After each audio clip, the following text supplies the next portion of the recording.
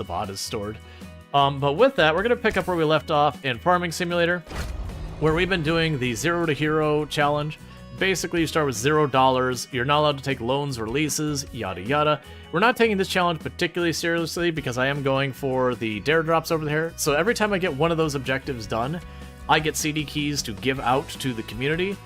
We have given out 2 keys. I have one more key that should be coming in at some point. Usually I would have had it by now, so I don't really know what's going on their end.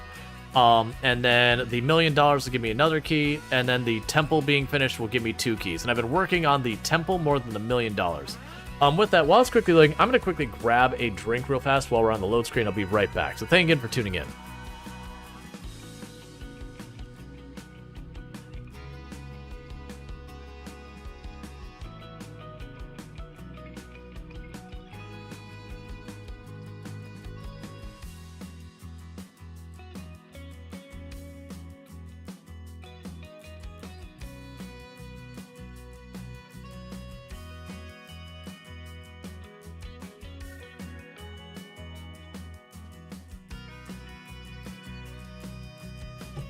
All right, the looks certainly. Oh yeah, no, I think characteristically for Randy looking the way Randy looks and the behavior Randy has, those are all appropriate.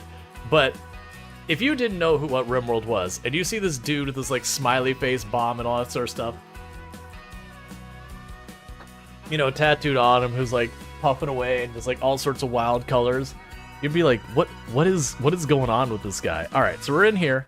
Let me go ahead and get our music started, because one downside about when you're spoiled with games like RimWorld and its music is other games that don't have as good of music. Not that the music's wrong here, there's just not enough of it. You don't go with that. So, for those who are unfamiliar with Farming Simulator, it's pretty straightforward. You simulate farming. But in practice, the big draw to the game is the feeling of progression you get, that you start out with relatively nothing or nothing, depending on what starts you do. And you get to like slowly watch as you like build up more and more of your farm and more stuff going on. And then with that, like you get to see all that progress. It is definitely one of those games that... Alright, it is one of those games that like there's definitely lots to learn. It is like RimWorld in the sense that you open up the game and you go, I have no idea what's going on or how to do anything. And may not have the greatest success when you first start. But little by little you learn more and more. So with that said, we did start with $0 and a dream, and we've been building up from there. We're doing relatively good. We've got about $400,000 that we're either waiting for something really good to go on sale to buy, but we're also trying to push towards that $1 million for the dare drop. With that said, if we actually look at what I've got on my farm, I've got 4 fields that I'm growing rice in them right now, which is why I'm flooding the field. Is that's what you do for weed prevention on rice, is you flood it. We do have this area where I go and I'm making kimchi and I'm making rice rolls and all that to sell for a little bit better money than the raw products. I've got a greenhouse over here, which is where I'm making my rice saplings for planting. I got a greenhouse over here where I've got garlic and spring onions and hot peppers and tomatoes and all sorts of nonsense. Growing it all here. You don't have to actually do a lot to maintain the greenhouse. It's mostly just give it water. And then if we go over here, I have oyster mushrooms and Inaki mushrooms growing in our mushroom greenhouse. You can see we got all the mushrooms growing in here. And that's the farm that is my property. Oh yeah, there's our really big rice field, which before I forget, I need to start that flooding. Because otherwise weeds grow in there and it'll kill some of my crop. Are you? There we go. I'm hitting the wrong button. Okay. But I don't really remember where we left off with. So we pop in here. There is... Alright. So the 8R series. How good of a tractor is that? It is a large tractor. So that's this tractor. So that isn't one of like the big tractors, but that is a big tractor. That would be a tractor that'd be able to do just about anything I needed it to. I think I'm gonna pass on that one though. And we got ourselves a tiny little cedar here, plant or whatever. I'm not worried about that. I'm still trying to hold out for a spinach harvester. Contracts wise today, do we have any contracts that are like amazing that I must do? We do have a weeding contract. I'm probably gonna ignore it. It is on the opposite side of the map. You are here somewhere for some reason. Okay. And then you have the materials you need. Yeah, so when we talk about the temple, when I started this map, and we went up here, there was just like a little bit of foundation, like concrete foundation and nothing else. But we keep shipping in beams and wood supplies to build this temple. It is just a project for the community on the map that it is one of those things that, again, it's an objective. But it's a cool project where you keep delivering more and more and more goods to get it built. So it's something to have kind of progression on the map. So if you look over here, this is where you drop off the goods. It's telling me that I need about 6,251 liters of long planks and wood beams. Yes, they're in liters. No, I don't know why. Yes, technically, a liter of wood is a valid measurement. No, no one in existence probably uses that. I do already have the goods dropped off there, though. So in this particular case, this might be a month that we just kind of rush through. Our greenhouse is fine. Our bigger greenhouse is fine. Our mushroom greenhouse is fine. That's doing its thing, which is fine. The sawmill is a bit low on wood, but not to a point that I feel like I need to intervene just yet. So we're going to go ahead and advance the month really quick on to the next one. Because we are trying to get that temple built, and the bottleneck for the temple is time. That I drop off the materials, and I end up waiting for 1 or 2 in-game days before I could do the next set of materials. And then for the rice field, I can't harvest it till it's grown, which is in August is when I can harvest it, and we're now in July. It's 1 in-game day is 1 month. So let's check our sales again. Wait. Interesting. I don't remember how much I liked that one. It's for forestry to transport logs. And I want to say it was a pretty good one if I remember correctly. It's a really good price. But yeah. Do we know how many stages the temple has? Not specifically, other than we heard something like 50 plus. But with that said, we're probably in the upper 30s to 40s, like low 40s now. So we're making really good progress. Yeah, so I shouldn't need to flood the fields anymore. Yep, it won't let you when you're done. So I've got all that set. So contracts-wise, we're at an area where we don't have any contracts we care about. So while I did put off the lumber yesterday, I can't put it off today. But let's check on you. Okay. So what I'm going to do is I'm going to fast forward time real fast to see what the next step on the temple is. We'll bring the materials for the next step on the temple. Then I'll take the tractor back home to deal with the fact that we're low on lumber. I'll need to cut down a tree and drag it home. But we'll get all that sorted out, and we'll get things moving there. Okay, so it's not really steps where they require me to get 12 pallets of planks and beams. So that's fine. So I'll grab our truck, drive it over to the warehouse, bring our tractor, drive it over to the warehouse. Unfortunately, with this step, I am going to need... I have to double check to make sure I'm not lying. Is there enough here to justify me going back? Not really. There's maybe 3 stacks there. I'll wait until there's more. But, it is going to be those ones I'm going to have to load up 12 of these. We did try handing it over to the AI last time, and it did okay. Unfortunately, there are guards on this thing that you can see I'm bringing them up and down now along the sides. And I leave those down so I could, like, put stuff over the edges of it to get a little bit more capacity. The AI put those up after I loaded it and strapped everything down, and physics did not like that. Physics was not a fan of that one, which did cause the AI a little bit of grief trying to drive the truck for me, because I wanted to see how it'd do, and it did okay. If it didn't put those guardrails up, I think it would have actually delivered it just fine. But with the guardrail up causing all of the physics to get angry, it just got way too easy for it to bug out and roll and all sorts of stuff.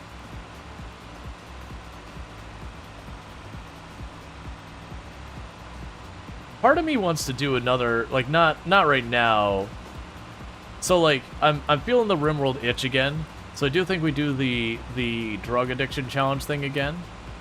But I'm feeling like after the hot potato, I might just want to do another anomaly playthrough. I mentioned a couple times before here on the channel. While I know people's opinions of anomaly are fairly polarizing, that you either really like what anomaly brought to the table or you really don't like what anomaly brought to the table, and I found very few who don't have fairly strong opinions about it. Not in a bad way, but just like, I know a lot of people are like, oh yeah, you know, turn off anomaly. But I also know a whole lot of people are like, anomaly's the best. I'm definitely in the team of I really like anomaly. It does have a tendency that when you do stuff with anomaly, you're doing anomaly. Like, it does kind of overwhelm it. But after all the years I played RimWorld without anomaly, you know, even with all the wonderful changes we've gotten in biotech and ideology and that, the fights still, for the most part, a little bit with biotech at a couple more interesting fights with the Mechanator. But outside of those more interesting fights with the Mechanator, by and large, every single threat you run into in RimWorld boils down to like 3 types of threats, and it's just the nuance of, oh, but these ones are better at melee, those ones are better at range. And you have to min-max it. It's like, this isn't me trying to minimize the encounters. They're still hard. But like, you do learn there's only a handful of types of encounters you deal with. And then once you learn to manage those types of encounters, like whether you're playing ideology or biotech or royalty or the base game without any of it, they're all kind of the same encounter, just, again, you know, okay, some of them breathe fire now, which is still a big deal, but by and large, it's very much the same style of fight. You just have, like, okay, well, these ones breathe fire, so spread out a little bit, maybe have a fire foam popper or 2 in the area, or, oh, these ones are Neanderthals, for the love of everything, don't let them get into melee, you know, that kind of thing. But with Anomaly, the thing I really appreciated is you'd have threats that show up where it's just 1 Revenant. And early game 1 Revenant is actually kind of a big deal, where you're like, alright, I need to take the time to make sure I have a way to reveal this thing, and do what I can to keep as much time on target as possible for when, you know, it comes in to take down one of my people, so I can put in as much damage as I can before it gets out, to hopefully slow it down a little bit, or, you know, to, you know, just wear out its health so that you can take it down before it finishes the job. And, like, kind of the cat and mouse you do with that, or, like, the metal horror and all that goes on with that. Like, it's just, there are encounters that require you to play entirely differently.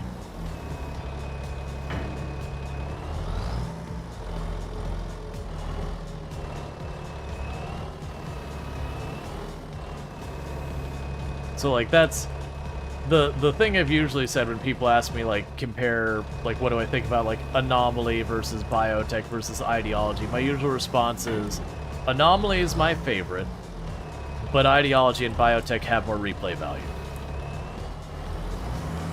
Like, you can do more to change RimWorld with the other 2. Your chat is working, Jaywalker. Like, the other 2 definitely have way more customization, replay value, that kind of stuff. But I like Anomaly the most just because of how different it is. And that tipping over that way is really not what I wanted. Thank you, follow.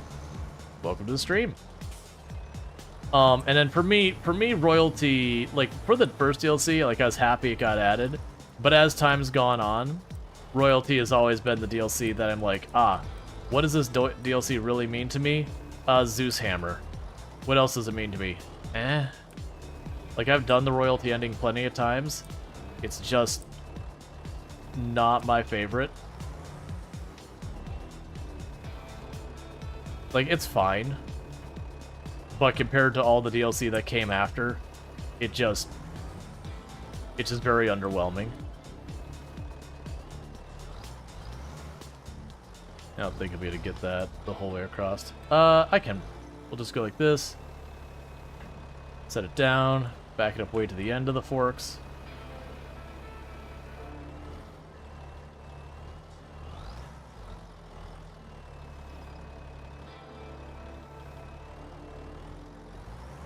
Okay, let's see. You think in the answer to real questions? Do you, let's see.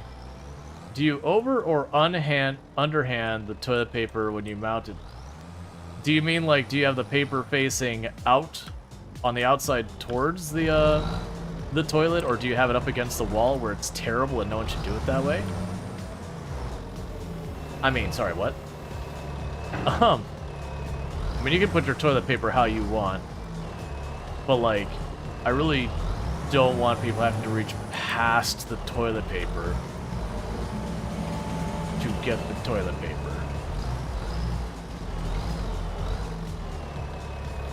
Waterfall or the wrong way. Wasn't there a Fallout that mounted the toilet paper sideways? Well, that's just a person being difficult. If you're gonna mount your toilet paper sideways, like, you're just trying to cause problems at that point. Like, it's the comic book where you, or it's the comic where you have like the two people and they're arguing with each other about, like, you know, what's better. It's usually something like PlayStation versus. Did you really tip over again? It's fine. You know, what's better, PlayStation or like Xbox? And then, you know, in comes like Dreamcast and they just team up and they beat up Dreamcast. It's that comic book. Or it's that comic, except, you know, front or back of the toilet paper versus sideways.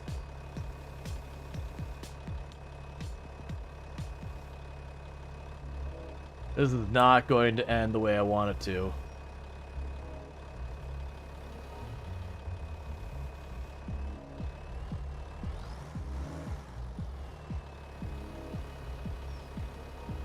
What? Why are you continuing to shut? No, don't. That's not what I wanted. That's making it worse.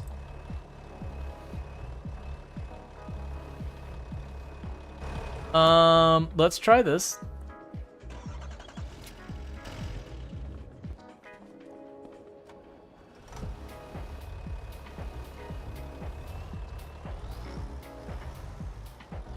Okay. The only reason to turn it backwards is to mount it in case you have cats that like to. That's fair. I've never owned a cat, so that's just never been a thing I've had to worry about. Like, I don't have any problems with cats. It's just I grew up with a dog and it got old and passed away. And then after that, I was like, you know what I want to never do again? Go through that experience. Like, having the dog was a good time. But saying goodbye wasn't a good time. It's like, you know what? That wasn't fun. Like, I appreciate the time I had. I don't want to do that again. Yeah, no, both cats and dogs are excellent pets. Though I do agree with the sentimentality of, like, the cats own you.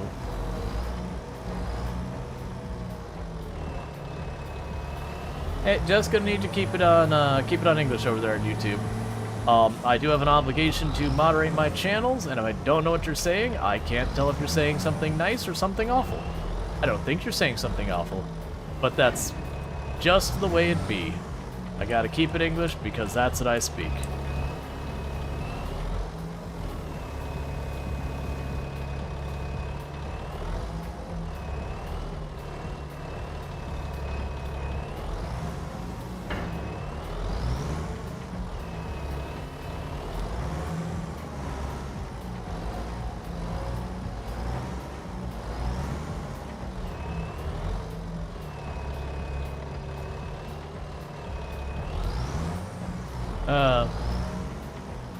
Now the joke me and Tomb have about cats is that they will allow you to pet them, for a very precise amount of time that they will not be disclosing with you, and then the precise moment you have exceeded the time allotment for the cuddles, you are absolutely getting scratched.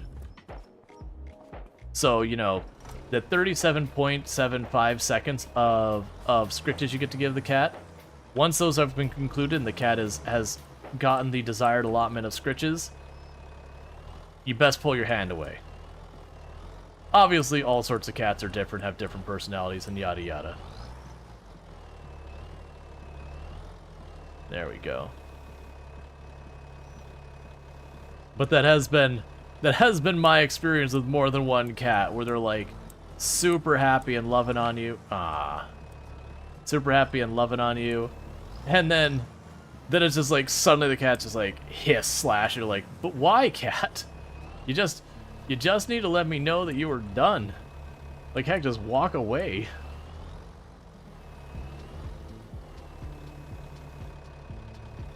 The trick is to watch the cat's tail. When it starts flicking, they've had enough. I mean, it's been so long since it's been around a cat. It very well may have.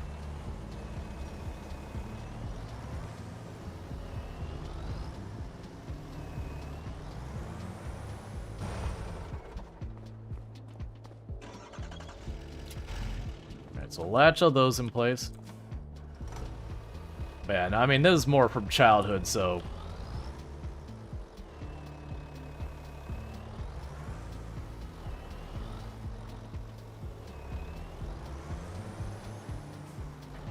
So you know, in RimWorld, caravans run into enemies that will attack if you don't give them stuff. Apparently, they can demand clothes you're actively wearing. Just watch them steal someone's pants. I was not aware of that. I mean, usually because I have something like a weapon or something that's way more valuable than the clothes in the first place. So, most of the time it seems like they'll be like, oh yeah, no, give us your legendary machine gun. You're like, you know what's not happening? That. Because 90% of the time when you do that, you get into the one where you're under attack and you have like your 5 people, and then, you know, they show up and there's like one guy with a spear and you're rocking a whole bunch of rifles and revolvers and that legendary machine gun. You're like, my friend, you just walked up to the army and said, I got a pointy stick and I think you should give me your guns. And you're like, my friend, I don't think this is going to conclude the way you're hoping it does. I'm going to just fill you in on a little secret. If you're gonna threaten someone, you better at least have enough to do something about it.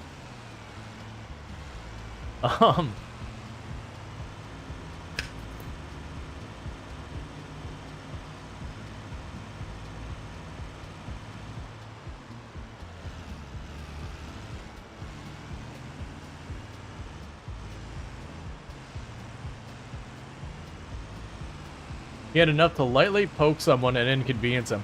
Usually the way that goes down, though, is half the raids, they don't even get to lightly poke you. It's just like 1, maybe 2 guys showing up, and they run at you, so you just give yourself, like, cover behind the rocks or whatever nearby, and then just pepper them with shots. About the only time I've had that event be an actual threat for me was doing, like, naked brutality shenanigans, and I would get to, like, 2 pawns, and I can't remember what it was, but it said the other person to go run to the neighboring colony to trade for something. And so you'd run them over there, and they'd get attacked. It'd be like a one-on-one fight. That's about the only time they're a threat. You're like, oh, actually, no, it's a one-on-one fight. It's just like when you start a run in RimWorld as Naked Brutality, and you get that very first raid. And if you don't have like any type of traps in Naked Brutality or anything, you're sitting there, it's like, all right, here we go. So they're like a tough, nimble pawn who's got really high melee, and you've got your little bow and next to no shooting skill, and you go, oh, this is not looking good for me. I better hope we get like an absolutely great shot on the opening one, or this is probably over before it started. You know, better hope you roll those dice and just dome them in the first one, despite the lack of any skill with a bow. Which I've done before. I've played enough of those runs that you've had those lucky opening shots that you had no business getting. We're just like, what are the odds of actually getting a good shot of this? Oh, utterly wretched? Well, there's not a plan B here, so, you know, fire the one shot. That's what you're getting.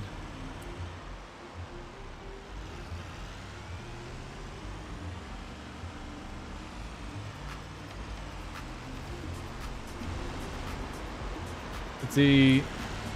You had a country with 6 ships in its navy tell you to come at them. Well, you had like 600 ships in your navy while playing Ultimate Admiral Dreadnoughts. I have no idea about what that game is, but I can go from context that, you know, literally beating them 100 to 1. Yup.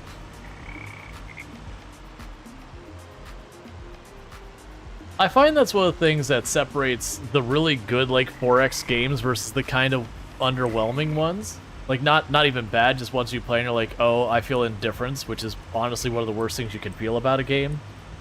Like, honestly, being mad at a game still says more about a game being a good experience than if you play it and you're just like, no, genuinely, there is no feeling. Like, I'm playing this game and, like, I'm literally nothing is happening. That is honestly in a lot of ways worse than if you rage out in a game a little bit. But as I was saying, with like the fairly good 4X games versus like the really not so great ones, thank you for the follow. Welcome to the stream. Is like a lot of the not so great ones. You'll play them and mechanically everything works. They've got their units. They've got, you know, the machine gun person is better at fighting infantry, and the rocket person's better at fighting the tanks, and the tanks can get around the map faster, and they'll have like their whole, you know, rock, paper, scissors with like 30 different tiers. You have to balance your armies and consider positions. They'll have all that stuff. But then the AI will just do dumb things. Like, again, they'll rush your tank line with an artillery, and you're just like, you know what that thing does, right? Like, it sits back and it fires at a distance, and you basically try and keep something between me and it, and force me to go into your defensive position while you pepper me with shots, right? You don't rush it. Yeah, AI has that survival instinct to be nice. There is nowhere in the country, or no country in the world dominated by should be an antagonist. Yeah. I mean, but that's the thing, like, oh, I need to turn this up. But it's just one of those things, I've run to that in a lot of games where you just look at, and it's not one of those things you're like, okay, well, clearly they don't realize, like, you can do the thing in the old Civ games, where you'd move a unit forward, you'd get the enemy to chase you, you'd back them up into artillery range. They clearly know the artillery's there because they've been peppered by it the last 5 times. So you'd back your unit up, they would move to hit your unit, step into your artillery range, you'd slap them, you'd finish off their troop, step your units forward their base again, draw out the next one until you know where down their units, and then you'd push right up to the edge to just, you know, then start peppering their base. And it's like, you get that. There's 3 or 4 steps in that strategy, and the AI at that point wasn't really thinking steps ahead. It was just going, you know, I have an enemy that's weaker, that if I move 1 tile and then the next turn I can attack and I'll defeat it. Therefore I'm like, I am in the superior position. I should leverage this. Oh no, I got hurt by the long range thing over there. Oh darn. And then falling for that same trick again and again and again, because the AI back then didn't take into consider what it had experienced in the previous turns. There was no learning or anything like that. It literally just went, look at the chessboard that I could see in this moment, completely forget what the chessboard was, you know, 10 seconds ago with Fog of War and everything, and just repeat the same mistakes. Whereas, you know, then you get later on and you start getting to where they got much smarter and honestly cheating a little bit, where they would be aware of you doing that stuff. And so they would just know that you have artillery there with the unit, and because the game cheats and just knows it's there, it's not that they won't go to your bait, it's just you have to make it... You have to kind of bait it a little bit better. It's not as consistently going to fall for your trick. But you gotta make its calculus, you know, not really think through everything, where it's like, okay, I'm gonna trade and yada yada. So their unit worth more than mine, but because my unit barely survives, you know, it's not actually a trade. They gotta do those shenanigans. So that's those ones that, generally speaking, most of the time, I'm having real bad luck with those. Generally speaking, most of the time I find that Stellaris actually does a pretty good job with that.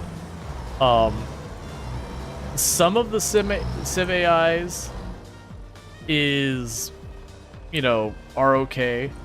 I definitely know in my experience with Civ, it was definitely one of those things that you just had to kind of figure out how the AI works. And then for the most part, playing in the harder difficulties, it just felt like they gave the AI an advantage in a lot of situations, and that you just had to overcome that advantage. But like once you figured out, you know, the early game start where they just got a little bit better advantage, or because they were able to be effectively omnipotent and all that, you would struggle because you didn't know where they were, what they were doing, and they just kind of knew what you were up to. So try and do this one without as much scuff.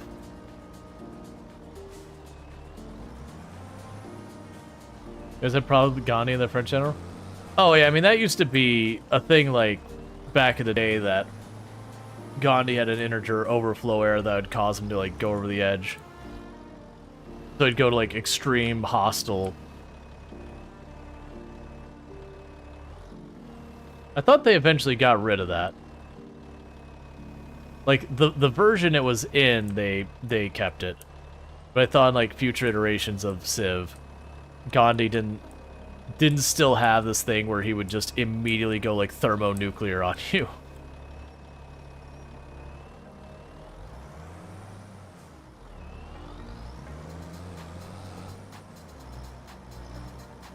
It didn't actually exist? Interesting, because yeah, no, it's definitely been repeated a lot of times.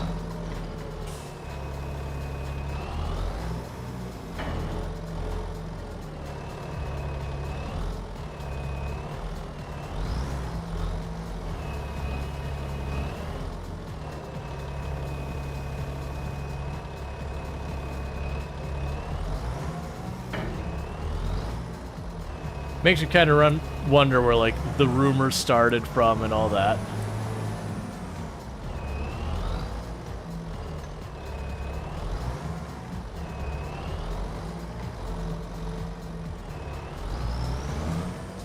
Yeah, no, Burning is saying it was just a rumor. Which, honestly, it does feel like the kind of thing that is, you know, someone writing some, like, silly bait post back in the day, and then people just running with it. That happens so much. Like, and I'm sure Allison can attest to this kind of thing too. Like, it happens in Project Zomboid especially.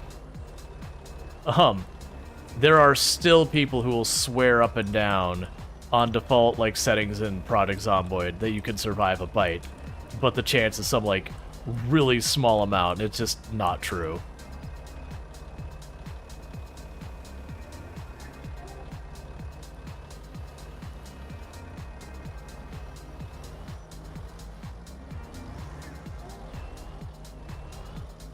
Is the reason you can't go to Red, seriously? Yup. Hey, Layla Sims getting the 7 stream, well actually 5 stream streak, working on their 7 stream streak. Thank you so much for supporting the channel and watching those last 5 streams. I missed a single one, so thank you for that. I do appreciate it.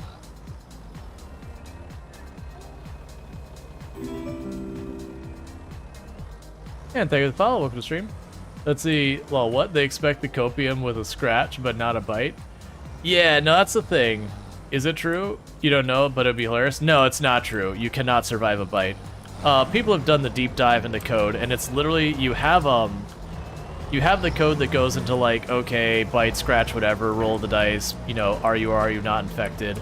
But when it comes to a bite, it's just, are you bitten? Yes, no. There's no percentage. It's just, are you bitten? Yes, no. And if you're bitten, it basically is infection.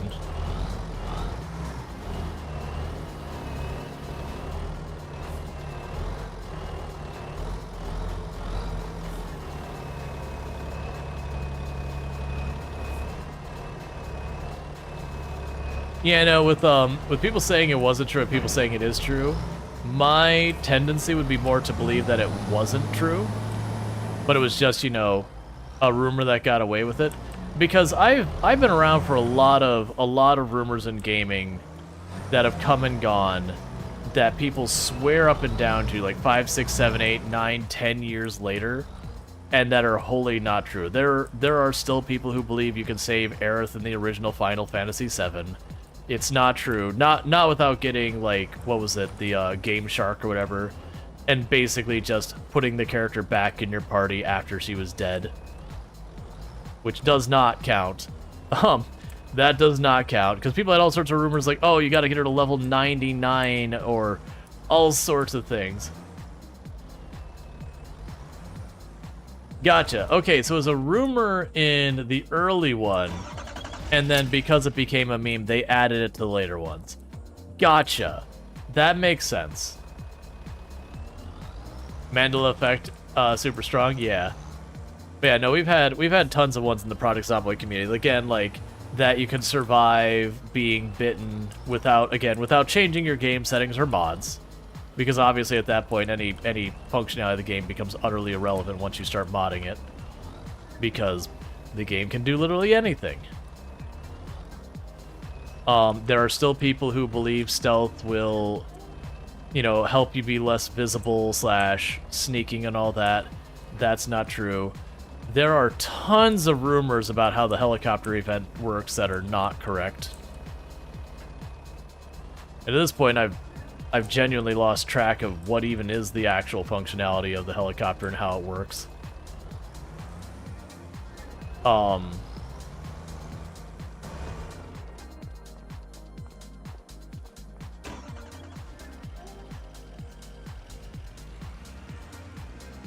It's a large sound source? Yeah, no, it's a large sound source that circles around the player. But you'll have people like, oh, well, it can see you through this, and it can't see you through that, and all that kind of stuff. And it's kind of those ones that you're trying to go through it, but people are like, oh yeah, no, if you do this, the helicopter shows up for less time. No, but if you do that, it shows up for more times. Like, dude, you just kind of go to it and say, here's the deal. The helicopter shows up. It'll do anywhere from 1 to 3 passes on your default settings. Well, actually, was it 1 to 3 or 1 to 4? It doesn't matter. 1 to 3 or 1 to 4 passes, and it just effectively pulses a sound constantly as it circles. And there will be all sorts of rumors about what range it circles you and all that kind of stuff, depending on different conditions. It's like, look, man, it just circles you. Like, don't even worry about overthinking it. Just get away from anything you care about, and just avoid the zombies. Don't try and fight it, unless you've already cleared the area. Yeah, let's see, it was like Diablo 1, everyone swore there was a secret cow level, so Diablo 2 included it? Yeah. That stuff happens a lot. Is this road legal? Sure. It's got wheels and an airbag. We threw out the owner manual about the maximum load and all that, but we don't need to worry about it. It's fine. Yeah, and a helicopter is literally just a large sound source. They also do put a shadow underneath where the sound source is, so you can actually see the shadow move by once in a while. But that's pretty hard to see.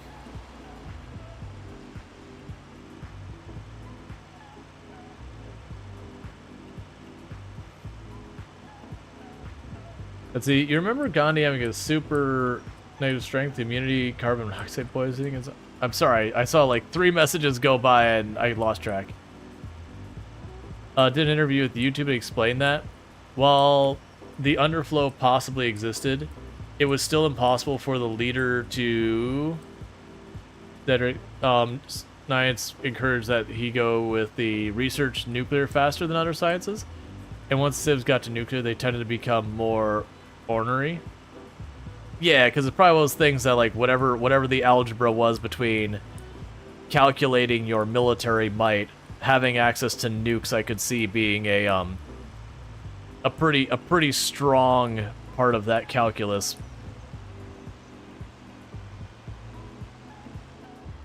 Oh, the generator inside, carbon monoxide poisoning? Is that what I messed? Like 4 long messages all came out at the same time, so I missed the carbon monoxide poisoning one. You remember that was got anything? You used to troll friends by telling them that they could build up strength and immunity to carbon monoxide poisoning in Zomboid. Well, that's... I mean... That's just not smart. Here's a hint. You cannot build up a tolerance for, you know, carbon monoxide poisoning or asphyxiation or anything like that. Oh, I need to get rid of the queue. I need to unpin that because that's not going on right now. That'll give me a little bit more visible space on there. Like, you'll genuinely have people who kind of believe that type of stuff. Not even like that, but I mean like in real life that's like anything that can potentially be harmful to you, that with enough exposure it suddenly doesn't bother you. And it's just like, it's like that doesn't work that way. Your heart doesn't get better at handling heart attacks based on the number of heart attacks you have. If anything, it's the opposite. You did a study on bananas? About their radiation? You can build a tolerance, but not a resistance? Well, it depends on what you're looking at. You physically cannot enough to poison yourself with the potassium. Oh yeah, no, that thing is like, yeah. It's just one of those things that it's like, okay, I understand what you're trying to say, but you need to realize how many bananas you're talking about. And then the capacity of the human stomach.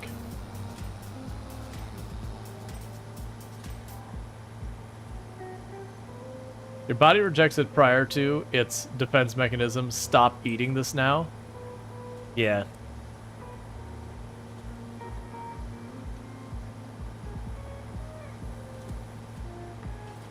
But yeah, I know it's thing. But so you saved up and got a large tractor and a trunk remover time to make all the money on trees to clear out your homestead.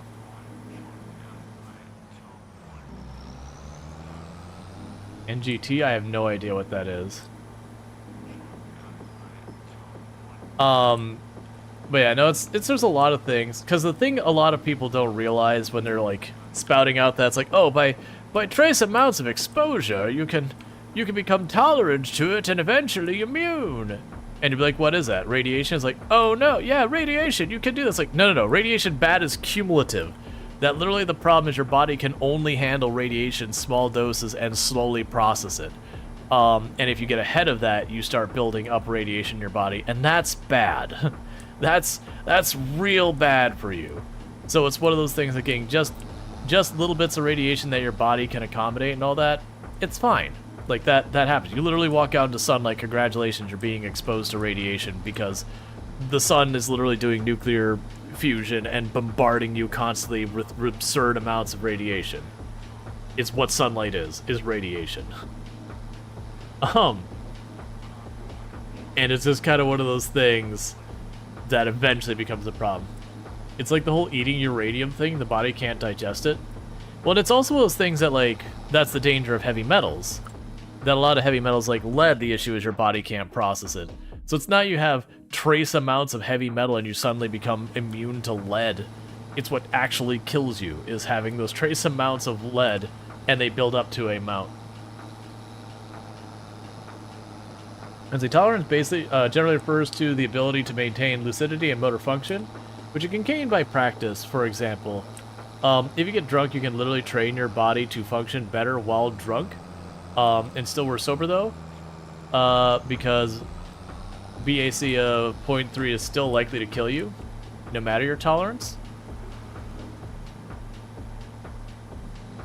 So there is curiosity around that, because some of that stuff, yes, I would agree you can build up a tolerance whether or not you can become strong against it. That would not surprise me at all. But then there's a lot of situations that, you know, you put the chemicals into your body still responds the same. But that would depend on substance to substance. Alcohol might be one of those ones that you can get like proper tolerance to. Like, I'd believe that. But then there's a lot of stuff that, like, again, going back to the radiation, you can't trace expose yourself to build up a tolerance so that being exposed to doesn't have as harmful of it, like, as responsive of an effect to you, because it is a cumulative buildup. Versus alcohol falls in that kind of same thing where you get exposed to it, and as long as you haven't done permanent damage, once a little period of time goes off that your body, processes it, you're back to square one. You're, I mean, other than potentially like liver damage or whatever, you're back to like okay. I mean, I guess part of that is just the fact that your body processes alcohol relatively quickly, compared, radiation. Your body resolves very slowly. Long time since you saw you playing Project Zomb for the last time. Yeah, no, I don't play that much Project Zomboid these days.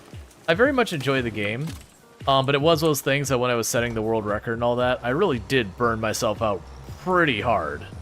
The amount I was playing, that's just what happens.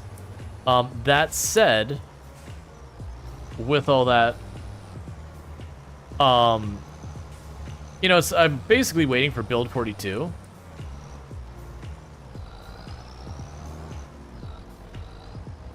If you get the right mutation, you might be tolerant to radiation. You gain a resistance to involuntary release of bodily fluids. Yeah, I could see that. But yeah, so it is one of those things that, like, for me right now when it comes to playing Project Zomboid, it's just kind of one of those things where it's like, I'll like, the comment I gave is like, I wouldn't be against playing more Project Zomboid if I could come up with something new and interesting I want to do in it. Build 42 has never had a commitment date of any kind. The closest we've gotten was near the beginning of this year. They said they were expecting to potentially have it this year, but it would not be like the first, I think it was like first quarter, first whatever. Like, I don't remember the exact wording, but basically that they were hoping for this year, but at the same time, it wouldn't be soon. And that was like at the beginning of the year.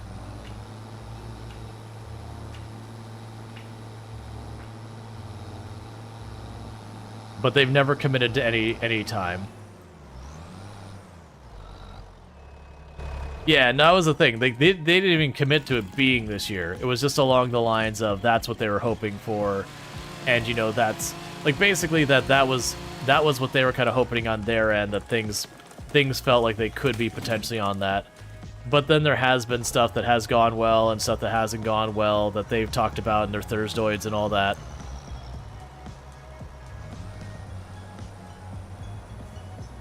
We've had a lot of alpha testing already, so it's soon. I mean, I don't know what they've formally said. I know they've talked about people testing it on their Thursdoid.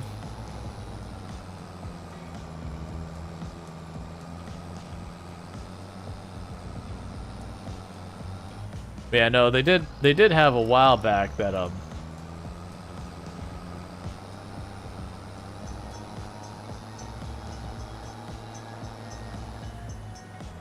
their devs, that update incredibly slow, right? No. You consider how much they put into like their major updates and all that. I would say it's perfectly fine. This is entirely in line with the update cycles you usually get with Project Zomboid. Yeah, no, there was a little bit, I won't say debacle, that's too strong a word. There was a little bit of a thing a while back with the Project Zomboid devs and all that, where basically people are honestly getting completely unreasonable in the way they were treating things. That, they're basically being like, you should be ashamed and yada yada and all these things. And half the stuff that they were quoting with it wasn't even stuff that the devs had promised or anything. It was just what people had made up in their own mind kind of expectations that, never once were put out there by the devs.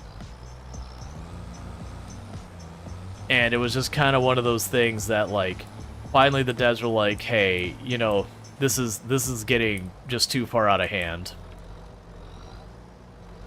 And that they're actually, like, potentially advising people to know, like, their own team to be less active on social media and all that, because just what was going on was just not really healthy or okay for people. Yeah. I mean, the fact that they're still updating the game 10 plus years later. Like, there's only been a very, very low number of games that they sell it to you once and just keep updating again and again and again, and never demanding you pay them more money.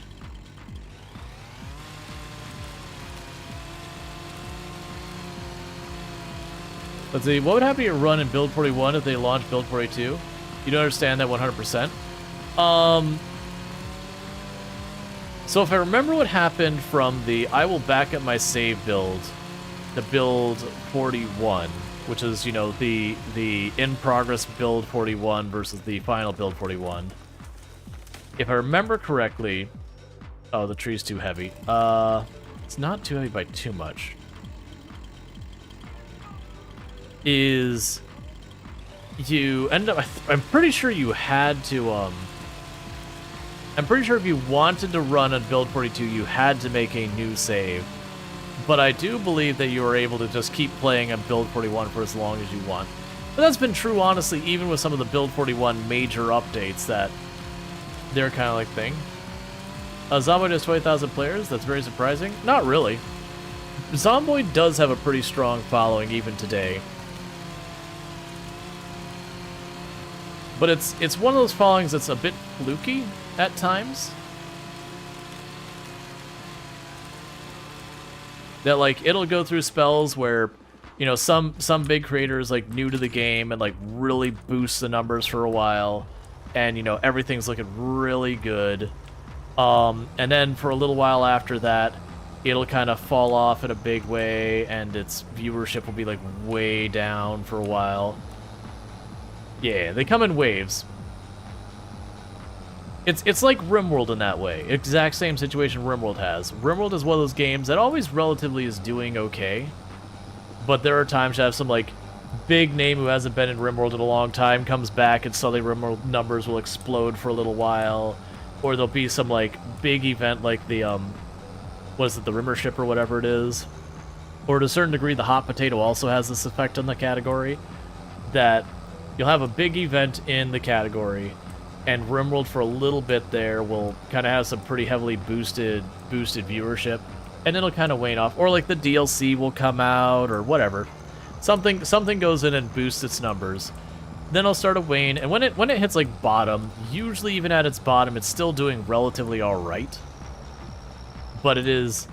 You think that's what's currently happening to WoW Classic? Yeah, I've noticed a lot of people hopping back into WoW Classic again. But that is the exact type of thing that happens with a lot of those kind of games. Is they'll have for a little while, you know, things will get quiet. And other times, like, they'll build up. And that's not a new phenomenon, and that's not even any given category. The difference in the different categories was, like, some categories will have that, like, 1 or 2 events where they boost numbers and then suddenly they just disappear and they never come back. And then other games, usually games that either have, like, lots of replay value or whatever. Well, we finally got a contract that's solid money. Do I want to do that one, though? Because that is going to be a very slow contract. I don't remember doing any of these, but I'll take the money. I must have done them yesterday at the end of stream. Okay.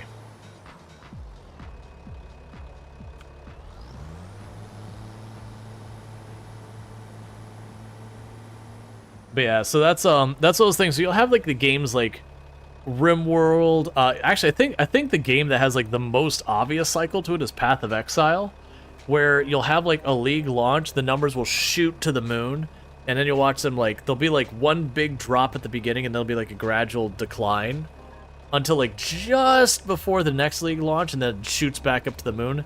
And you can watch it where like Path of Exile will sometimes drop down to the point it's getting to like 1,000 average viewers, which usually puts it in line with like RimWorld on, you know, relatively a good time, or Project Zomboid at a relatively good time. But then again, the moment they announce the next league, it shoots right back up to like 64,000 average viewers or some nonsense. PoE 2 looks really good. You never played the first one though? Yeah, PoE 2 is a very different game than the first one. I got to play it while I was at ExileCon. It was a really good time. It also depends on, yeah, how well the league is received. You can have it where like it is a slow burn down, and you'll have sometimes it just goes up and comes straight back down when it's been a particularly bad league. I think it was oh, what was the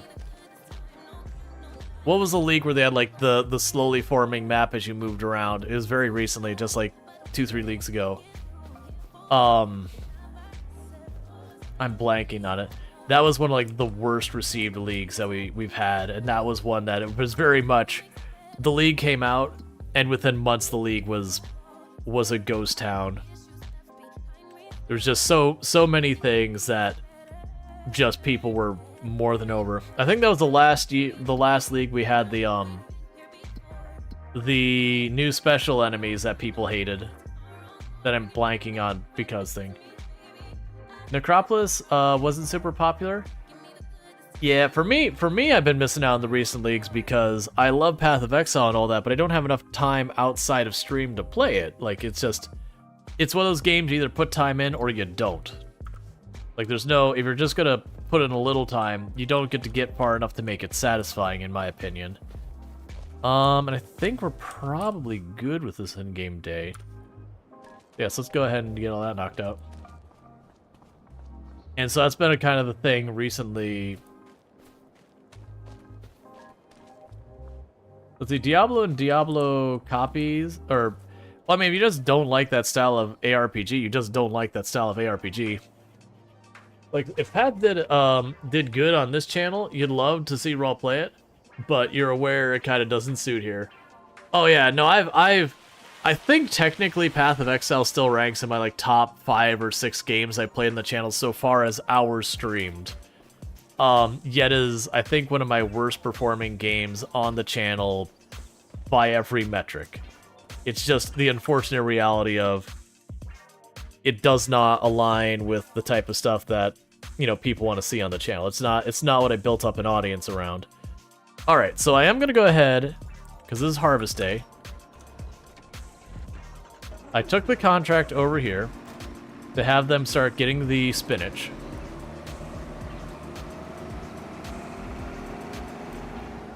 Let's see, you have too many years behind to do it. Oh, you don't need to worry about that. Like, generally speaking, when it comes to mechanic, those are just new opportunities to get equipment. Like, there'll be individual things that can be helpful, but almost all of them are nice to have / things that can give you efficiencies for getting loot. Very few of them are things where it's like, no, really, if you don't do this, you're gonna miss out kind of thing. That's one of the things I appreciate about Path, is it can be very, very overwhelming going into the game, and there just being so many different mechanics to juggle. But you don't have to do most of them. Like, if you just don't enjoy a mechanic, just don't do it. That's actually one of the few reasons I get annoyed with the Labyrinth, is the Labyrinth is a really good mechanic and all that. But after you've done the Labyrinth for like your 200th time, you're really just kind of like, you know what I don't want to do? Labyrinth. I actually don't mind Labyrinth. There was definitely a phase I was a little burnt out on it, and that was just because like the league before I had gone for my 40-40 on the challenges, and it required me to do like 100-something labyrinths to kill Argith enough times. And that's honestly as well as things that every single time I've done the 40-40 and you have to do the endgame grinds challenge to do that as one of your options, it always ends up, whatever is on that list becomes one of those mechanics that the next league I want nothing to do with. In a lot of ways, I actually do think the endgame grind challenge that they do, if they're not like generically kill like 1,000 rares or something like that you could just do by playing the game, you gotta go out of your way from like do 100 blights or do 100 killing Argets or whatever, that genuinely just kind of ruins that content for people. Let's see, look into the research.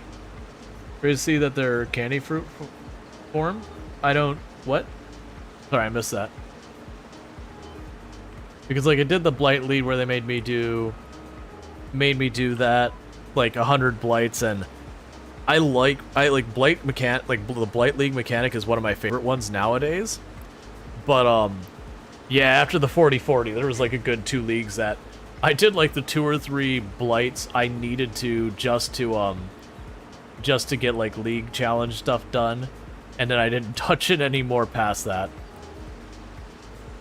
And the same thing happened for Metamorph, where we had to kill, I can't remember how many Metamorphs, and I was just like, the next league, you know, I didn't want to do it. I do appreciate that they did change it up so we could physically disable mechanics.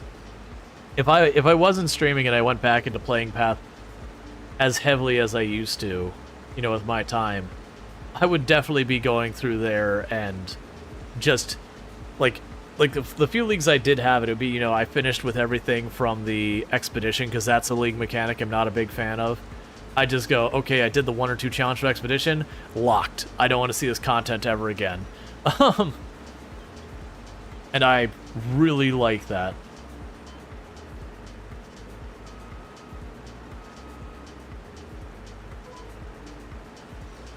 You know, and on the other end being like, hey, give me a lot more, like, you know, Delve has always been a favorite. You know, give me more Delve, please. Need to get some Delve in here. Temple is one of those ones I've always gone back and forth on. Incursion. There's definitely times that I'm like super not into Incursion, and there's definitely times I am really into Incursion. Usually not the temple itself, but like the in-map event. Like the builds that I make that are very quick at like burning through content. Thank you, Sniffles, for gifting the sub to Inverse Plus. Hype train is go. Choo choo. Wait, how many? Wait. How many did you just gift? Thank you, Sniffles, for gifting a sub to Brick_head. Well, I'm trying to see how many you gave me, but Twitch isn't telling me how many you gave me.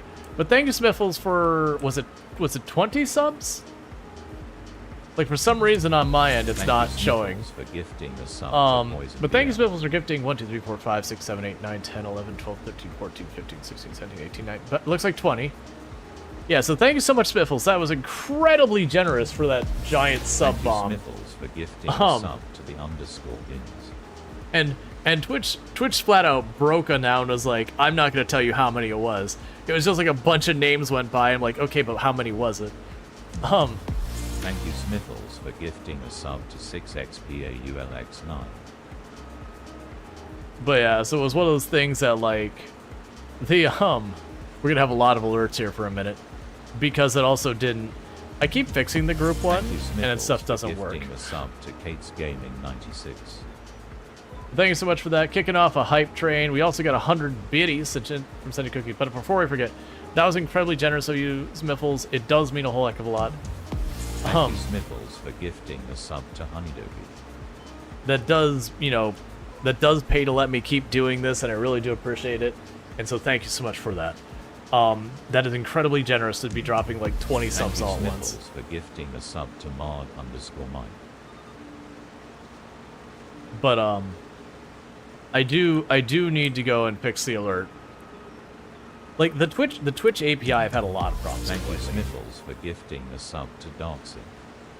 Because what's supposed to do is it's supposed to do alert for the whole count and all that.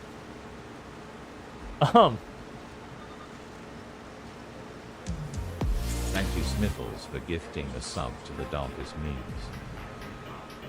And thank you, Smiffles, for continuing your sub that you were gifted by Randall Thor. I really do appreciate that, getting yourself a T1 sub, so thank you so much for that. Thank you, Smiffles, for gifting a sub to MeggyMeg 7711. Kicking us all the way up to a level 5 hype train. Just like right right at the door, just single-handedly be like, you know what? Thank you, Sniffles, for gifting the sub to Bone C. You know what? We should have a tier fight. You're dropping another 20? Is that what I saw? Thank you, Sniffles, for gifting the sub to Kill 2 Deer.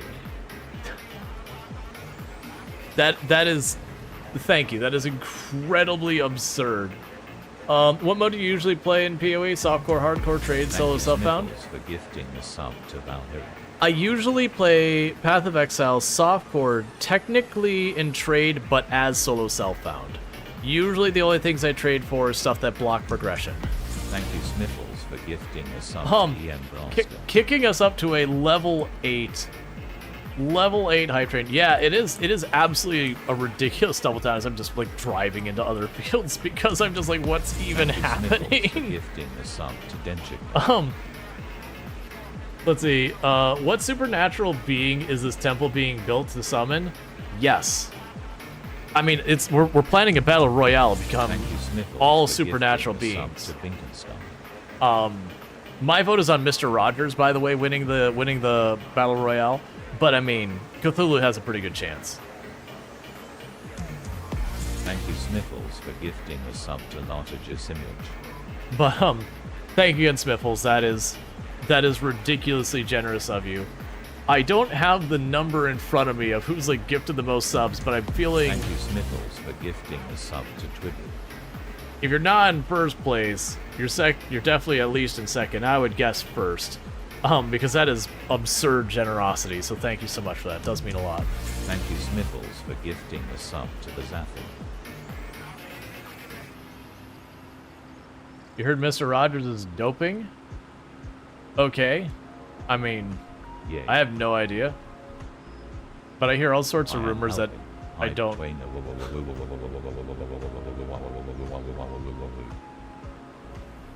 Oh no, does that mean that was just the first 20? Thank you, Ryokasha TV, for the 200 biddies. I really do appreciate it. Am I gonna have to like stop the alerts for a little while? I was sitting there thinking, it's like, cool. It was the first 20. Sub to Cree Bridge 2. Thank you, Chaotic Chicken, for the 100 biddies. I really do appreciate it. It was Randall Thor, not you. Thank you. Oh, I'm sorry. I'm sorry, Randall Thor for the 200 biddies. My apologies. I'm being mildly overwhelmed at the moment. Within the chat, didn't even realize that. Which way have you? Thank you, Sniffles, for gifting the sub to Metzi83. Wait, thank you, user, for subscribing for sub months. Oh yeah, no, that's a Twitch API problem. Twitch has been having issues with its API, where it sends weird. Am I actually lowered? Okay, we're good. Where sometimes, like, for example, it's supposed to send, hey, you got 20 subs, and then go through the number, and then it forgets to send the first one, which is why you get the whole series of alerts like we're getting right now. For gifting the sub to Disturbed Puppy. And then other times when someone upgrades a sub that they were gifted to them, so like goes and takes a gifted sub and does a tier 1 sub, sometimes it does it correctly, sometimes it doesn't. And when it doesn't is when we get the user whatever, because then it doesn't have the correct variables passed in for me to feed those fields, as you saw. But there's nothing I can do about it on my end. I mean, that's not true. I could have it checked to see if there's $user has a value and have it do like an A/B thing. So I actually could do something about that one at my end. Thank you, Sniffles, for gifting the sub to Dizzy Pixie. But thank you for all the generosity. We're well into a level 8 hype train. And thank you, Sniffles, for gifting the sub to Hoots McD. I don't do enough to promote subbing and all that to the channel and bits and whatnot. Like, there's definitely more stuff I can do. Thank you, Sniffles, for gifting and need to be doing. To 123. So as a result, I don't get that many hype trains. So when we get like ones that actually start really picking up momentum, it's like, wait a second, what? Thank you, Sniffles, for gifting the sub to Barbarian Jim. What? Who is doing what now? Burning Sun, what have you done? Well, that's weird. So Burning Sun did tell me that you gave Thank you, Smiffles, for gifting the sub. gave 10 subs. So both the ones from Smiffles, it was just like a bunch of subs, and it didn't give me the number. But for yours, it actually did say it was 10 for me. So I have no idea what's going on with the Twitch Thank API. you, Smiffles, for gifting a sub to Doomtastic. But thank you so much, Burning Sun, for the 10 additional subs. We've also got a lot of big names there. Usually I'd read through them, but that's just entirely too many names. But I am seeing, like, good names, like, you know, we got Pims in there and everyone else, so that's always the thing. Maybe it's because Smiffle's a mystery. Apparently. I didn't realize Smiffles, you're going for, like, the whole mysterious benefactor side of things. Thank you, Smiffles, for gifting the sub to Zeki. But thank you so much for that. That's, like, the both of you just dropped 50 subs on the channel between the two of you. Like, that is... Thank you, Smiffles, for gifting a sub to Totally Valcon. Genuinely, that's, like, half the subs I get some months. Like, not even exaggerating, that's, like, half the subs I get some months. Thank you, Smiffles, in the for course of, gifting a like, sub to Space 5 minutes. Did I mention content creation revenue is very fluky? But thank you so much. Kicking us up to a level 9 hype train. Resetting the timer. And Randall Thor gifting out 5 subs to the channel, getting us to about halfway through level 9. So thank you so much, Randall Thor, getting on there saying, hey, wait a second. All of this is going down. I want to be part of this. I know you already gave the bits earlier. I do appreciate it. And thank you so much for the self-care and all this. Thank you, Smiffles, for gifting a sub to Nux_McHuggins. So thank you so much for all of that ridiculous generosity. Don't forget to save some of that generosity for when the hot potato happens. Because absolutely, I 100% appreciate that. Hi. I just realized we have 15 more subs to go through now. Between the 10 from Burning Sun and the 5 from Randall Thor. It's fine. These are good problems to happen. But yeah, so don't forget to make sure you save some generosity for Doctors Without Borders here in a couple of days. We got the Rimworld Hot Potato. So, like... Thank you, Burning Sun 1, for gifting a sub to Just a Random Geek 2. So many crabs receiving scarves. Absolutely. For the record, I absolutely love those animations. Thank you, Burning Sun 1, for gifting a sub to Chris Lee 2113. Oh yeah, I totally forgot about that promotion. Yeah, so there is a promotion going on right now, I believe, that if you give at least 5 subs, that I believe they can get a discount of, I think it's 35%. I don't know the details on it. I believe it'll be like right below the stream. They'll have like the little thing that will practically be like, please give subs. Thank you, Burning Sun 1, for gifting a sub to Pix1234. Which they haven't been. The 35 is a random thing. You have it active right now. Gotcha. Thank you, Good to Burning know. Sun 1, for gifting a sub to Kryler. Yeah, randomly gives it out? Gotcha. So, like, every once in a while, it'll be like, hey, individual here, if you gift subs, it'll be 35% off or something like that. Burning Sun Or 1 for gifting a when sub you to gift it, Jake you may randomly get off. Because I know they've done that in the past, where you get the subs and you may pay less than you expect or something like that. Which was a really weird one. But yeah, no, thank you so much for all that generosity being absolutely Thank you, Burning ridiculous. Sun 1, for gifting a sub to listen Truest Strike. It was for X hours, yeah, 2 days ago. Stop procrastinating. Promote subs and bits. Thank you, Burning Sun 1, for gifting a sub to Fishman001. I mean, so the things we got going on with the subs, I don't do enough with merch, but I do technically have channel merch. If you are subbed to the channel and you hop on the Discord with Discord linked to Twitch, Thank you, Burning Sun 1, you get access to a subs-only channel that does have the promo code to get $5 off the merch. Which, for those who don't know, all my merch, I take whatever it costs, like whatever it costs, just period, and I add $5. So that's $5 a channel per piece of merchandise. So effectively, being sub to the channel, if you go there, you are getting it at cost. for the merch. And there's stuff like coffee cups and all that. The coffee cups being the most popular item and all that.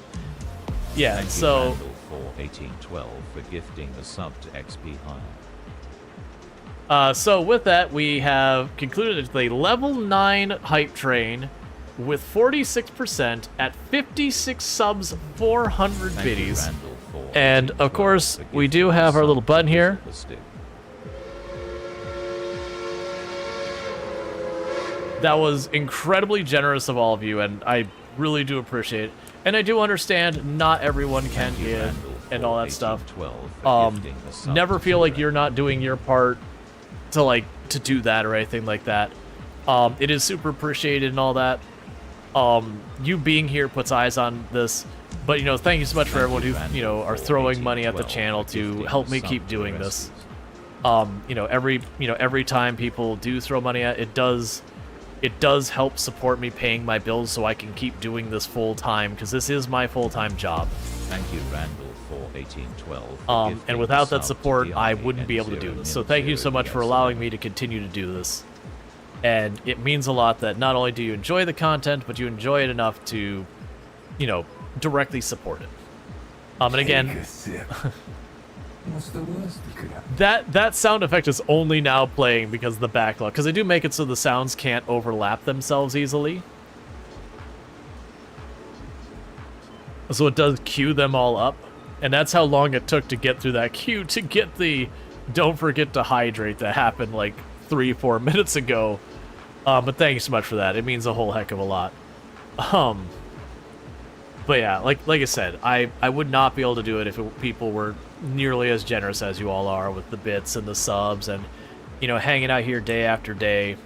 Like, again, even for those who aren't able to sub, aren't able to throw bits, aren't able to do all that kind of promotion or whatever to support the channel, we do get ad revenue. And for those who say there's no money in the ad revenue, like the content creators don't get anything. One, they're probably just very small creators who, in that case, they're accurate. If you have a low viewership, it does really not do a whole lot for you. But it very genuinely helps support it. And I run the minimum amount of ads I'm required to in order to disable pre-rolls. The subs get rid of those pre-rolls, so we just got 56 people in the channel who are no longer seeing advertisements, which is a good thing, because advertisements suck. But my whole point was, even if you don't throw money at the channel, you being here does get in a better position on the games page. It makes it more likely to show up in people's recommended section, so it does all that stuff to help draw eyes to the channel, which helps us continue to keep the channel in a good place so I can keep doing this. And then I do get paid ad revenue. And for those who are like, but I have Twitch Turbo, I don't see ads, so you don't get revenue. Don't worry, I still get revenue as if you did, even though you don't. But all of that helps me keep doing this. And for the record, even without the subs, the bits, the ads, all that stuff, I could not do this. I am not great about monetizing my channel. It is a very, very common problem for creators about figuring out how to go, what can I do to incentivize people to sub to the channel? What can I do to incentivize people to use bits on the channel to help support me? It's something I'm not good at. So it does mean a lot that people will still support me even though I'm not good at doing more to make the sub worth more and all that, but you still get your emotes, all that stuff. Oh yeah, Turbo's amazing. I've been using that since way before I got into content creation. I am very team I don't like ads. So Twitch Turbo has been absolutely worth every penny to me. But yeah. There's definitely things I want to offer. So I've had in the past, I mean, it's still technically a thing that for tier 3 subs, I'd play a little sound that you could play and have a command for you and all that. And tier 2, I was doing stuff like that as well. And people just didn't, for whatever reason, it just didn't resonate and all that kind of stuff. And that's really, really a tricky thing. I want to do more for when you have higher tier subs. I want to do stuff. One thing, it is time that I need to revisit. This is actually something I've been thinking about lately. About when we were at around 2 years, that was the longest running sub on the channel. I did say that I wanted to do something that somewhere around the line of people who had subbed the channel for 3 years or so that they could say, hey, I would like you to play this game. And it'd be like, cool, you don't have to go buy it. We'll play this game. You know, obviously within TOS, or if a game was something particularly problematic or whatever, I would still be able to be like, not that game. But if people wanted me to play a first-person shooter, even though that's way out in left field of my normal content, hey, you know what? You subbed the channel for 3 years? As far as I'm concerned, you paid for it. But yeah, no, I need to sit down there, because I remember I had to do the math before, because I came to the realization, because with subs, you know, I'm getting 60% of every sub. Yeah, no, anything that get me in trouble is going to be a no. Anything that has content I find particularly problematic. So, like, we were just playing RimWorld. RimWorld includes slavery. That's fine. I don't mind if the content exists in the game, but if someone were to suggest a game that the whole point was to keep slaves, that would be a hard no in my book, because that's not something I want associated with my name in any way. But, you know, a game like RimWorld lets you do all sorts of awful things, and I just don't do them. That's to me part of the magic of RimWorld, is it's morally gray. You can kind of do what you want. You can be awful if you want. You can be good if you want, relatively speaking. You know, depends on how desperate you are in your situation. But we have played 1 or 2 games in the channel that weren't really good at disclosing what they had, that, you know, we played, we hit someone, went, nope, and bailed on. The worst one was one that was designed to be played kind of like RimWorld, and they did have slavery in it, which is like, okay, not feeling great about this. And then you could have relations with them. And I was like, nope, hard pass, out, gone, nope. On the feeling totally skeezed out meter, we're at 35. Like super level of uncomfortable. Super not comfortable with what's going on. It's like, it's fine that this game exists, but for me, nope, hard pass, moving on. You do black market organ harvesting and it legit makes you feel bad in RimWorld. Yeah, no, I've, like, especially when it's early on in RimWorld, I did awful things. Like, you know, I think everyone does because the game lets you, and that's just something other games didn't. And then, like, after you've kind of gotten past the novelty of it, then it gets to be a lot more tame. That you might still do, like, awful things from time to time, but, like, the really leaning into, like, meme levels, you know, once a novelty wears off, you know, you'll still do it to, like, keep your colony alive or whatever, like, as strategy dictates. But otherwise you'll... Oh, wait, I need to be...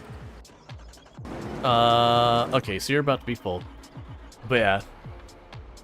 But that's one of those ones that, I've been planning on, like, doing some math and all that to make sure I'm not undoing the support or whatever. But once I've done that, I've been planning to have it at the 3-year mark, which I know we do have a couple people that passed the 3-year mark. It's like maybe 4 or 5 people. And it will be like retroactive, so anyone who supported the channel for 3 years will get the perk of being able to choose a game for me to play. And like I said, with those conditions. And it doesn't need to be consistently, so if, like, you support for a year, and there's a couple months you don't, then you come back for a little while, and then you don't, then you come back and you cumulatively get up to 3 years, that counts. But yeah, that's one thing I know I want to do, but I'm definitely trying to, because like I said, I did the sound effects, or sound intro thing as a thing that people with tier 3 subs would be able to do. We only ever had one person take advantage of it, and then later on they're like, okay, I'm finding, like, the person who got it's like, okay, even I'm finding this disruptive, so, like, could you turn that off? Like, you know, you don't need to do it. So that's definitely one of those ones I felt like is a little bit of a miss. Oh, the poor AI doing the green bean contract. Well, that's the thing. The green bean contract... Well, actually, I'm sorry. This is spinach. And the pro and the con with spinach is spinach is actually, if you're growing the field, really good money, considering we have the better part of a full load. We're a little bit over a half load with a really big trailer, and it's still doing the first headland. So spinach is actually a really, really good crop. And for those who don't know, I did all the math on the Discord, of all the different crops, new and old, that are field crops. and how much they pay and all that kind of stuff. Oh, crap. Why are you not... Harvester's turned on. Harvester's lowered. Okay, well, we ruined a little bit of crop. That was weird. But I did all the math to figure out based on... So this doesn't count the buying of equipment. What this does count is when it comes to, you know, repairing your equipment, putting gas in your equipment, the operating costs of all of that, the seeds, the fertilizer, the lime, all of that stuff. But the initial investment of equipment is not included. So just your recurring costs versus that. The profitability of each and every crop compared to each other. So I just took like a little rectangular field, and I plowed it, limed it, got all the rocks out of it, backed up a save, did the first crop where, you know, I seeded it, fertilized it, did all, rolled it, did all that stuff. What equipment is needed for the spinach farming? You just need a planter. If you're talking the bare minimum, you need just a planter. You need something like a plow or a cultivator or something that you can, you know, do the field at the end, and then the spinach harvester. Otherwise, it's fertilizer like typical if you want to roll it, which most people don't, because honestly, a lot of times I don't find it worth it, but, you know, if you want to roll it, you can roll it. That's purely optional. But it's just the plower, cultivator, whatever, the seeder, and the harvester. Only the harvester is special equipment. The harvester is specific to spinach, but all the other stuff is your generic. I believe it's any seeder will work. They'll have the little icon of the spinach on the bottom. So if you're doing other crops, it's really easy to pivot into. The downside is that harvester costs like 400,000. So it is not a cheap starting one. Most of the specialty crops are like that, where getting the proper harvester for it is gonna set you back a lot. I just need to check one thing real fast.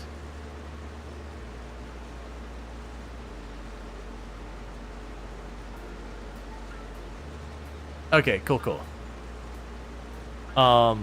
Just hot potato things.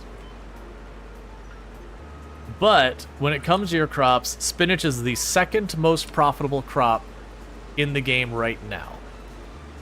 And to be clear, that's selling it at peak price and not with considerations of production lines. The moment you involve production lines, all that math I just mentioned, just take it over the trash, drop it in the trash, because production lines are going to absolutely change the algebra a lot. And for all the numbers I did do with my testing there, I honestly don't know how I could do a clean test in any kind of timely manner for all the production lines. Maybe it could be a thing. Well, I mean, for the field, because that's gonna be based. Well, no, because also the field and the ratio of production. That's the problem. Is the moment you involve the production lines, I have to go into going, okay, well, you take this field, it produces this much, but is that enough to keep the production line running the entire time? If yes, then we can consider all the costs of running that production line, do the math on the profitability and yada yada yada. If it does not fill it up, then I got to figure out like the multiplier of what would get it there, because if I only partially fill up a production line, I'm going to have a much higher cost of operating it versus profit, versus if I fully fill it. And so you get the idea. The moment I get the production line, all the math gets way more involved versus being able to just take, you know, how much it cost to do it, how much I got out of it, do the difference, and all that stuff. You think the mathematically is basically the worse it tastes, the bigger the profit margin? Let's see, how do you make the green line for cutting crops? Sure, I can show this in just a moment. So normally when you push, I believe on QWERTY keyboards, it's the H key, you'll just have a driver take over your vehicle. If you push and hold that button, your helper key, it'll show you this screen. And that just lets you change the behavior of that AI helper to be like, hey, do more headlands, hey, do less headlands. You know, that kind of thing. But there's the second tab here called Steering Assist. If I choose that and choose OK, and you can modify its behavior if you want, I really haven't seen much need to do that, that'll make these lines appear. And the way these work is if I line up with one of these white lines, I actually am full, so I'm not going to do it right now, but if I line up with one of these white lines, it'll start to turn yellow with the 2 blue lines next to it. The yellow line is a line it will follow if I activate it, and the blue line shows me how much area the tool will cover. And then if I hit the button that would give me the AI helper, which again I believe is H on QWERTY keyboard, then your vehicle will just follow it. So as you'll see, it'll just follow it. And it's sometimes it's a straight line. It'll follow like the edge of the field as well. So if you have like a not rectangular field, it'll do that. But you get the idea. It's not like full-on autopilot. It's like, you know, it's like lane assist in your car. It's not going to take you around a corner for you. It's not going to drive you from point A to B unless it happens to be one lane the whole way. But it will follow that line, so you don't have to worry about that. That's how I'm assuming. I don't own a car with lane assist or any type of meaningful anything. I don't even have those things that'll prevent me from backing into something. Is the lane assist thing on all machines? Yes. Every single machine has it, no extra cost. You're saying that's cool? It's like the GPS you use in your tractors in real life? Yep. Well, that's where the idea came from, is, you know, people correctly mentioned, hey, like, there's this functionality that exists in real tractors where, you know, you can have the whole thing mapped down GPS where the calculations are run, and you can just be like, hey, tractor, go do this. And you just basically need someone at hand to, like, on the tractor to make sure it doesn't just, you know, in case there's some debris in the middle of the field or something that, you know, you can just be like, wait, someone's driving through, stop, GPS. And so there was a mod in the last one called GPS that did that. And this covers like 99% of what that GPS mod does. There's like some nuanced stuff that is different between them, but otherwise it's basically there. So they've got that. That is probably the biggest control difference. The other thing they've done between Farm Sim 22 and 25 involving this kind of stuff is the AI workers in 22 were inexperienced. They could handle rectangles most of the time. Once you got to stuff a little bit more than that, started to get pretty dodgy. And if you dare to ever give them the sprayer with like the 22 meter width or whatever, they just kind of threw their hands in the air and said, do it yourself. Where they'd drive about 6 meters or 6 feet or whatever, and then just stop and say, field's done, and you look at your field and they've done about 2% of it, and you go, thanks, man, I really appreciate the hustle.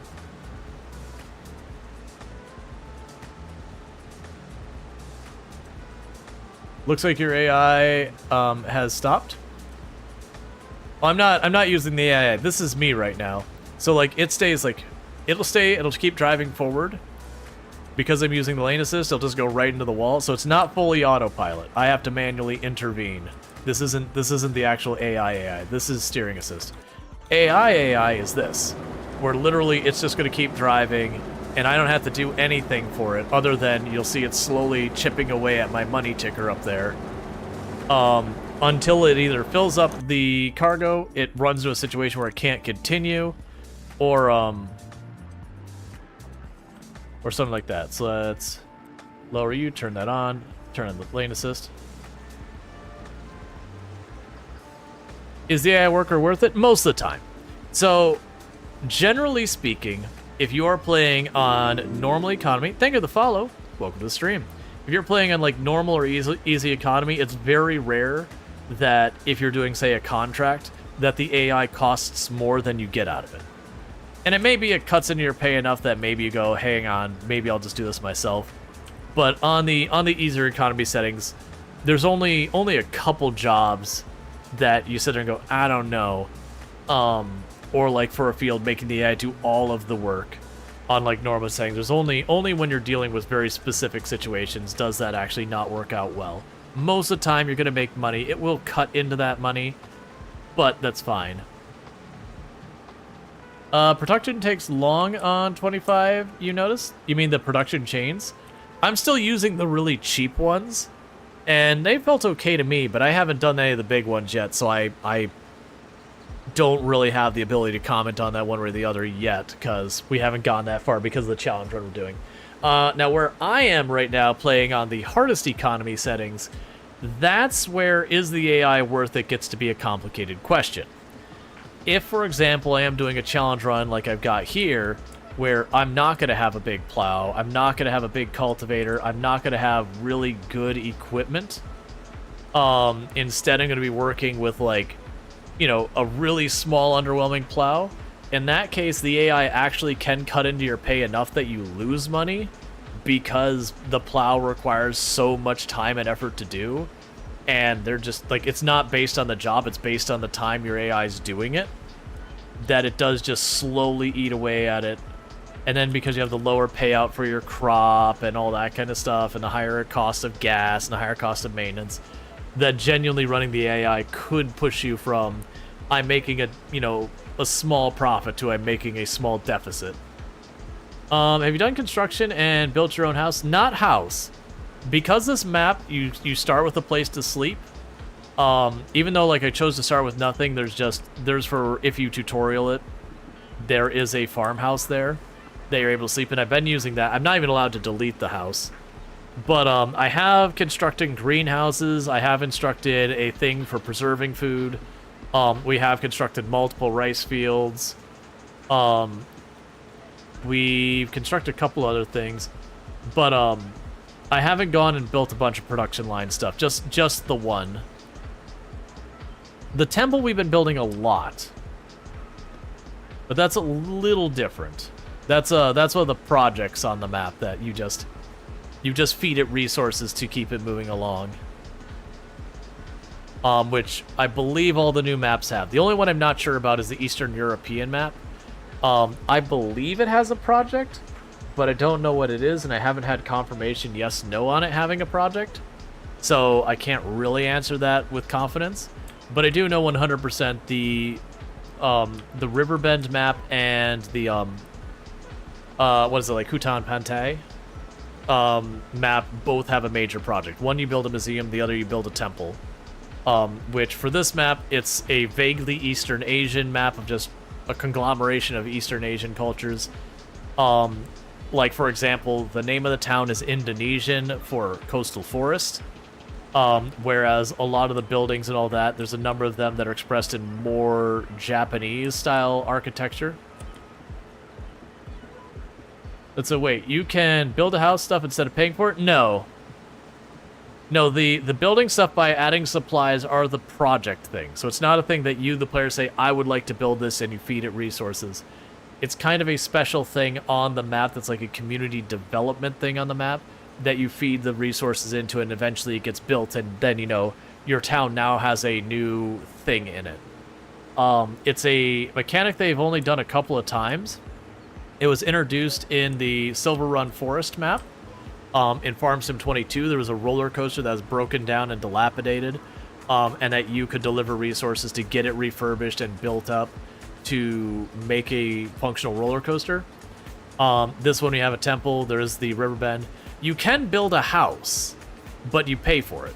Like, you're building a log cabin on mine? Oh, you can put down or is that mods? Because usually it's just you sit there and you drop, like, your 20,000, 30,000, 40,000, and boom, you just do that.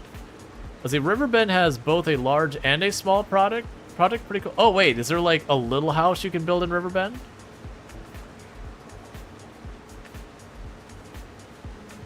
Oh, that's really neat. I was not aware of that. So apparently you can actually build your own houses. That's kind of a cool mechanic. I'll have to look at that. So probably not in this field. We'll wait till we get to our big field. Has both a small and a large project. So the large project is the museum, I assume. What is the small project on Riverbend? There are constructible buildings you can place now, Rual. They cost about 1,000 to build them, houses and sheds. Neat. I didn't know that. Admittedly, because usually my challenge is I'm struggling with money, so, you know, buying a house and all that. Yeah, no, I get it's under construction build mode. That's not what I wanted. That's what I did. We'll wait till we turn around. Yeah, 1,000 for a blueprint. Neat. It's like 3 or 4 projects in Riverbend? Neat. And it's only... Is it only the one project here? I was pretty sure it was only the one project here in this map. That's kind of one of those things. So I immediately was like, you know, oh, we've got this new area. So you're saying it's $1,000. I did see that someone made a mod that would just put these in order by price. And I was like, yeah, you know what? That's really nice. So let's go to... there's literally a thing called constructible. So you've got a couple of garages and farmhouses. Right, and so you'd build that and put on your land. A bunch of people are complaining about the AI workers on Reddit. That wouldn't surprise me. The AI workers, so they get, from my experience, they get the job done, which is what they failed to do in the last one, is it just gets stuck and say, I don't know what to do. I do know there is a problem with the weeding contracts, that if you use the weeders, it does seem like the AI just goes, no. Like, no field, I don't know what to do, no. And so I do know that is a thing, that the AI, for whatever reason, doesn't know how to deal with weeding. Now, I have found, if instead of using a weeder, if I use the hoe, which is a type of weeder and one of the fastest and best ones, there's 2 that compete. Like, the hoe is narrower but like twice as fast versus the really big one, which is about twice as wide but twice as, like, 1/2 the speed.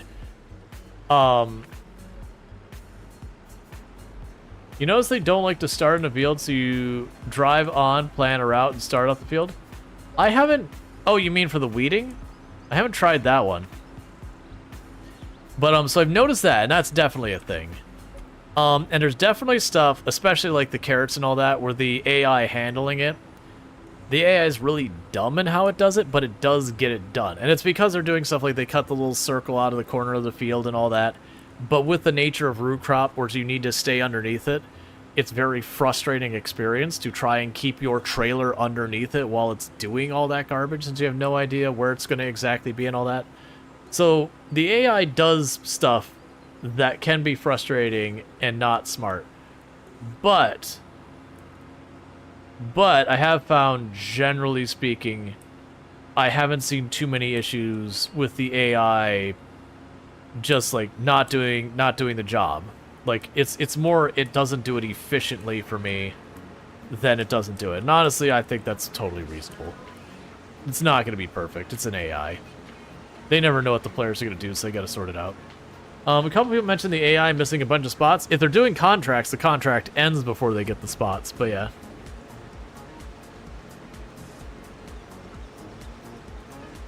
Eastern European map has a piano factory. Thank you. I was pretty sure it had a project. But that's cool. It does feel like they did way more on Riverbend so far as things you can do than they did on the East Asian map. Or the Eastern European. But so you can see people complaining about the AI doing this because they don't understand how farming works.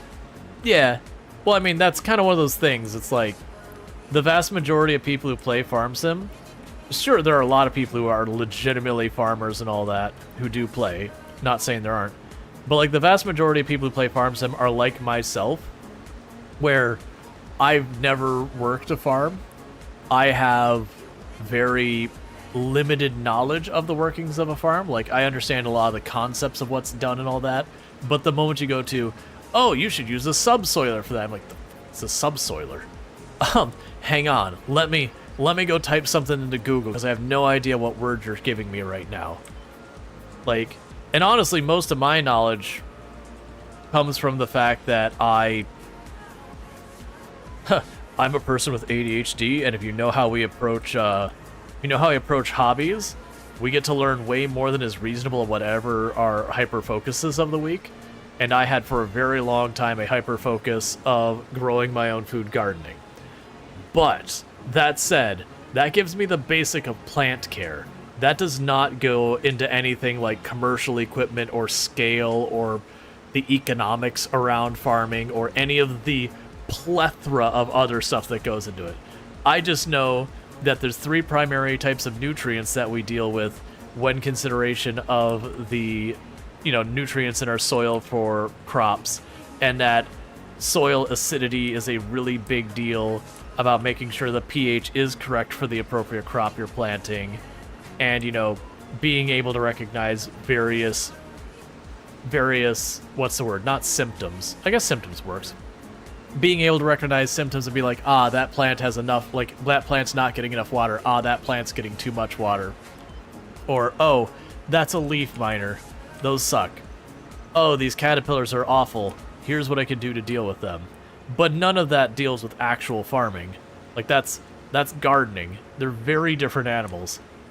I'm not going to drive a tractor over my tiny little planter of tomatoes. And therefore, anything involved with that.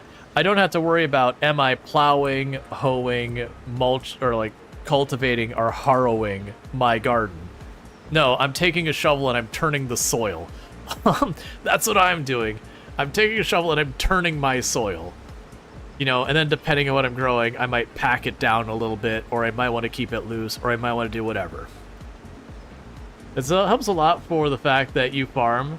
So something on Farm Sim come natural. Oh yeah, no, and that's the thing. Like you'll get people who will ask me. It'll be like, "What's the difference between cultivating and plowing and harrowing?"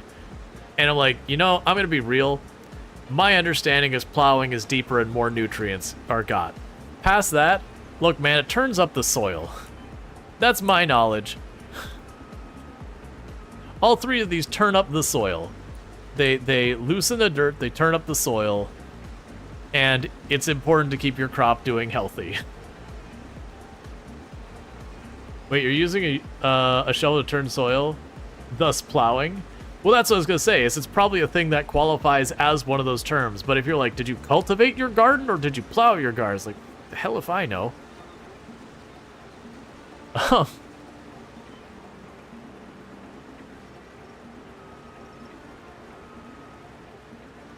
And I know about getting, like, the little chemical kit, so you can go and, like, take your little sample of dirt and put your little piece of paper in there with your little chemical and be like, okay, so my pH is in this range. All right, my potassium is in this range. Oh, my potassium. Oh yeah, my soils. It was what? Potassium phosphate and nitrogen were the nutrients you run to soil. My nitrogen's in this rate. And then like, oh, well, I'm growing a very leafy plant, so that means I probably need to have a little bit higher of a nitrogen amount in my soil. Oh, I'm grabbing a plant that has like really big fruit to it or whatever. Okay, so I need a little bit lower nitrogen amount. I want, you know, because I want to promote the fruit growth, not the leaf growth, but I still need enough to keep that. There's a lot.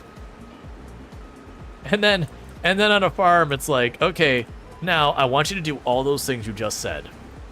But hear me out. What if instead of it being in a flower pot and just one plant, what if it was like 100 acres? So you need to check lots of different places in your soil. And you're not going to go out there with like a little flick of, you know, some fertilizer you got at Home Depot for like to add, you know, add a little extra fertilizer of this type. You know, they're gonna have to like mix up some ratio of a bunch of different things and do it at scale.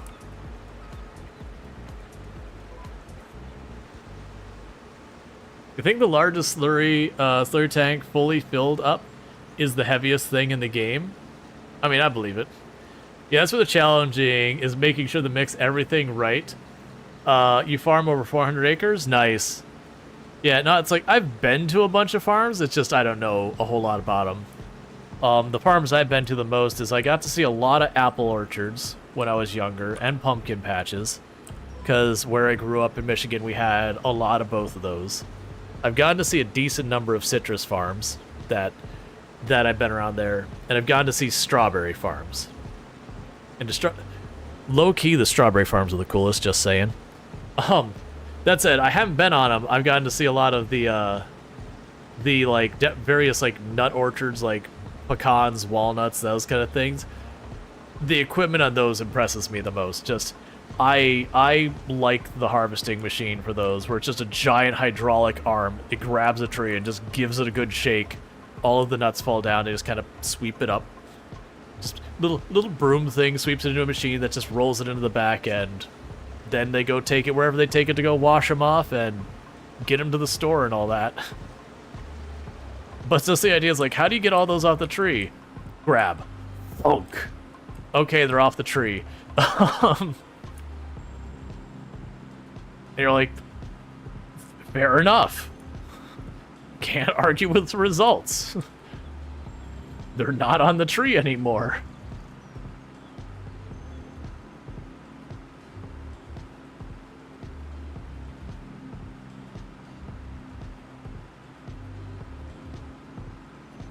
That's with the orchards being cool. People have been around the chat. Hear me talk about it. It's like, what crop do you want to see in the game next? I'm like, I want an actual orchard. Not these olives. Those are fine. Whatever. I don't care what the produce is. I don't care if it's apples or pears or oranges or lemons or limes or grapefruit, pecans, walnuts, cashews. Give me like an actual tree. Like, I want actual trees that we can roll around in and, like, do that. I want to see the giant, unreasonable hydraulic machine that rattles the trees to get the stuff off. I don't know what they use when they don't use those machines for, like, apple trees, because I'm sure an apple tree it wouldn't work, because all your apples would slap into the ground and be all bruised up and ruined and scuffed.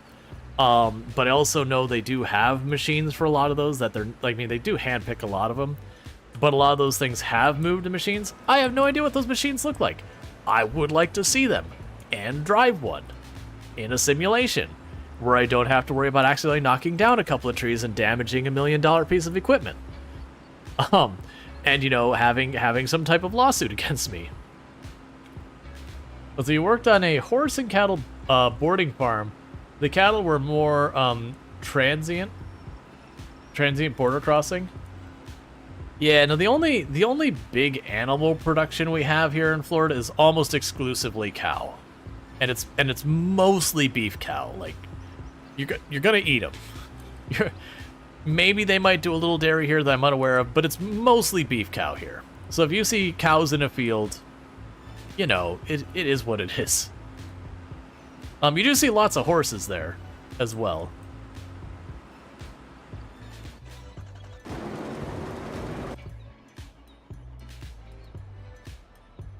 There's paperwork needed to cross the border with a cow? Gotcha. And yet your wife doesn't know what a cow looks like. For those who haven't been here, it's a meme that there's a game called Coral Island that's like Stardew Valley, and it's got these really fun cartoonish, like, they're cartoonish cows. They're like these big ball, silly characterization of cows. And we definitely play off that those are 100% legitimate photorealistic cows. And then, you know, she'll be like, no, this is a cow, like an actual photo. I was like, nah, that looks weird, man. That's not, nah, you're wrong. The best one is going to, there's a strawberry festival in a town not far from here called Plant City. And they had like some ice cream place or whatever. And it had a very similar cartoony cow that just, it's like, hey man, this is two different sources I got here who are showing me the same cow.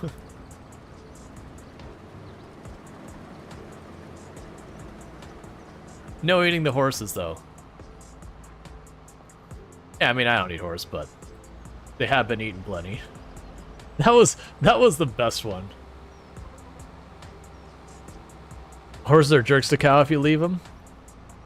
I've heard that from, like, I don't remember where I heard that from. I definitely have heard that before. That horses and cows, you run into problems with the horses bullying the cows.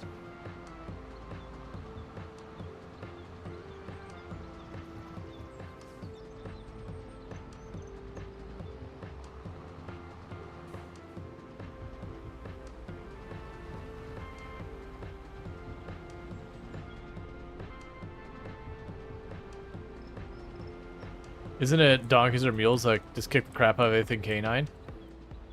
I mean, I guess to be fair, with donkeys and mules, if we go like evolutionarily, historically, before domestication and all that, if there was some type of canine type animal approaching them, it was probably something there to eat them.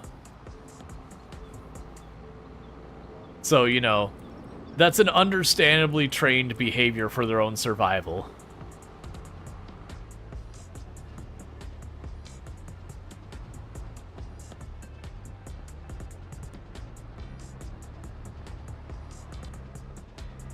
Yeah, so some farms keep donkeys for coyote protection? Yeah.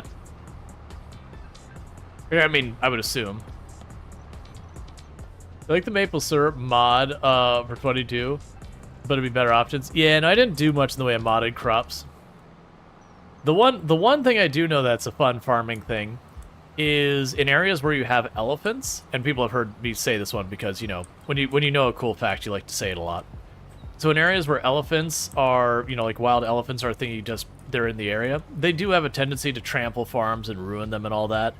And it's a problem.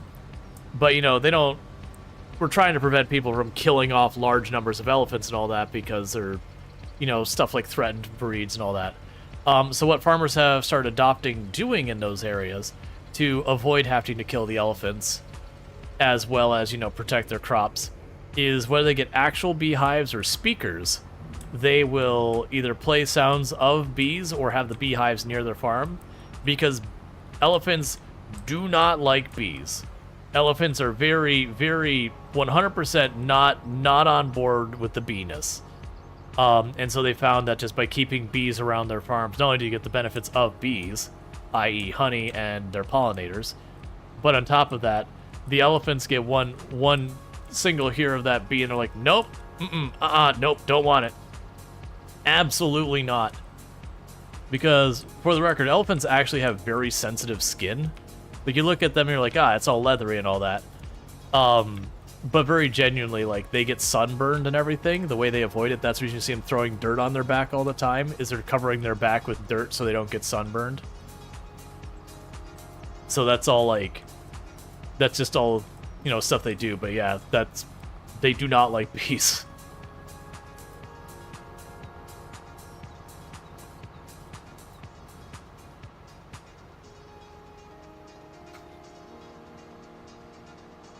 Yeah, that's actually right there is why I did put a cooldown as just so we accidentally wouldn't have multiple people run at the same time and have it double count. But yep. Good to see the command getting use. We added it yesterday. And I debated adding a second command for if I do hit a sign and I don't see someone run the hit command for like a minute or so, you know, give a decent amount of margin so if someone's on mobile or whatever. But give them like a minute to type that in, and if someone doesn't, I'll have my own command to keep track of how many times I got away with it. See who can win in the long run. I'm gonna give Chad a nice head start, and then we're gonna do that. Make it a little game here.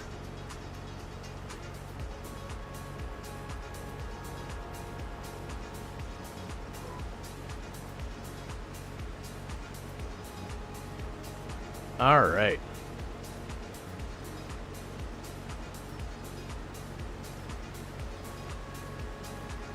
But yeah, that's my random farming fact that I have is the elephant thing with the bees. That's I'm not gonna say the name of the place or anything because don't dox yourself. There's a place here near here that does lots and lots of research around, you know, growing different plants in different ways to see if they can find more efficient ways to doing stuff. They've done stuff like aquaculture and all that. You know, basic hydroponics, aeroponics, a whole bunch of different things. But then they also go to like different places to try and, you know, see different ways people are approaching growing stuff.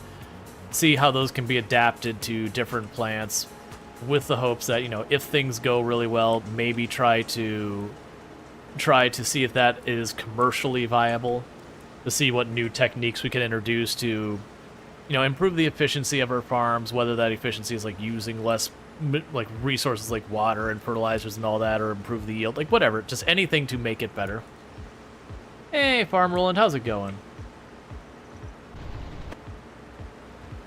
But yeah, I'm just quickly going around the outside to get these edge ones real fast, because I'll miss those. But yeah, so it's kind of a cool thing to see some of the stuff they're doing. They've done lots of research about, like, using natural predators to deal with pest mitigation. So, you know, if you got caterpillars in your area, introduce wasps. Because the wasps will then attack the caterpillars and get rid of them. You know, the classic ladybugs for aphids.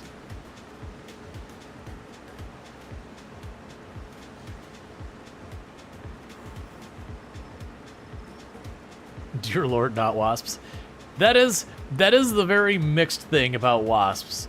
Like, most of the time, you know, wasps, I agree, are team jerk insect. But it is also one of those things that wasps actually do kill a lot of pests that attack crops as well. So there's kind of that back and forth of being like, all right, well, this gets rid of a lot of awful stuff.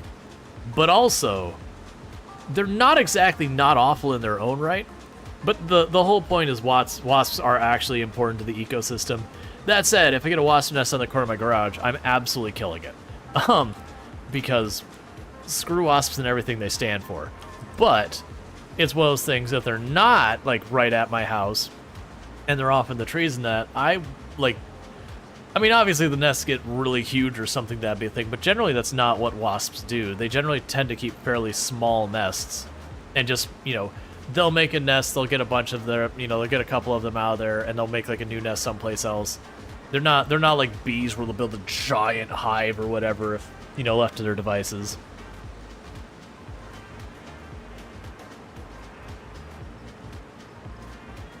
You'd rather have the other bugs instead of the wasps and yellow jackets? I mean, that's fair. The wasps can be a concern for us. Like, you know, people have allergies to their stings and all that kind of stuff, and they hurt like heck.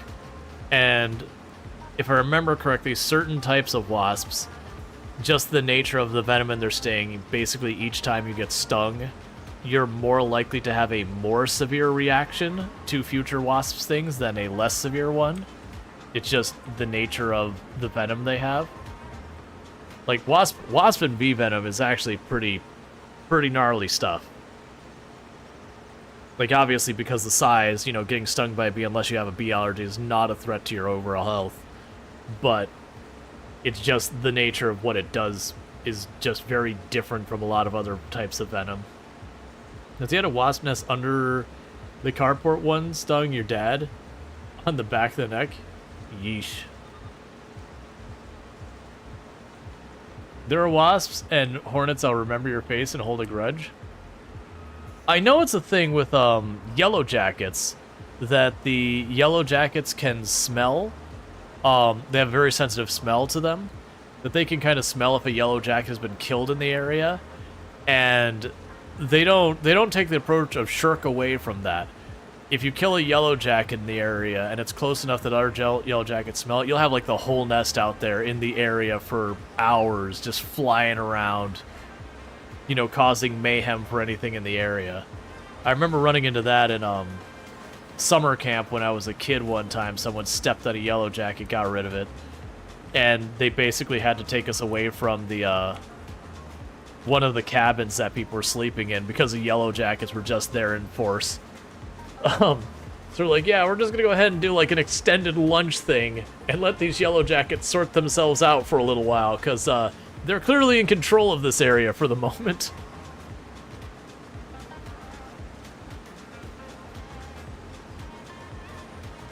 You had a bad wasp nest at your last job on a piece of equipment for the dogs? Yee. Your mom drove over a yellow jacket nest while mowing. She was in the hospital for a while after that. Well, I mean, that is where you can get, like, dangerous, is when you're not talking about you got stung by a wasp or a bee, but, like, you properly got attacked by a swarm. Yeah, that's always bad. But I think the worst one I ever got is I got, like, 3 or 4 stings. It was, back in the days of going to the library, and they had like the thing where you open it up to put your book in for the drop box, and a wasp nest had built the nest on the inside of the drop box, so when I went and pulled it open, it ripped the nest apart. And, you know, like my brain wants to say like dozens of wasps popped out. It was probably like 4. It was probably 4, but you know, brain of like a 6 or 8 year old. It was exactly 4 million wasps. So you know, I immediately, you know, like swung my hands back and started running or whatever. But you know, that fast, like got 2 or 3 on my wrist and they stung me real quick. And it wasn't bad. Like, didn't have to get like hospital or anything. But you know, I had a bunch of welts on my wrist where wasps lit me up.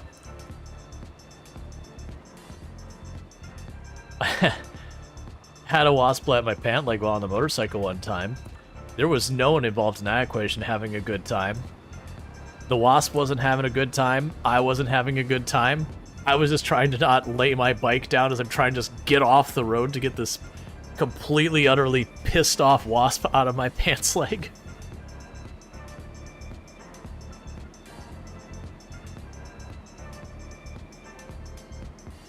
You only found it because it leaned against it and got like 3 stings on your back? Yeah.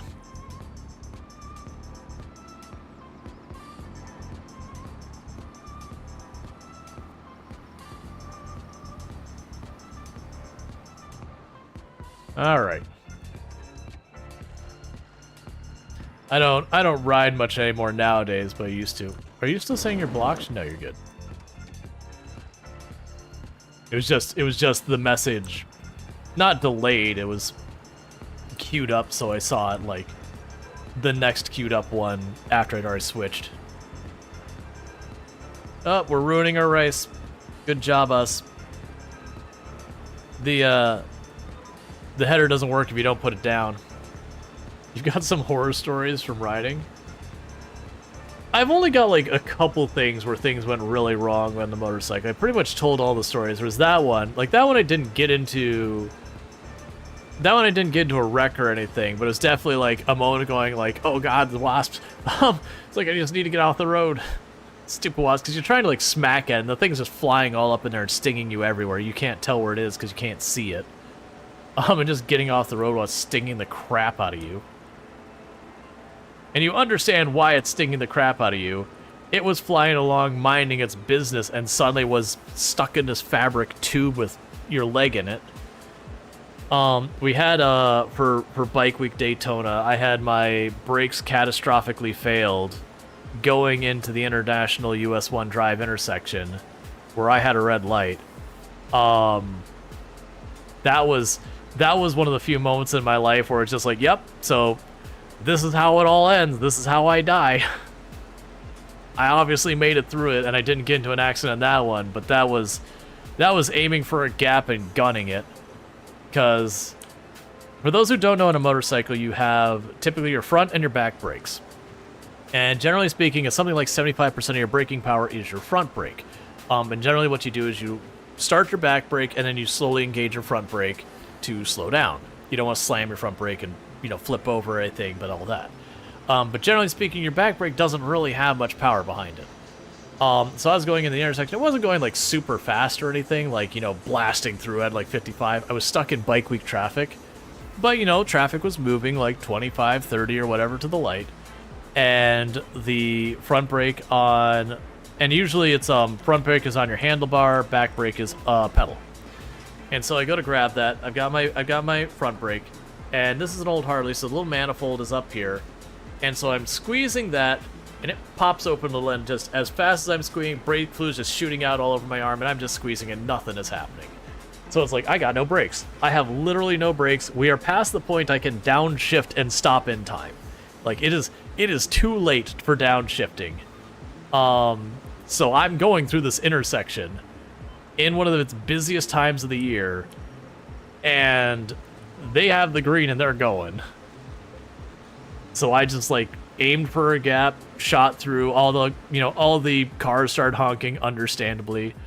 And got to the other side, started downshifting the gears to come to a stop, because at that point my heart's about in my throat. Adrenaline is at yes. I've got blood in my adrenaline stream.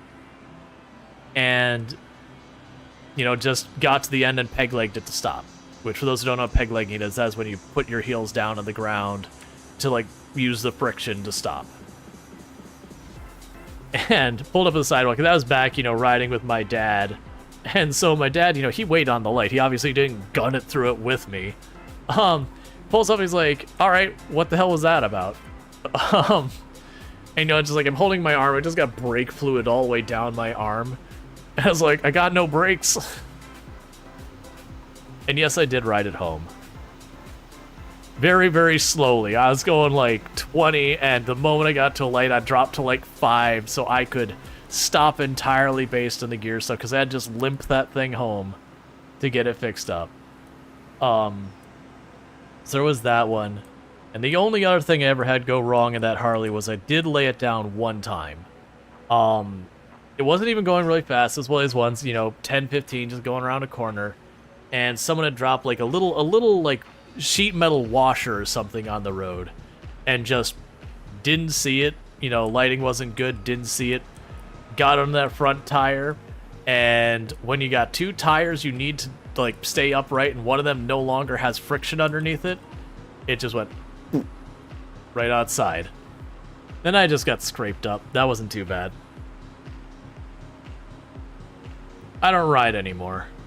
Just is one of those things. I always liked, for me it was always like the feeling of the wind on me and all that. And it was just kind of one of those things that I got a convertible around that time.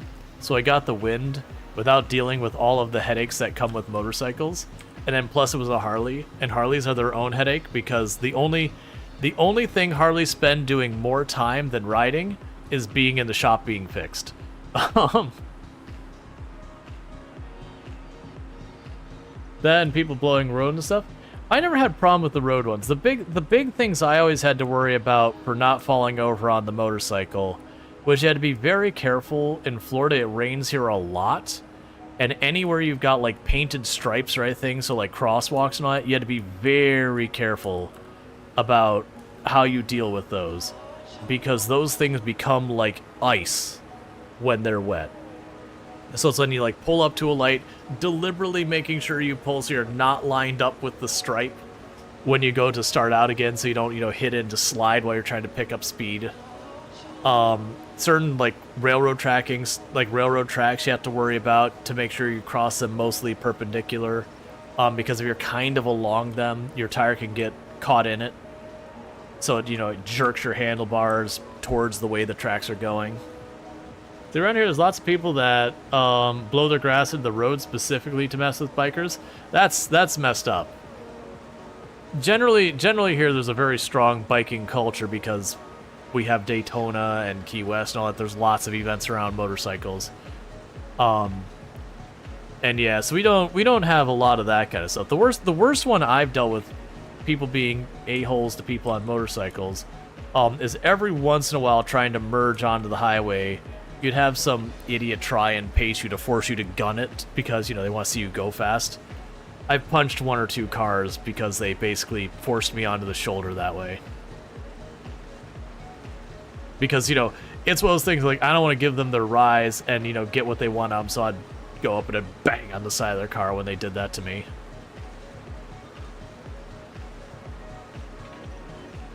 But that was only like 1 or 2 times that happened. I honestly dealt with more was in the Miata of like big trucks just trying to be jerks and trying to run me off the road. I had that more than once. That they just push you into the shoulder and you're like, what's wrong with people?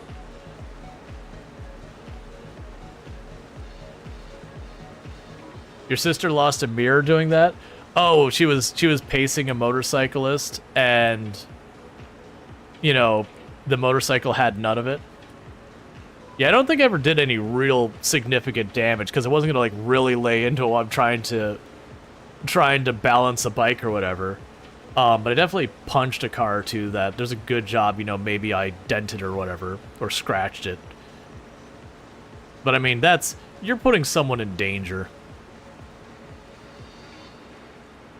I wish like more than once that like that kind of thing. The closest I ever had is with the Miata when I was driving that. It was a situation where you had like a green arrow and like a light, and I was in the green arrow side. And there was the light was turning red, and there's a truck who didn't want to wait and just started coming over and shoving me off in the shoulder. And, like, I'm all the way over the shore, like, I don't know what you want me to do, man. Like, I am over here, like, I can't do anything. You're literally running me off the road. And I heard the sirens turn on behind me. I'm like, it's about time for some freaking karma. It's like, was it worth it, jerk? Like, that happened. Like, we have a lot of people who drive, like, the really big trucks. They put them on super swampers. They basically treat the roads like bumper cars. And then half of them just wreck their trucks. Yeah, you sure as heck didn't blame the biker one then? Nah. Nah, if you do something to create a danger for someone else, like, and your car gets damaged for it, that's deserved damage. There's certain things you don't mess around, and people's safety is one of those. That's part of why one of the things about why I don't ride that much. I have very little trust in other drivers. There's a reason I drive extremely defensively. I just assume everyone wants to merge in my lane at any single possible moment without any warning. Because, unfortunately, most of the time it proves to be true.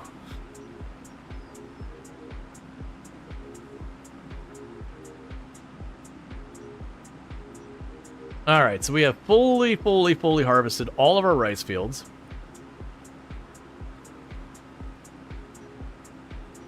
Oh man, I had like the only damage I ever got on my Miata driving around is I did have someone clip my front fender, as well as things that, like, you've got a split road where there's a median, and so it's like waiting to turn in the median. And I don't remember, it was a giant SUV. It wasn't a Hummer, it was a different one. Was it like Avalanche? Is that a big SUV? But there was a big SUV, and it had like 0 turn radius.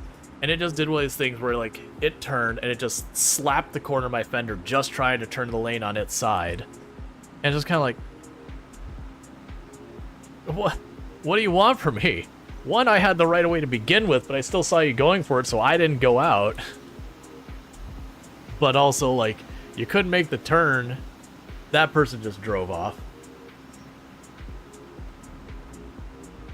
No shocker there. That was one is, like, not even worth reporting to the insurance because I just went home, got a toilet plunger, put it up to the dent, and just pulled the dent right out. It was just superficial. It was just a dent in the fender.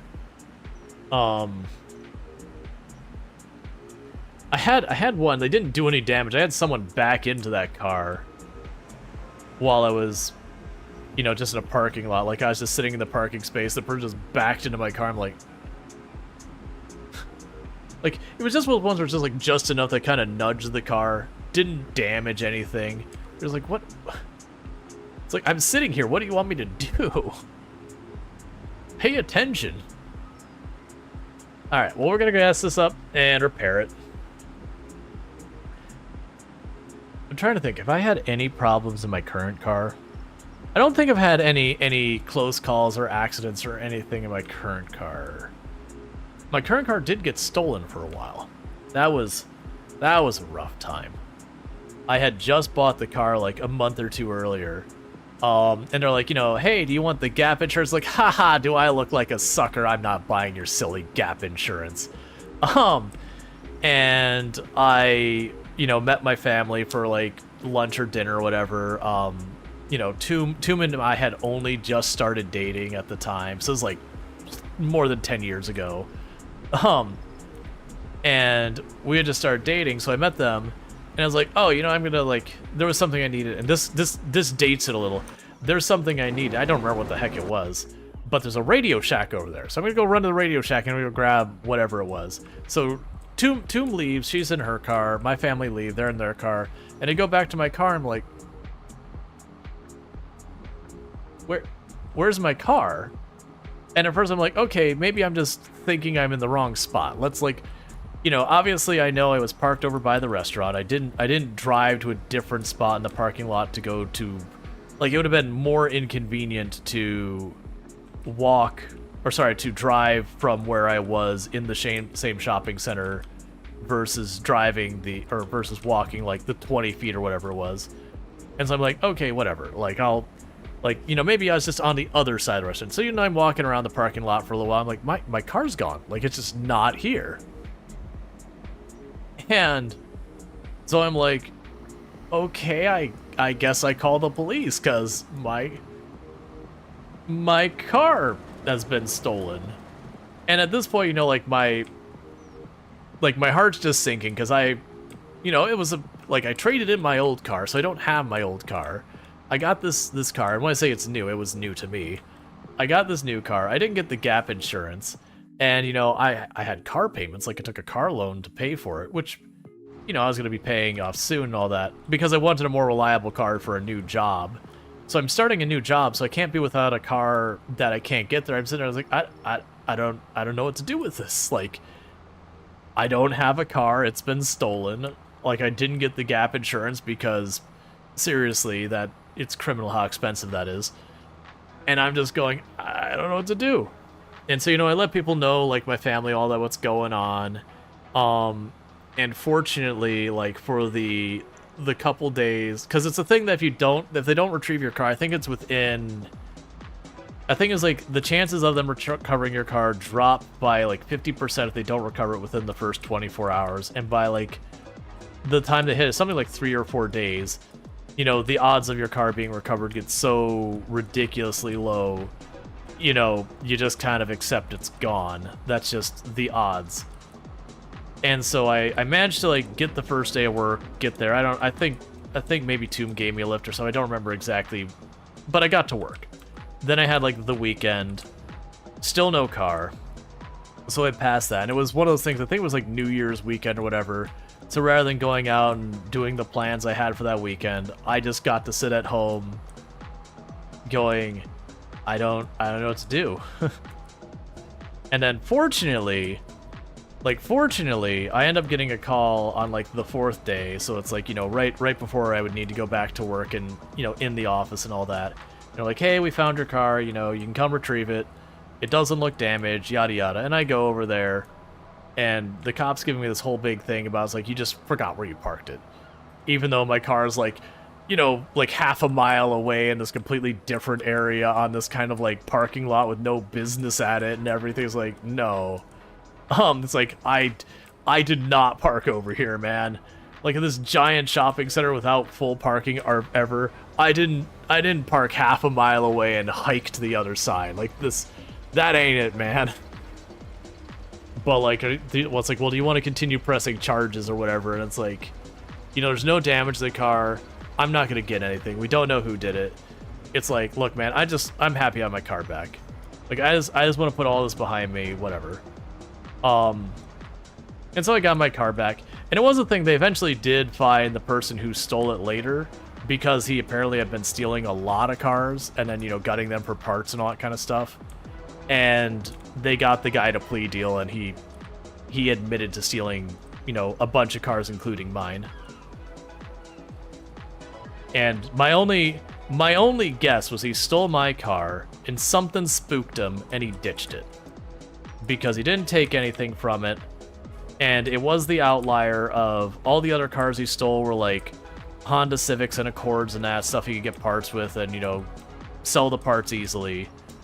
Versus my car was not a Honda anything and was kind of a newer car at the time.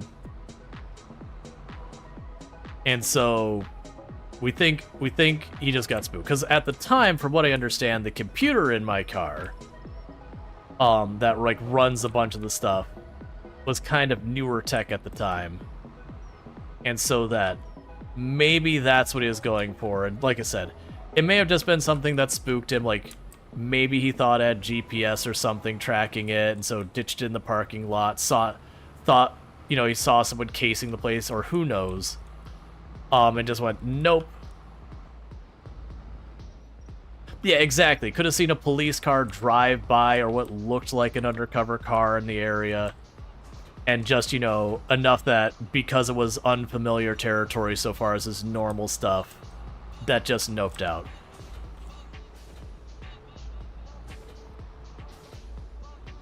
I've gotten stuck on this tiny little roof.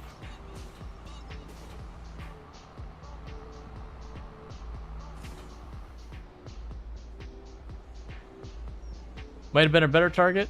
Maybe. Never thought about it that way. Usually I always figured it's like, you know, there's enough things that those people are dealing with when they're doing that kind of stuff that you can imagine be very easy to, you know, when you're doing that, because that's the kind of crime, you know, you're gonna get in major trouble. Like Grand Theft Auto is not a minor thing. So it could just be something spooked him or whatever. Alright, Luxray, you take it easy. Sleep well. But yeah, regardless, my assumption of what happened, because obviously I don't know the details past there, my assumption what happened is they wanted to steal the computer out of the car. So they drove it to some lot that, you know, people don't frequent or whatever, ditched the car there, you know, just kind of waited to see if I picked it up in a day or so, you know, that meaning it's got GPS so that, you know, whatever, I couldn't track, like they couldn't be tracked back to wherever they were doing their stuff. Something spooked them, something happened, and they just didn't come back for it. And so it just sat there for a couple of days until someone found it and was like, hey, this car's been reported stolen.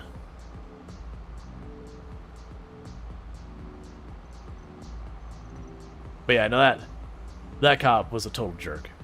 I've had mostly good interactions dealing with law enforcement, but that particular officer was a total jerk and was basically trying to be like, nah, you just forgot. I'm like, you're kind of like, dude, this is an empty parking lot to an out-of-business company. Why would I park here? Like, I don't... What do you think I was doing? Do you think I just like walking in Florida heat half a mile, in, you know, versus parking in a perfectly good parking lot at the place I was at? I forgot I was going to repair this and get gas. Believe me, I may park in like the back of parking lots so people don't hit my cars with stuff and, you know, to at least get a little bit of walking in and all that. But I sure as heck am not parking like half a mile away.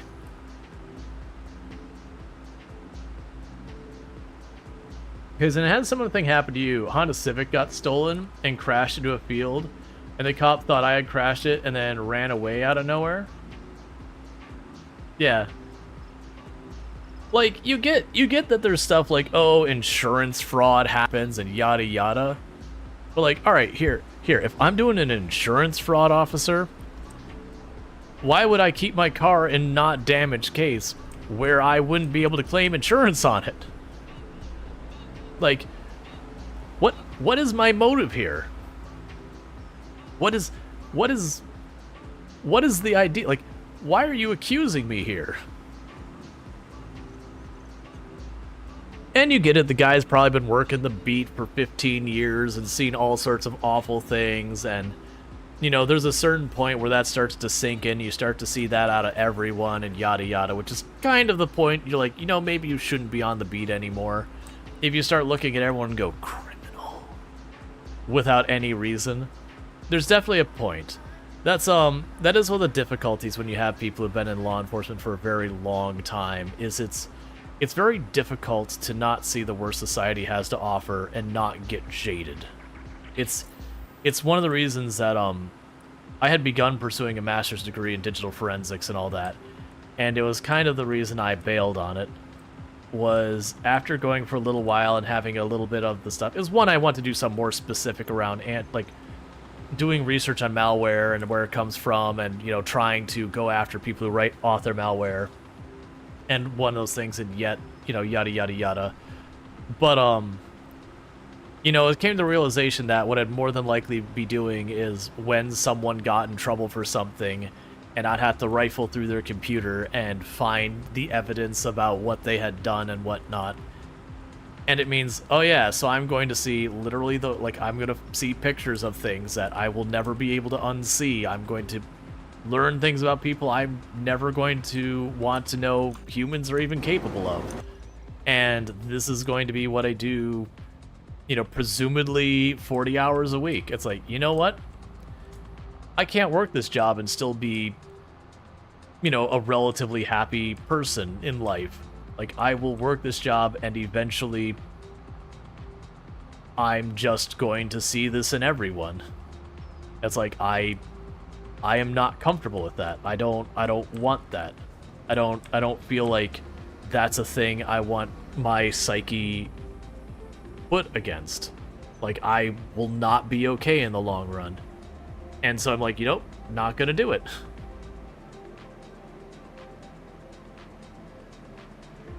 Let's see. Still remember this young constable following you home from the pub? You worked 5 nights in a row? Each time he pulled you over a block from home for a breathalyzer test. The first 2 times, didn't think any of it up. Third time, annoyed me. The 4th time, I recorded their name and warned them if I saw them follow me home, I'd be filing a complaint. The 5th time pulled me over in front of your house. Your uncle, his boss, car parked in front of mine, he recognized it. Yet he still breathalyzed her, even though I had warned him that I'd make an official complaint. Yeah. It's so for the record, I have worked with law enforcement, and like, I haven't worked for a police department, but I used to work city government at a point, and that included the police department for the city.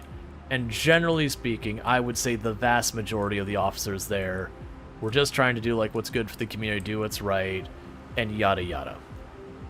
And yeah, there are like the occasional individual ones who are just an individual officer who's a problem maker. Now, the thing I will say that I will hold accountable is I do find when they do figure out those awful officers, they don't do enough to get rid of go after them kind of thing. That they get away with a lot of stuff, and then they get bumped over to the next department over. And that's to me the actual big problem. Yeah, because you're going to get some rotten eggs in every group. Fair enough. I agree.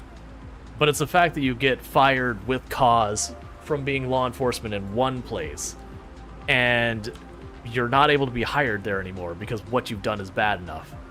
And you don't get a criminal charge, and then you just go to the next department over and just get a new job. That, like, if you get fired with cause related to your job in law enforcement, that should be it. You're done.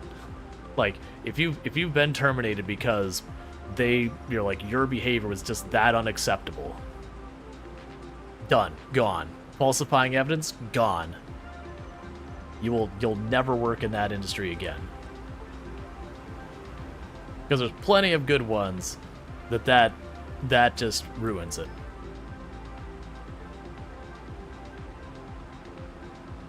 You felt like that was the case and never fire anyone?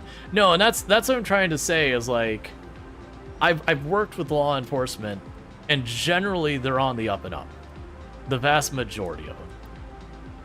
Like, in my experience. I know every department's different, and there are some departments that are crooked, corrupt, all that stuff. Like, you hear about in the news, hey, I got a bunch of, achievement for repairing a bunch of stuff. Cool.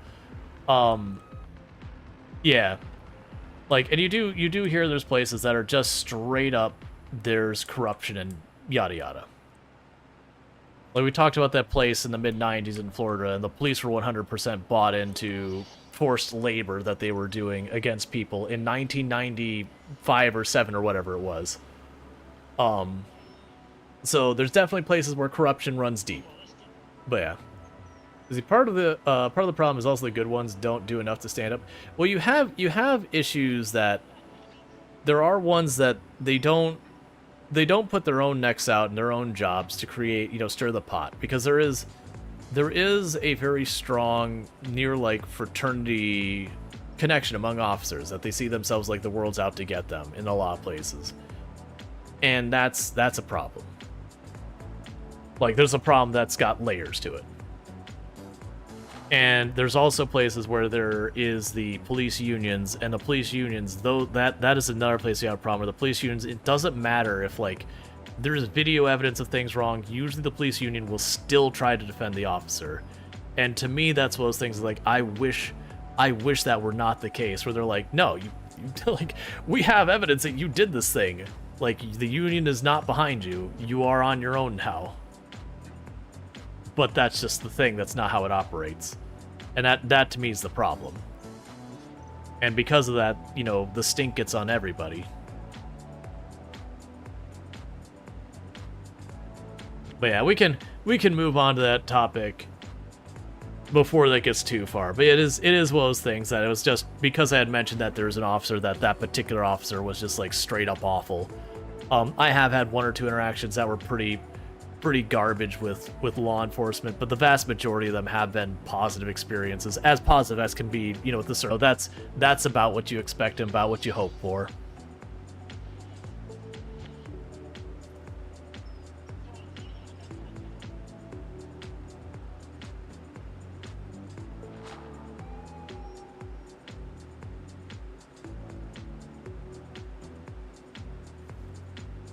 I was like, it takes with 99% of the cops just being respectful to them.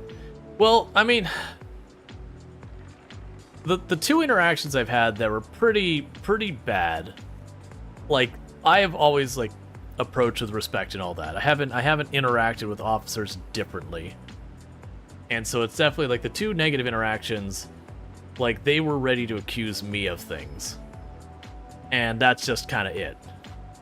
Like, if you open up being accusatory before I've really done anything one way or the other, you just kind of assume a level of guilt. That's already a problem in itself. And like I said, that's kind of the exception of why those 2 interactions were bad. The other one was just, it was basically just this area where the officers will pull you over for anything and then try and inflate what they do on the tickets and all that. That's a whole mess I'm not going to get into. But that's just, again, individuals. How did Astroneer go, by the way? Wasn't able to catch it. It went fine. Like, during the stream, like, we got a decent amount done. I did opt to not return to it. Basically, the overall numbers were kind of lukewarm. I had 2 other content creators who we share a large amount of our audience with who also played, and where mine were kind of lukewarm, they had very bad numbers for their normal. And so it just seems like, I think it was just a little too late that the DLC dropped, and I didn't get to it till like 2 weeks after it had dropped because we were already in other things. And so I think what interest that DLC probably had already kind of come and gone. And then the other thing that was the issue is we realized I wasn't even going to get to the new content until about 3 streams in. And then I don't know how many streams it would take me to get through the new content, like whether it be 1 stream or 5.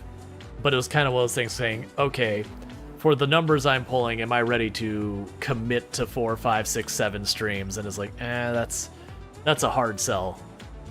So we did bounce. This harvester is not exactly the spryest little vehicle out there. It's almost like it was not meant for traveling any type of real distance. That it was purpose built for harvesting fields as kind of its only major priority. As we slowly go 7 miles per hour across, that's fine. We're harvesting the green bean field. What I'll end up doing is once I get this back home, I'm going to go ahead and grab our tractor and the cultivator and start working on these fields. I should probably also check on how the temple is doing. I'm pretty sure it'll still have like 6,000 or 7,000 liters of both the things in there, so it won't be done today. Yeah, none that happens. Usually I'm pretty good about kind of having an idea beforehand if a game is going to perform or not. And usually I'll avoid the ones I know aren't going to go well, because why would I do them? But in that particular case, as well as ones like, okay, still not feeling super confident about it, but at the same time, you know, it's whatever. We do have our first full pallet of honey. So that's good news. The honey in the game is not particularly lucrative, but it is one of those things you buy the beehive and it gives you more, like, you just get honey for free from then on. There's no upkeep to the beehive, really. So you just don't have to worry about it. Alright, so what's going to end up happening here is what I'm going to probably do is I have really got to use the restroom. So what I'm going to do here real fast is I'm going to get my tractor, I'm going to put the harrower on it, and I'm going to start harrowing that field, the biggest field, and toss it over to the AI. And I'm going to run off and use the restroom real quick. You know, stretch my legs a little, do a little bio break. We're not quite to the ad thing. Let's see. Don't beehives next to canola increase the yield of production? Yes. No, the beehives are good. My comment was on the honey itself. The honey itself is not a particularly lucrative thing. But yeah, the benefit of the beehive, the real reason you want the beehive, is for, I believe it was canola and there's a second crop. Sunflowers, I believe. I believe it's canola and sunflowers that if you have beehives near them, they get a slightly higher yield. And, you know, slightly higher yield on something you're producing a really large volume of stuff for is pretty good. All right, so what I'm going to do is I'm going to hand this over to the AI. I'm going to quickly use the restroom, and I'll be back in just, you know, a minute or so. So thank you again so much for tuning in. I'll be back here in a minute.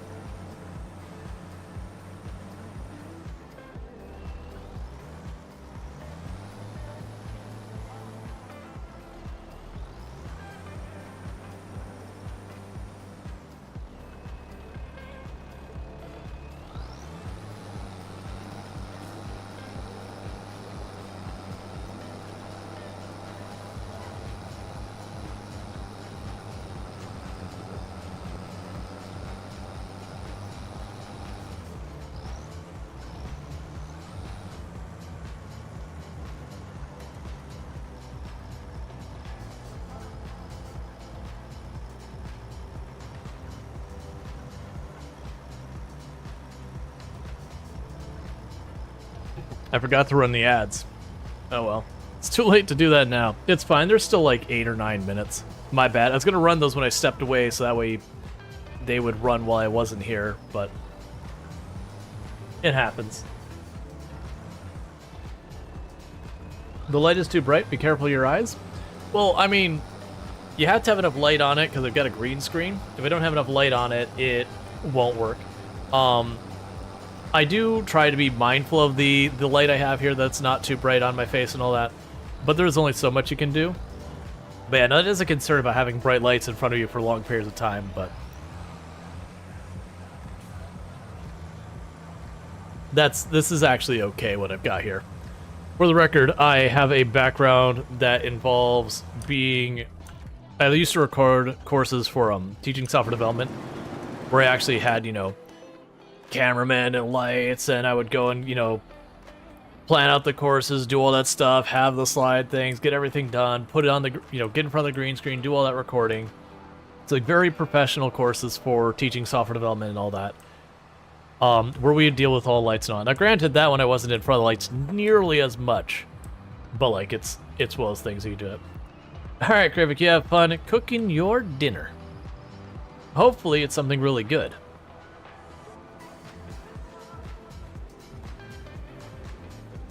I'm sitting here also going, at some point I need to actually be good and eat my dinner.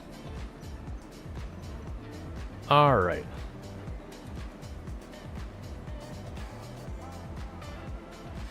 So we got a bug here, and that bug is, for some reason, the spinach is not rendering inside the trailer. It doesn't break anything functionally, but apparently I have a full trailer of spinach right now. But, you know, how do you like the 52,000 liters of spinach in there? Pretty nice, isn't it there, chat? That right there, that's a 52,000 liters of spinaches. But this is after cooking, that's why you can't find it. That's the reason you can't find it, is we cooked that spinach and now it's just invisible. Hey, Wasted Space, thank you so much for the raid.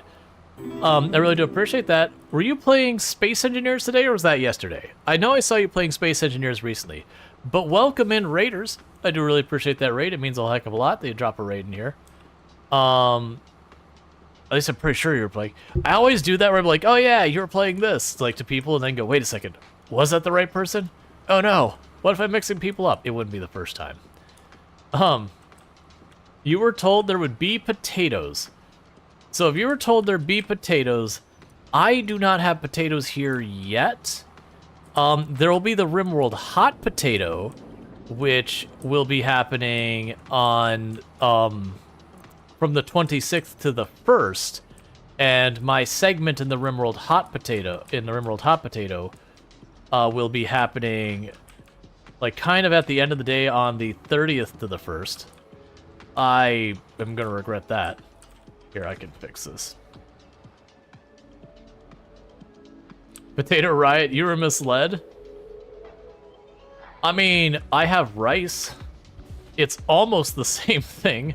Not at all. I mean, I guess they're both plants. And at the moment I'm shipping 52,000 liters of spinach. We have run into a weird bug. So if in case you're wondering, that's what 52,000 liters of spinach looks like. But of course, this is after you cook it down.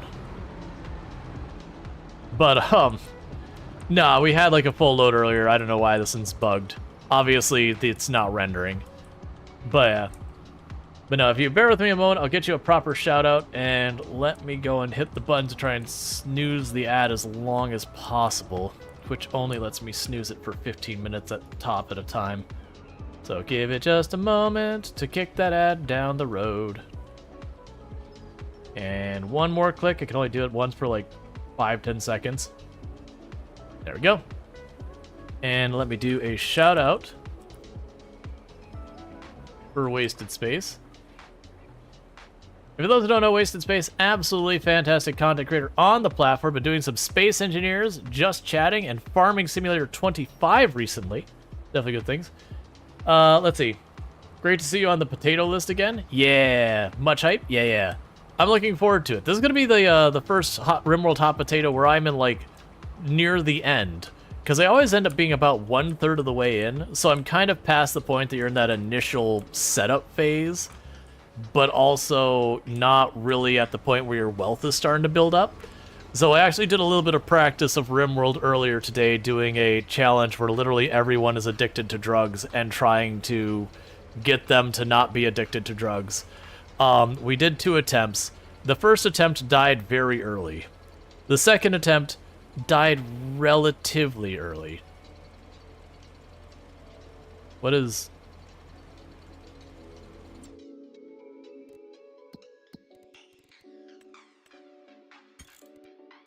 All right, let's try reloading that. I couldn't interact with anything. You're kind of the turd. Yeah, you're kind of 2/3 ish. Yeah, we're around the same area. I forgot that plays music. Bear with me for just a moment. I had to reload. That's the first time. Like I couldn't do anything with the vehicle. It's like it stopped rendering, but the game wasn't frozen. So we'll see what that. It's weird how it changed depending on where you're in. Yeah, that's what I'm expecting. I'm expecting being around that 2/3 mark as well. You're gonna be in the same kind of situation I am. That we're probably gonna be looking at a relatively high wealth colony for where it's at. Knowing a lot of the individuals involved, not like the ones who do like the really competitive stuff. But a lot of the does that okay. The AI remembers what it was doing when I left off. That's actually really good. Oh, that set us back. So we still have our 100%, but we're back at our field. I think, okay, so we had a glitch where it wasn't showing the spinach. I think once it showed that the spinach weren't going to be there, I think that's the time I should have saved and ducked out when something was clearly bugged. But that's fine. We'll just redo that drive. Yeah, things are high wealth, but you might have had some folks prior that play on lower settings. Yeah, no, you'll definitely have them on lower settings. And then, a lot of people do like redeems to increase and lower the setting. So we'll see where it's at. But yeah, no, it's I've been very fortunate in my past runs on the potato that I believe I'm on I've done it 3 years before that, if I remember correctly. And I believe 2 years I had a relatively event-free stream, so far as like You know, yeah, there was raids, but, you know, they were ones you could knock down really easily and not a big problem. But like I said, that was fairly early game parts. I had one that when it started, I had a mech cluster waiting for me, if I remember correctly. But, you know, whoever was before me, they had, like, EMP and stuff ready. So it's like, oh, it's a mech cluster, but I got all the tools I need, and that went smoothly. And then I had a mech cluster leaving, like right at the last, like, 30 seconds. I'm like, all right, well, that's the next person's problem, I guess. It's not enough time for me to deal with it, so you're welcome. But I've had a relatively tame time with the potato so far as I've been fortunate to not inherit anything too awful. Versus I've definitely seen people who have, like, you know, a mech cluster sitting down there that they weren't ready to deal with, and there's like a raid on the way and some active fire, and then have to pass it over. Are you okay to post a clip? You might need to have a mod do it. Like, I'm down for you to post the clip. I just gotta remember what's going to happen, because I think Twitch is gonna squash the link is what I think's gonna happen. I'm gonna try something. I don't think it'll work, but I'm gonna try it anyways because I haven't tried it in forever. Minute at wasted. I don't think that's gonna fix anything, but you could try it. Because worst will happen is it'll just do the 3 asterisks thing, and then if not, you can we can have like a mod or something handle it. Yeah, no, I gotcha. Yeah, no, I have the thing where it's, like, disabled, and I don't mind it, you know, if people ask first. It's just, I think, yeah, okay. Yeah, so the clip didn't go through. If you bear with me for 2 seconds, I will bring up a tab real fast, and you can just DM me the clip. 2 seconds. Yeah, so if you just shoot me a whisper with the clip, I'll grab it real fast and check it out. Because I know we've had some people get some real spicy starts. Like, I've seen once or twice where someone gets to save and the whole thing's on fire. And you're like, oh, cool. Thanks, man. But yeah, I don't mind sharing that clip. Just gotta get around that. Because I know I used to have a permit command, but I don't think my bot's the one filtering it. There we go. So let me grab that and we'll check out this clip. So pause that, drag it down to main window, full screen it, get rid of this tab, and we'll switch to the display render. Why am I having problems finding it? There you are, display render. All right. So we'll go ahead and put the full screen. So this is wasted space, and they're starting hot potato. Yeah, I can reload if they're all dead. I just, yeah, as I said, didn't want to be the one that had to do that. But... oh my god!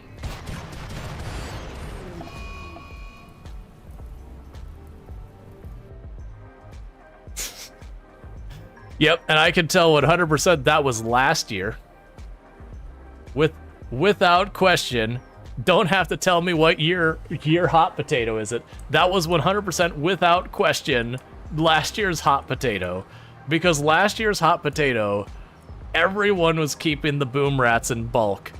You just inherit a lot and then immediately raid on the start. Yeah. Yeah, no, I love how much came out of the hot potato because of that boom rat thing. But yeah, no, it looks like you had a pretty spicy mech cluster kind of raid going on. Or mech raid. Yeah. Yeah, first it's like, I don't know, you seem to be handling this fight real fast. It's like frame lagging and explosions. Like, oh right, boom rats. Yeah, it's a mech drop. Yeah.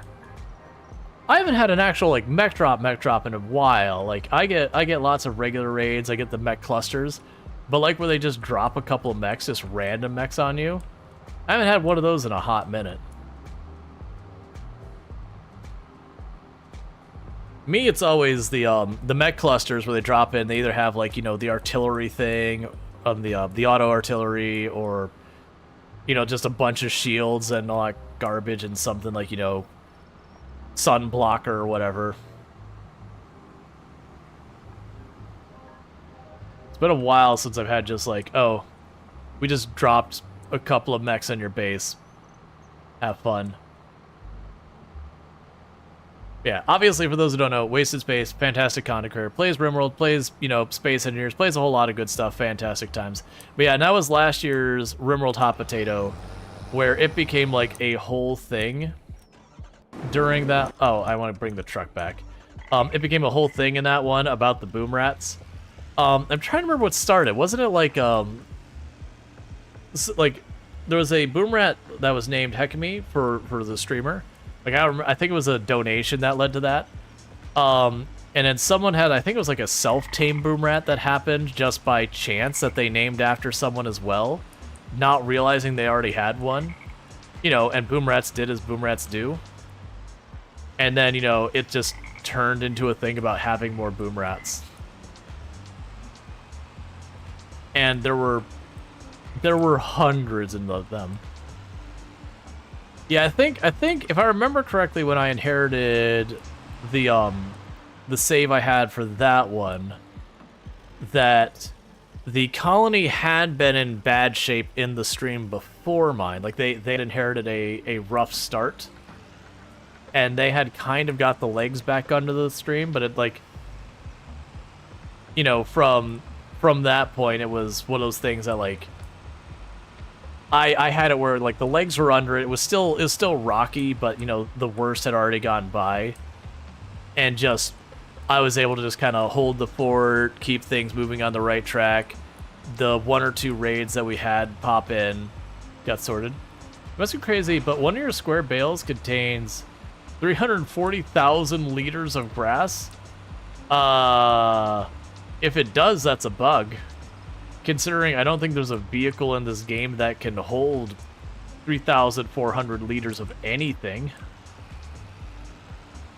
But yeah, that explosion was alone as 800. Oh yeah, and we're circling back. I really like, and this is something that RimWorld Hot Potato causes sometimes, is just because of that, the number of people who after that started like independently doing challenges that were like, you know, get 1,000 boom rats alive on the map at the same time, or, you know, getting as many boom rats as possible. Like, it just became a thing in the community for like maybe a month or so of everyone trying to do their own variations of like building up a colony based around boom rats, which was fun to just see the wild ideas people came up with.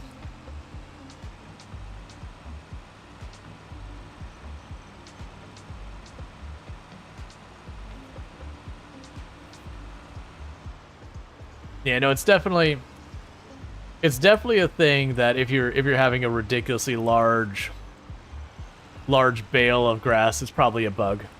This did just release like a little over a week ago, so it wouldn't surprise me if we find like under the very specific circumstances you can get a weird thing. You know, at which point clearly something is not doing what's supposed to. But that wouldn't surprise me. Alright, so we gotta get more of the spinach. But yeah, and for those popping in, I should probably introduce myself. So I'm Rual, Storge, do play a variety of games here on Twitch. I'm most known for my exploits in Project Zomboid, where I used to hold a world record for the highest kill count run ever streamed. 135,121 zombies killed on one character in one life in harder than apocalypse settings with no mods to change itemization or vehicles. Not all those conditions are for the record. It's just, I'll have people be like, oh, well, you probably turned off infection. Did not. I loved the person who was saying my record was illegitimate because I turned off infection. It's like, you know he died of infection, right? Like, you know that's actually what killed him in his run, right? But that said, that record's long since been beaten, and by non-small margin, because it went from like 135,000 was the record, and it jumped to like 970 something was the record that Mr. Lamprey set. He was the one who took my record and just kept going for like a full year. We had a number of friendly competitions between us. He's a real good guy, real fun guy. You did a terrible job of cultivating that field. But yeah. Well, that's the first time I've had them really botch it that bad. I wonder if it's a thing with rice, maybe. But that said, I am a variety streamer, and I do play a whole range of games. I actually haven't played much Product Zomboid in a hot minute. But that includes playing, like, I've done a lot of RimWorld, I've done, like, Oxygen Not Included. We just did a full Factorio run with the DLC. That was a lot of fun. I did 2 runs of Satisfactory. I'm obviously playing Farm Sim, which I played a lot of Farm Sim on the channel in the past. We just finished I Am Future. Yeah, Lamprey is good folk, but man, he shut the category down. That Karajan Chan. Yeah, that was I had people was like, oh yeah, someone will go ahead and take that record. I'm like, I don't think so. That feels very much like a forever record, because I'm pretty sure not even Lamprey wants to do that ever again. Considering, and I quote, the moment he died, the very first thing he said, this is a quote, is, "I'm free," yelling it with excitement. He didn't be like, "Aw, man." He was like, "I'm free! Finally!" Because that was, people tried to egg me on to try and take the record back. I was like, the answer's no.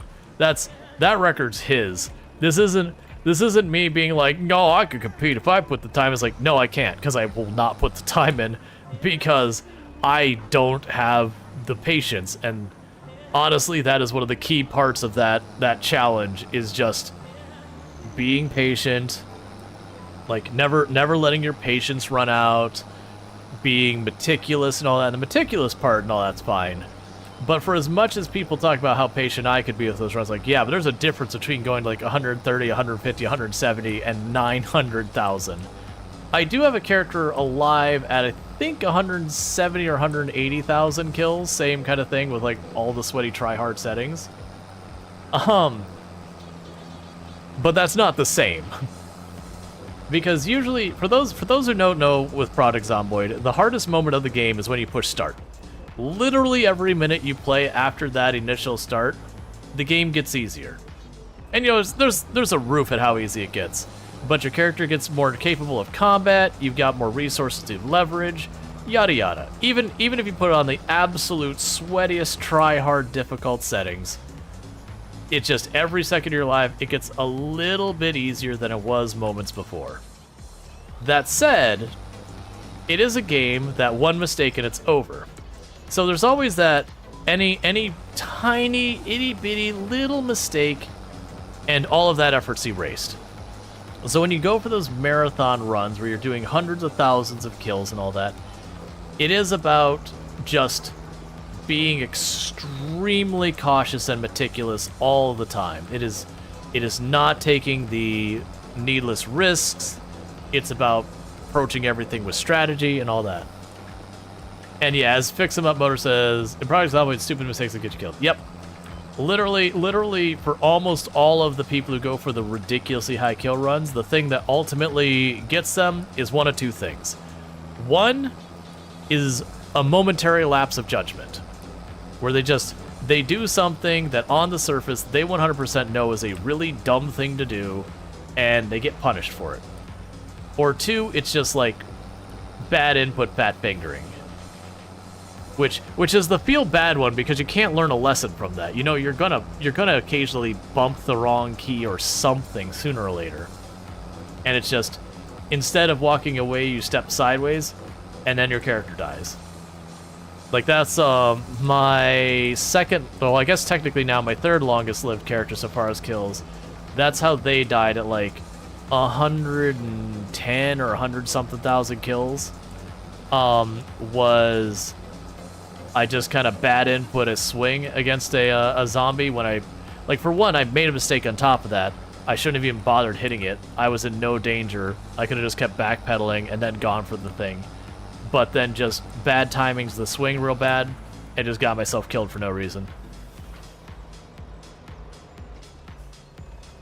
And then the character that I did set the record with, the way I died on that character is, and it's funny, I don't have a clip of this part of it, I even had, like, literally, like, 30 seconds to a minute before I died. Like, I had just woke up, you know, the character for that in-game day, and I'd gone, oh, the fog is really bad, I shouldn't be fighting in this. The visibility's poor. Poor visibility gets you killed. And I went out to fight in it, and I ran into a zombie that was wearing all gray, standing on top of the road that was gray, in, like, pea soup fog, and didn't move at all until I was standing directly next to them. So while I was fighting, the zombie was just chilling, completely ignoring me until I was standing right next to him, and they just grabbed me. And even going back to the clip, even today, it's like, if I didn't know that zombie was there from the clip, like, I'm like, you know, you'll go and be like, where's the zombie, chat? It's on the screen now. And you'll even know it's there, and you're like, I can barely make this thing out. And so it's just poor visibility got me killed. I just backed into a zombie and got grabbed. That's also what killed the next highest kill count run I did. Was I was clearing the prison, and there was just bodies everywhere. And so everything was just orange because all of the prison jumpsuits. And there was one zombie just kind of standing on the pile of bodies wearing all orange, not moving. And I just walked right into it, got bit. It's that zombie not moving, standing among the other zombies' corpses and all that. That's the way a lot of people lose their big runs. To a point that apparently in certain circles they call them mourners. That the idea is it's just a zombie standing among their fallen fallen brethren, just standing there until you get too close to dodge out of the way. And because there's just so much visual noise with all the bodies, you just don't see them. The other weird thing is that if you go into construction, you try to build the rice sapling greenhouse. The cheapest one is as big as the most expensive one. And the bigger... It's like bigger than the small and the medium size. Oh, weird.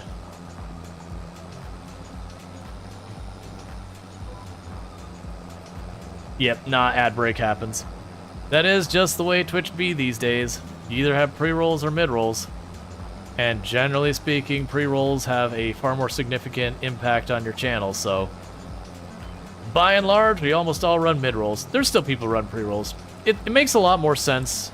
I mean, well, I'm mixed on the feeling. If you're a smaller channel, maybe it makes more sense to run pre-rolls. That one goes back and forth. I think it's one of those things that there isn't a right answer, there's a strategy. But that's true of like 90% of the stuff that people be like, oh yeah, always do this on Twitch. Or always do this when streaming, it's not specific to Twitch. And you'd be like, except that doesn't work for everyone. Like, I would even feel your game category might impact, you know, what strategies work better and all that with that kind of thing too. That certain game categories people might be a little bit more impulsive versus some categories people be far more methodical and strategic or whatever, or more likely to hang out, you know, regardless. Little A, little B. So it wouldn't surprise me at all if people get different mileages, even depending on, like, the same channel but different game category, considering how many people are new to a channel on any given stream.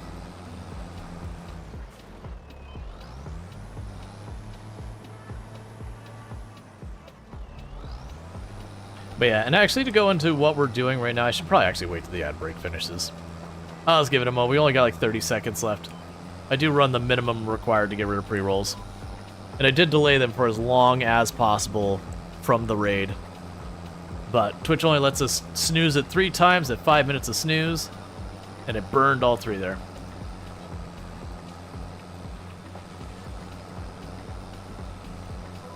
But the mid-rolls you might not even notice, as not many of them have audio or just batter ads.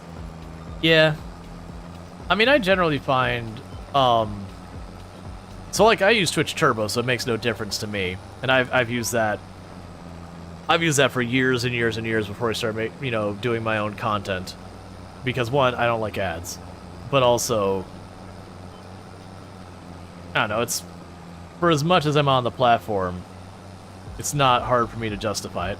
But anyways, welcome back to everyone who got caught in ads. I did snooze those as long as I could get away with. Twitch only lets us snooze them 3 times, and then they happen anyways. I do run the minimum amount of ads required to get rid of pre-rolls and not a second more. So, it is what it is. It is the nature of the platform. But with that, I forgot to actually say what it's even doing in the game. So right now, I am doing dare drops, and those allow me to get a hold of keys to give out to the community. So we've already given away 2 keys for the game. I have already done what I need to get a 3rd key. I just haven't received it yet. And then I have the 2 objectives I'm going up here will give me 3 more keys whenever they're done. Yeah, so with the rice greenhouse, that's interesting. I hadn't heard or seen that, because the only rice greenhouse I had is just the one that was already on this tile when I bought it. So yeah, so I don't... It's just a weird thing there. I'm assuming a lot of that stuff is going to get adjusted whenever we get, like, our first like, set of patches and all that, fixing whatever issues we've got.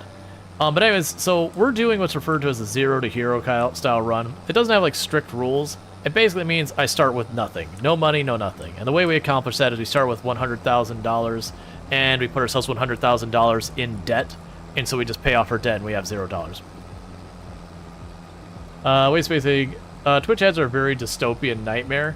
It's so close to some of the movie futures shown with 0 quality level and massive tech focus. Yeah. Yeah. Is this still a rice field? Yep. We're just plowing it because we harvested it, and so it's got nothing left for us until the next time we plant. And so the planting is April, and we harvest in August. I believe that was the last field I needed to cultivate, so that's good.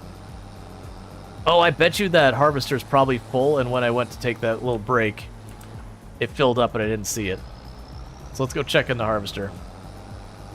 But yeah, notice, like, my whole thing with the Twitch ads is I think the volume of ads we get, while I don't like ads myself, isn't really that problematic considering you consider all content platforms. Twitch is honestly not even near the top for being the worst.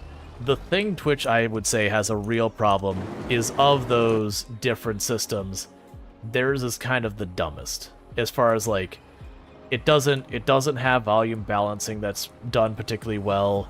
It'll repeat the same ad like 5 times in a row. The targeting is basically just game category and region. They have recently added tags and content labels, from my understanding. So, for example, if you have a content label that says, hey, I've got sexual content or whatever, I've got gambling or whatever, then you might actually deliberately choose to avoid targeting your ad in that, or you might do the reverse and try to target into that ad, like space, because there is overlap that you might want that. You know, with the gambling one, there are legal casinos that are regulated and all that. That's still allowed on Twitch. Whereas the stuff that's unregulated and all that, that's not allowed on Twitch. So you could get, you know, you could potentially get an ad to go to Las Vegas to check out, the Luxor. And that might deliberately say, hey, well, I want to be in with the people gambling because those are my people. And that would make sense. But that's been a recent development that they've gone and added tags to that. So you see like the little thing on the bottom of the channel that says like, oh, English, ADHD, strategy, no backseating, those tags. One of the new changes is that ad platforms appear to be able to target those whether they say, I do not want to be shown in this area, or I do want to be shown in this area. Yeah, like that's, I've had, not in a while, but I used to have a lot of people be like, oh no, the YouTube ads are so much better, you can skip them. It's like, YouTube can have ads that are literally 48 minutes long of a singular ad. There are ads that go over half an hour for a singular ad that have made the news. It's skippable, but only if you're there. How's the game? Really good. I've very much been enjoying it. If you like Farm Sim 22, it's that plus more. Like, you literally, like, you lost a couple specific vehicles and all that, but, you know, that's not unusual. A lot of those got added back in by mods, by the devs. They're just not in it without mods. Not all of them, though. Never played the series? Gotcha. If you like simulation style games, it's right in line with there. So if you like games like, say, like American Truck Simulator, Euro Truck Simulator, Microsoft Flight Simulator, there's a very good chance you could get in that. Speaking of Las Vegas, did you watch any F1? I'm not really into like sports and racing and that, so no, I didn't. Like, it's cool. Like, you don't have a problem with it. But for me, watching cars race around has never really been a thing. It's kind of the same way I look at a lot of the sports stuff. I'd rather do it than watch it. And so, like, there's like I have like, oh, that's not interesting. Party foul, yada yada. It's nothing like that. It's just I don't watch much. Like I watch people do stuff on Twitch, but that's more interaction. But as far as just consuming without watching, like consuming without interaction, I tend not to do nearly as much. Let's see, you have Farm Sim 19, and you're glad not to see space car traffic. Yeah. Yeah, no, that's and you can disable the cars in this one if you want. The traffic is also better in this one, that they'll actually pass you and stuff like that, which is something they didn't used to do. They would just sit behind you and honk. Let's see, the worst ad you saw on YouTube was 5 minutes unskippable, reloaded the video fast to have a 1 hour skippable as well. Yeah. Well, that's the thing. Like, when you get a bunch of skippable YouTube ads, it's not that bad. But that's only if you're at your computer actively sitting there doing that and not using it for background noise, which a lot of people do. Is they'll start a couple videos or whatever, and it'll be background noise, and then the ad will happen, but you know, you're in the middle of doing the dishes, so you're like, great, I've been listening to this ad for 8 minutes now. Please. My hands are all covered in soap and water and all that. What mode is this? There's not really modes in Farm Sim. There's just playing Farm Sim. Like there isn't like a survival mode or a creative mode or a free play mode or anything like that. It's just Farm Sim. But so yeah, like I used to get people all the time be like, oh, the ads on Twitch are so much worse than YouTube. I was like, I don't know what you're talking about. Yeah, there's starts and settings. Yeah, so basically you've got 3 maps in the base game, not counting mods, to choose from. And then you can just say like your economy difficulty and like how much money you start with. Do you start with equipment? That's pretty much what you've got for controls here. So we've got you. I brought you back. And now he died. And all that. So let's quickly check on the temple we've been building. Right. So to get into what I was doing here. So we're doing the 0 to Hero challenge, where basically you start with $0 and you build up from there. No loans or leases allowed. I do make an exception for the things they give you with the contract. We'll be doing a Survivor Man challenge later, which is like the more sweaty try-hard version of this, which is you start on the map with like basically the only buildings there are just the things physically required for the game to function. A place to buy your tractors, a place to sell goods, a gas station, and a repair place. Usually they'll have like an animal dealership as well, but you get the idea. So you have just those handful of things, and everything else is just wilderness. And then you start with that with 1 piece of land, a chainsaw, and a dream, and no money. No loans or leases permitted of any kind. On the hardest economy settings. So we're doing all that, except we don't have the map because those modded maps aren't available yet, because the game did just come out. But with that, we've been slowly building up because I'm trying to do the dare drops, which is part of the reason I am allowing myself to do the contract stuff where normally I wouldn't, because I'm willing to suck up my pride on this a little bit to save my community. Like, we've already got 2 keys out, so it's like $100 worth of game that people didn't have to buy. Is this a modded map? Nope. There are really not many modded maps out yet. They are just starting to trickle out because the tools for editing the maps only came out like 2-3 days ago. So most of the maps we're getting now are like empty map with trees, empty map but Europe, empty map but, you know, Asia, empty map but that.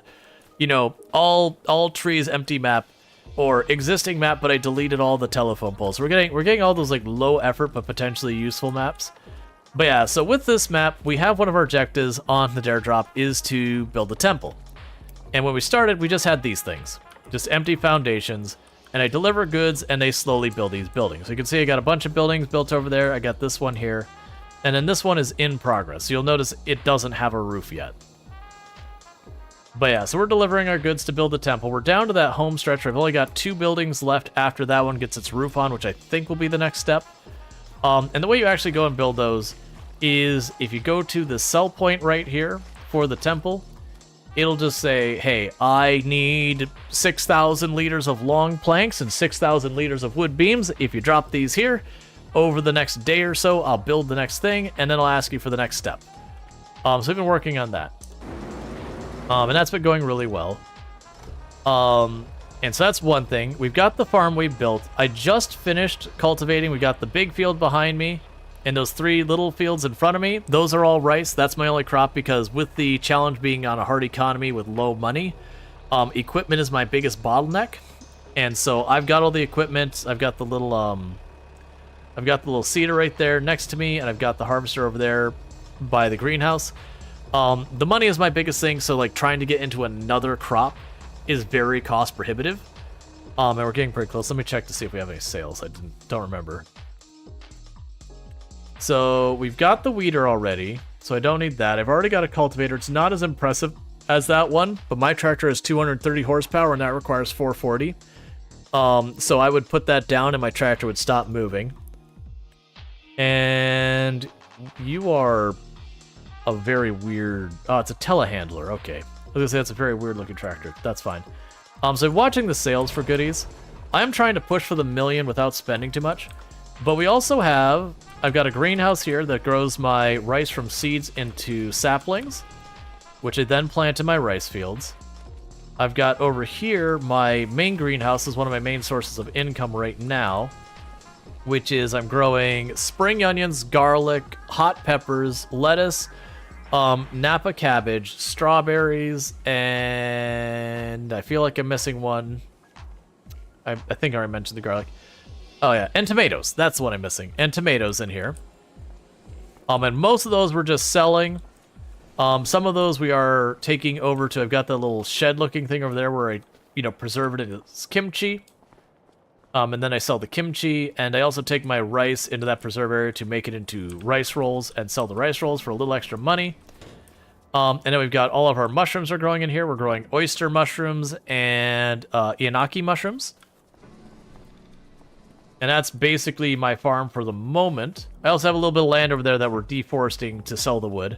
I also have a sawmill down here where I'm converting all that wood into lumber, both for the temple. I'm sending it all to the temple, but I'm selling at the temple, so it's basically money and some progress towards the temple. I'm also buying tons of lumber for the temple to save money, a lot of that. Speaking of which, let's check our production lines. Okay, so we do need water in our greenhouses. You're all doing fine. You're not overloaded. And the sawmill's doing fine. Okay. So, first we can deal with you again. Do buyers come to buy? No. So, the way this game works is you grow your crops. I'm actually about to... Well, no, I'm not, because this isn't full. Basically what'll happen is you'll take your produce, whatever it is, and there are sell points. So you have, like, the local restaurant, you can go and grab a bunch of mushrooms, and the local restaurant will buy the mushrooms for you. So you drive them over to the restaurant, you drop it at a spot, and the restaurant goes, cool, here's your money. There is a little bit of an exception to that with your production buildings.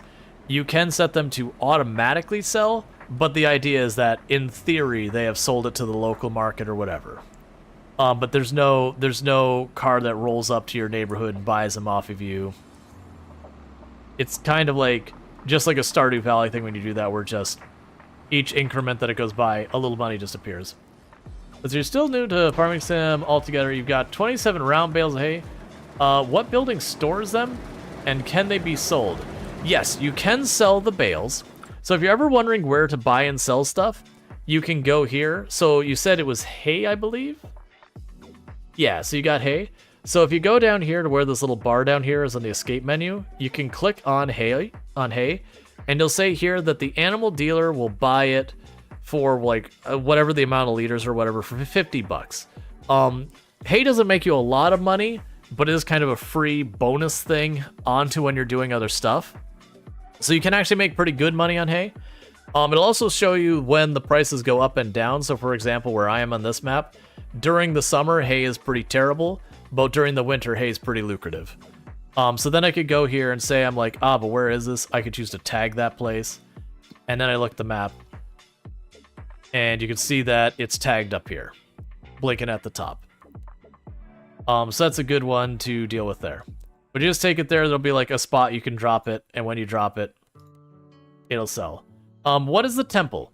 So all of the new maps have like a big project you can work on for the community that in practice you bring goods to it, you drop it off, and little by little it builds that building. And so for this map, it's a temple. This is a vaguely non-specific East Asian map. It's got like some influences from like Indonesia and China and Japan. So it's not a specific real location or anything like that. Just kind of a vaguely East Asian map.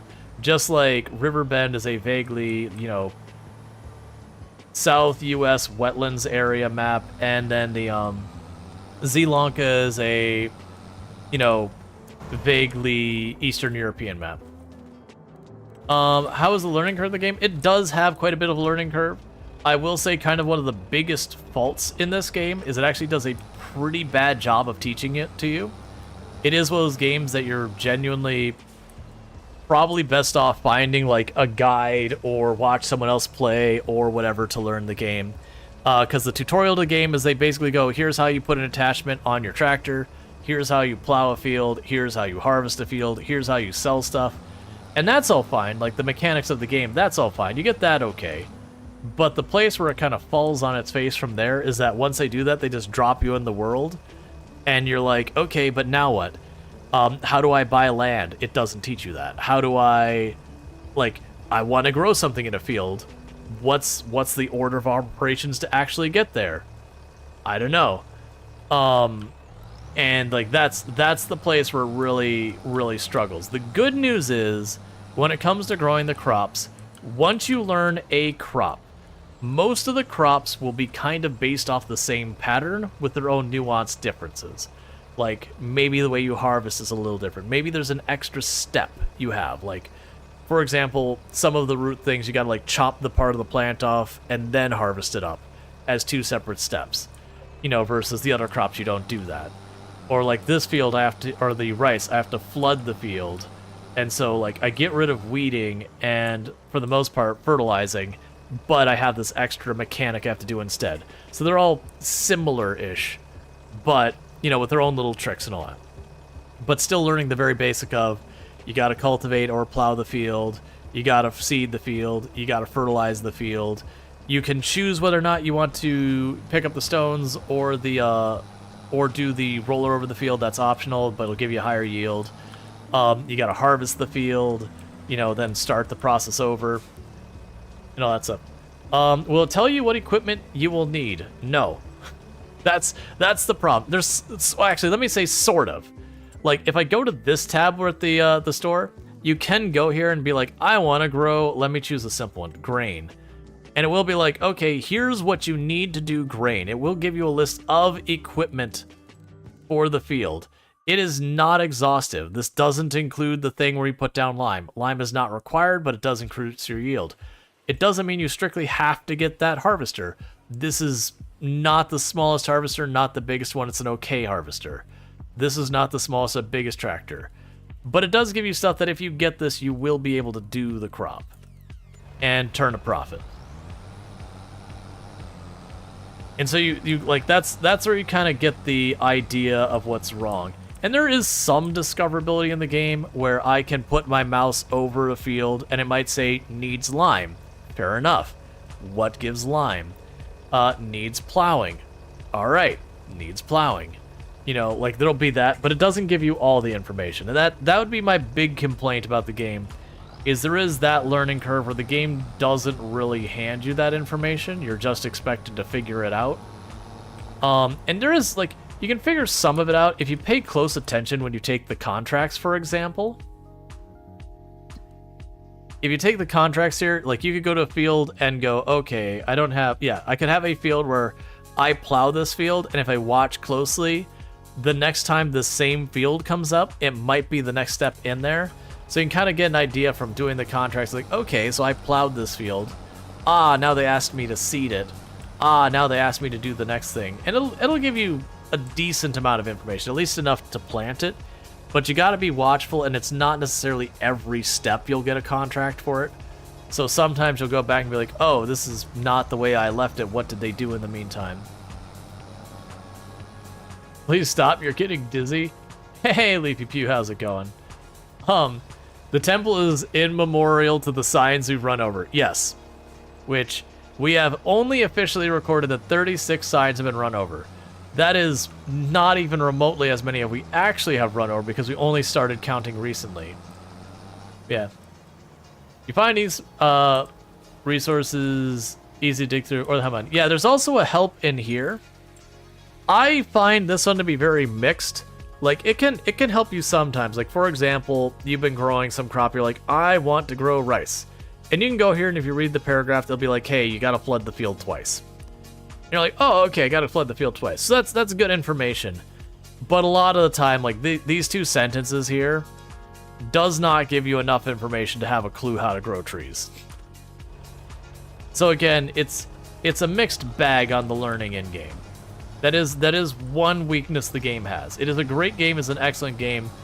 It is a game that it does help to watch others play it. It does help to watch guides. It does, you know, if you're cool with it, doing a bunch of trial and error. But as well as ones that once you kind of get the basics down, then it's not too hard to go from there. Alright, so we got that done. So the next thing I'm going to do is while we're waiting on... Let's actually check on...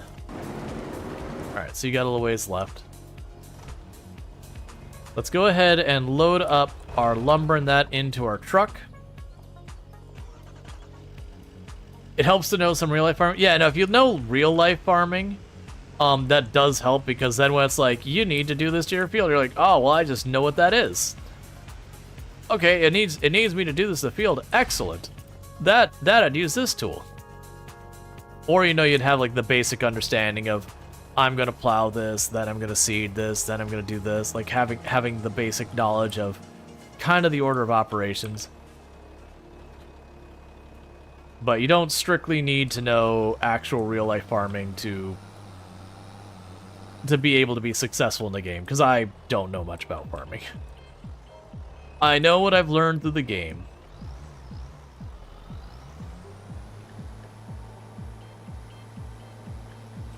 Some people use this game to be a real-life farmer. Like, to learn? I mean, don't get me wrong, you'd learn the process in that regard, but that's very, like, that'd be very different from, you know, actually getting involved and learning the trade. Yeah. No, I got you. I was about to say, like, you're new to the game. What? That said, I do know there are a lot of people who do in real life farm who also enjoy watching and or playing the game, which it makes sense. We've talked about with all these, like, you know, simulating work kind of games, they kind of take the good fun things that you do in the job and just try and keep as much of that while getting rid of all the things that make the job unpleasant. So, like, I'm not having to fill out a bunch of paperwork because I'm buying all this stuff. And I'm not having to sit out in, like, the heat with no AC in this vehicle doing all this. I don't have to worry about if I mess up that I might lose tens and thousands of dollars to hundreds of thousands of dollars because I just damaged a very expensive piece of equipment. You know, you don't have to deal with the fact that, like, you could plant your crop and just, for whatever reason, have a particularly bad year of weather, and now suddenly you're out of a whole lot of money.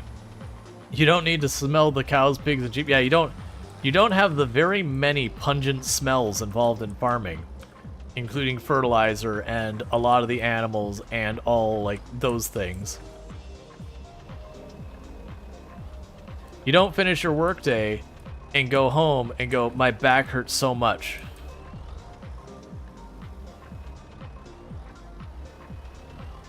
You You don't get hemorrhoids for being stuck in a seat for long hours working a tractor, or more than likely a harvester or whatever, and being on your butt all that time, and how sitting and vibration in you does not so great things to your body. This game makes you appreciate what real farmers go through daily. Yeah, I mean, it obviously doesn't cover half of it, but yeah. It takes all things. You don't have to worry about soil moisture content, nitrogen, phosphorus content in the soil either. Correct. Oh yeah, I still got those. So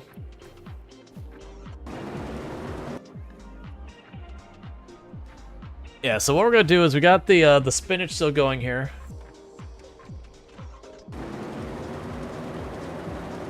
And once we finish with the spinach here, we're gonna pay out. I'm not gonna be able to get this whole field, sadly, in there because I have to keep emptying the spinach. What's gonna end up happening, it's gonna do that thing where it hits 80% of the field, and then, like, nearly instantly finished. Yeah, moisture content of the grain, or, like, in the game, as long, like, there is a mechanic where if you don't harvest your crop in time, it will wither and you'll lose it. But once you harvest crop, it lasts forever. It doesn't have an expiration date. So it is genuinely a strategy in the game to go and, like, get a harvest of tomatoes, toss them in a warehouse, let them sit there for like 8 months to when it reaches its best price, and then sell it at its highest price. In real life, there's not many crops you could just chuck into a bin and let sit there for 6, 7, 8, 9, 10 months, and that crop still be any good on the other side. There's not none, but it's not a long list. And tomatoes are not on that list. I can assure you. Pretty much fruit in general are probably not on that list. There are some crops that, like, I imagine a lot of crops that you could dry out as long as you store them in the right condition after that. They can sit for a pretty long time before they start getting compromised.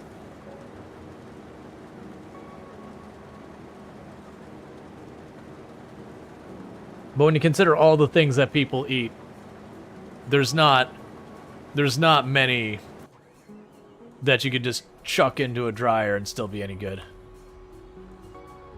Back in the day, they had to do this all by hand. Yep. Where your thresher was just a person with a big scythe, just going out the field, just reaping. Then someone else would go and collect it all. And then it'd take it to a windmill. Well, I mean, first they'd hand separate it. And then it'd take it back to a windmill, put it on the grindstone, and let it slowly turn and crush the grain into your flour. Just two big rocks just doing rotations over top of each other, just smashing everything up in between.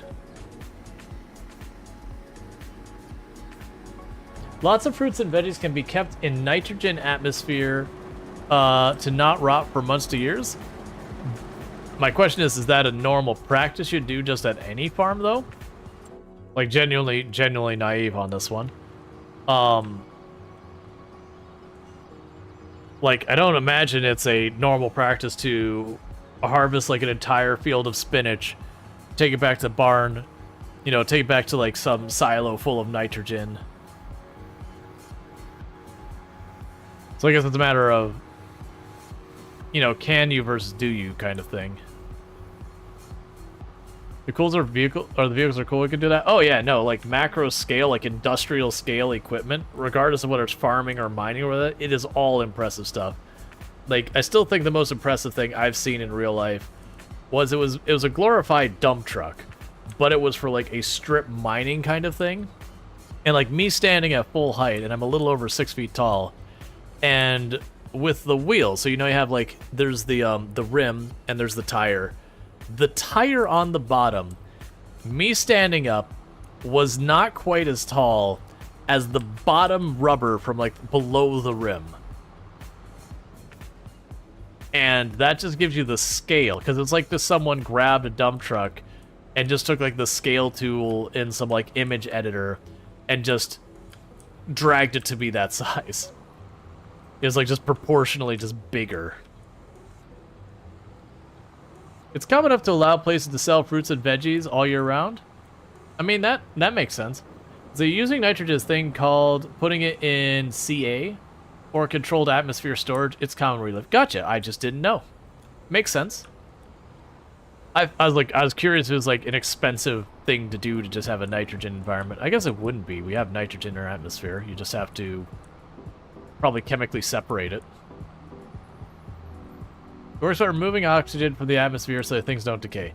Yeah, that's exactly what I was thinking. It's like splitting. You know, we already have nitrogen here. We just have to separate out the other stuff. Whether you separate it out to get the nitrogen into the space or you separate the other stuff out from the space is kind of, you know, just what way your air pumps and all that are working and whatever your filtration means are.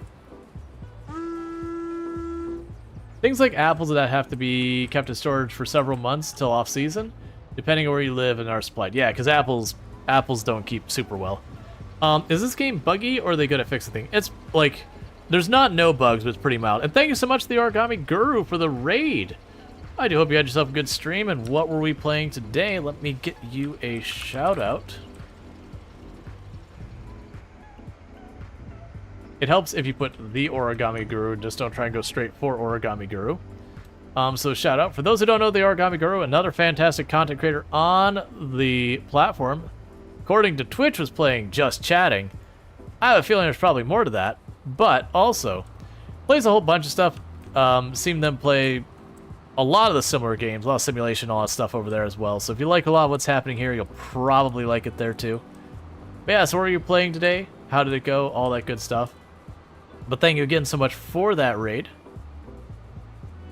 But, yeah, I actually haven't caught where you're, like...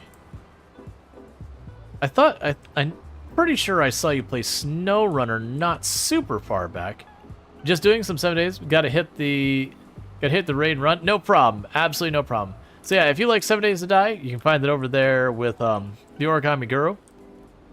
Again, highly recommend. Definitely worth checking out. Leaving a lurk? Well, that's appreciated. You get, you know, you sleep well, you recover. Long streams and all that. But welcome in, Raiders. For those who haven't, you know, met me before, I am Rual Storge. Watched a movie first. Gotcha. But yeah, so I'm Rual Storge. I play a variety of games here on Twitch. I'm most known for my exploits in Project Zomboid. I used to hold a world record. I'm not going to go through, like, the whole stats and everything, because I literally just did that 30 minutes ago. But I do play a whole variety of content on here. RimWorld, Project Zomboid has been in the past as well. Thank you for the follow. Welcome to stream. A lot of simulation, a little bit of survival, crafters, and all that kind of stuff. We did a playthrough of I Am Future recently, which is a cozy survival game. We've done Factorio, Satisfactory. We're doing Farm Sim. We've done American Truck Simulator. We've done SnowRunner in the past, not in a good while, but, you know, you get the idea. A whole bunch of stuff. Let's see. Calamitous Ghost saying, incidentally, it isn't quite nitrogen used. Though the nitrogen is part of it, it's a chemical used to replace the oxygen is ammonia. Makes the area very dangerous to be in. They also lower the temperature as part of the process. Yeah, no, there's a lot of games who have done the ammonia atmosphere kind of thing, because there are actual planets out there who have ammonia-based atmospheres and all that, and they really like to sell how incredibly dangerous the atmosphere is.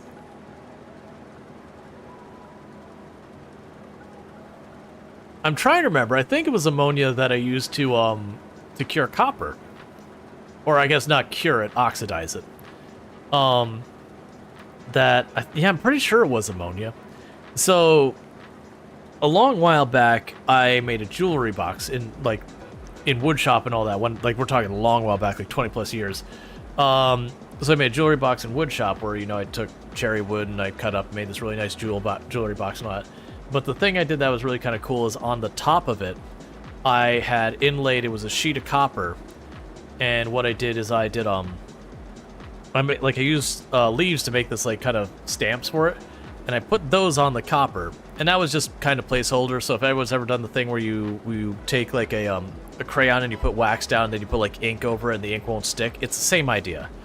But what we did then is I took a tub, we put ammonia in it, and put the copper in there and closed the lid.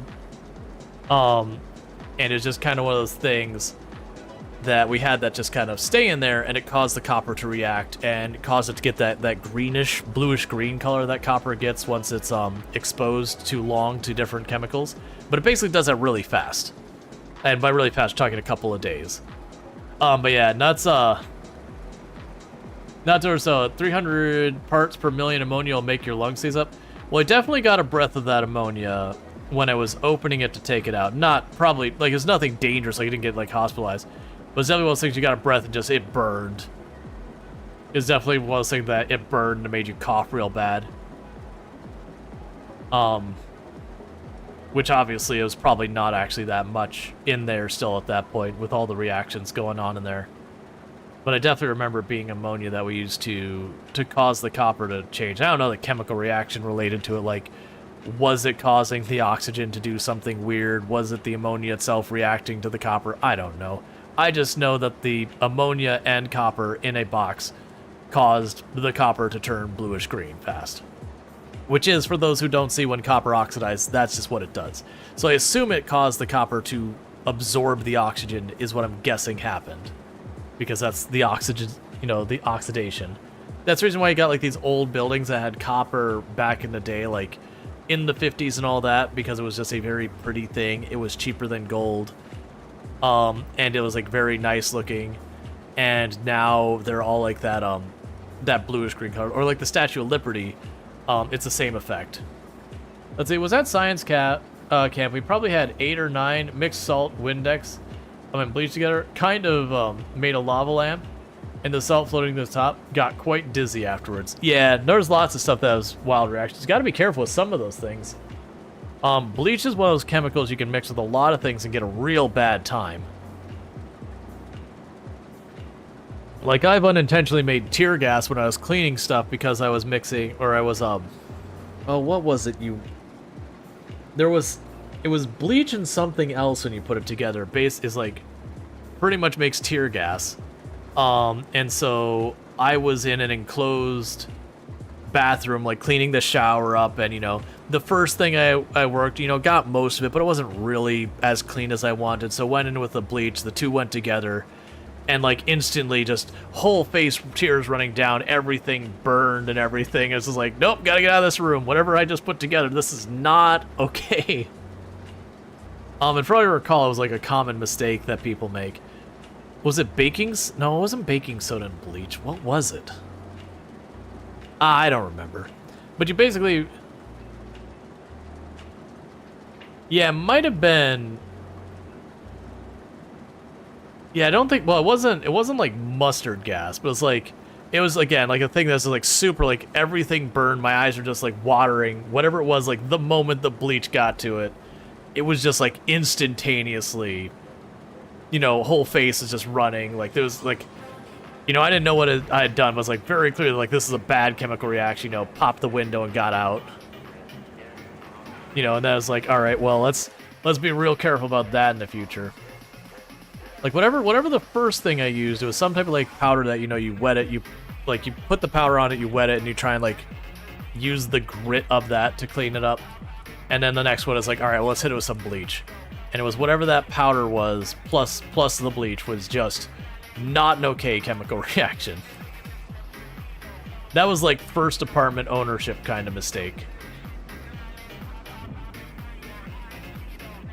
It's the kind of thing you do that, unless you just happen to have run into someone making the cautionary tale, you'll be none the wiser you're doing anything that maybe you shouldn't. Because it's just not a thing you think of. You're like, I have this one cleaning agent, it didn't do the job. Let me try the other cleaning agent. What do you mean these are very dangerous together? Well, it wasn't Windex. I'm 100% sure it wasn't Windex, because I was trying to clean, like, tile and that, and I remember it was some kind of powder. But it could just be a powder that contained ammonia.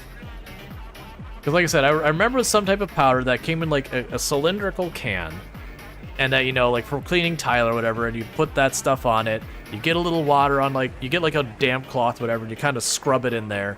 And I wanted to say the idea was the grit of that powder, whatever, would clean things up, if I remember correctly. And like I said, it did an okay job, but it was just like there's still a little bit that was. I know it wasn't like straight borax, but I don't know what it was. And thank you for the follow, Wickham Stream. You love that most people forget that bleach and chlorine are the same thing. And they tell us not to drink bleach and then put chlorine in water. Well, I mean, usually with that, you're talking like super duper duper trace amounts versus, you know, people at home being like, I just gotta toss a bleach tablet in here to sanitize my water. It's like, well, first, your water's fine. But also, second, don't do that. It's already got some in there. Don't do that. Especially if you're just going to take a tablet and not read the directions on what the volumes are. Because if it's a tablet expecting you to put like one of these in like 5 gallons of lake water, and you put it in a 1 gallon to 1 tablet, you're going to have a bad time. Likely involving the hospital or worse. I actually have no idea like what the ratio between being just dangerous and, you know, don't call the hospital, call the mortician or kind of levels are.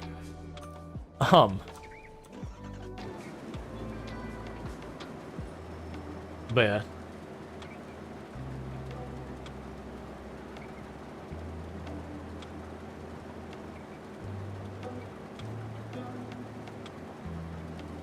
Oh yeah, no, I have most politicians, political parties, all that I have manually added to AutoMod to just get ahead of that. Stuff sneaks by because, like, you know, I didn't think of an abbreviation, or, you know, it's not an agency or whatever I'm familiar with. Borax is for killing bugs. Yeah, no, like whatever. Ajax. Let me that sounds familiar. Let me look up what Ajax is. That sounds familiar. Well, that's not gaming at all. That's a sports team. Cleaner. Yeah. Well, that's one's got bleach in it. That's not it. That looks, the container is right. But that's definitely not what I use because it's literally bleach. Like literally Ajax is got bleach in it. Also, weirdly, I'm trying to click on it to like zoom in and it's like killing the tab. Right, that's what I was gonna say, is it was a scouring thing for the first one, and then I went after it with the actual bleach, and the two things together was bad. But that does look like, I could show you what this is. Like, I can't seem to click on these, but yeah, so it's just where it's in that, like, cylindrical can like this. I remember the first thing I did was this.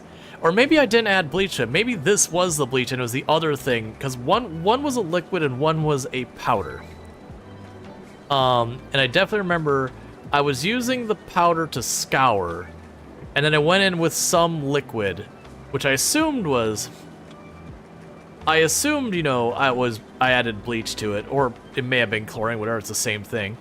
And it's just, like I said, I put the two together and it reacted, and it was just like it wasn't like you saw a puff of cloud or something or anything, nothing that.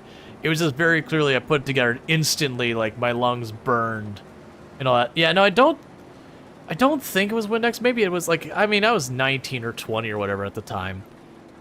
So maybe it was. I don't think it was Windex. I thought it was something in a bottle I poured out. But I mean, I'm going based on memory from 20 years ago, so flip a coin on if it's accurate or not. I just remember definitely doing the thing where I mixed two things on accident, where I'd done one and I tried to follow it up with something else to deal with it. And just immediately had to, like, pop a window and get out, because, like, just burning lungs and teary eyes and all that. Vim was the shake powder? Vim doesn't sound familiar. Ajax sounds right. Yeah, either way, the whole point was I put two cleaners together that were not meant to be put together, and it was a bad time. But it's the kind of things where you can make those types of mistakes. It's the same kind of thing that, like, for people who don't know, like, the grease fire thing, that people be like, oh no, I have a grease fire. It could have been Comet. Comet was another one to cylinder. I don't remember what Comet is, like, other than it's a cleaning thing, but it could have been Comet. Like, I'm like, I remember Comet being in that cylinder that you'd shake the powder on, and same idea. But whatever, it was like, that's the point. But like also the thing, like people who cook and then they get like a grease fire started and they go, oh no, it's a fire, let me put it out with water. And you do not use water on a grease fire. But it's one of those things that unless you've seen like the videos of the person doing that, just fireballing their whole kitchen, or, you know, getting someone who's a cook who'd be like, whatever you do, if this catches fire, do not put water on it. It's like, we got a special fire extinguisher for that, or you just, you know, remove from heat, put your hands up and back away. Yeah, you're from New Zealand, you had mostly British stuff. Yeah. I'm also trying to remember where I got that stuff from, because I don't think I remember ever buying anything like that. But also, it was an apartment, roommates, who knows. But yeah, so it's a whole thing. But there's like so many really terrible mistakes you can get that, you know, they feel like they're common knowledge, but then you also have to stop and be like, oh yeah, no, someone had to stop and tell me that. Or someone had to stop and like show me a video of it. That I could go on my entire life blissfully unaware, and it would have been entirely reasonable. Like, it'd be entirely reasonable to just not know you're not supposed to put those two things together.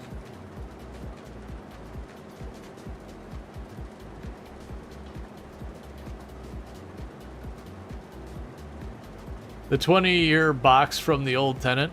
Yeah, well, I mean, most of the, because that would be like apartment life kind of thing. Most of the things when it comes to the apartment life here, you don't... XKCD 1053. I think I know which XKCD this is, without even looking at, just because of the context of where we're at.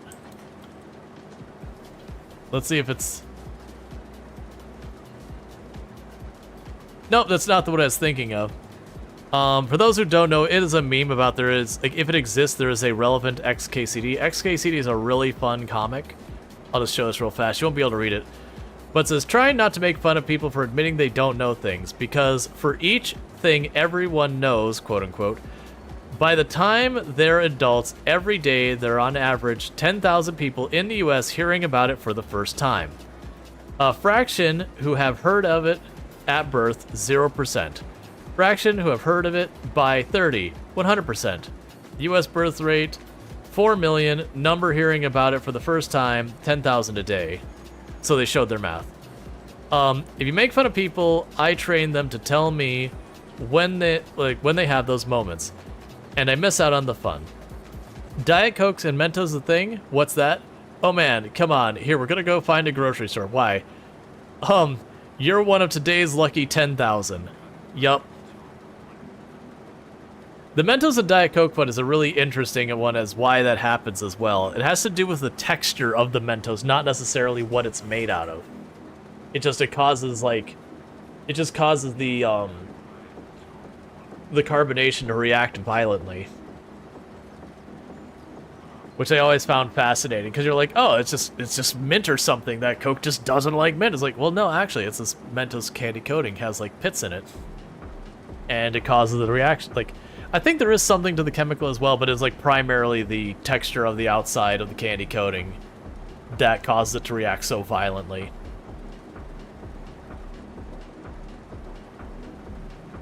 If you had a stone of the same texture so it doesn't dissolve, you just go to the Coca-Cola. Yeah, you just go to like the Coca-Cola, they got like the giant vat of where they're just making the Coke or whatever, and just go and just watch the whole thing go up.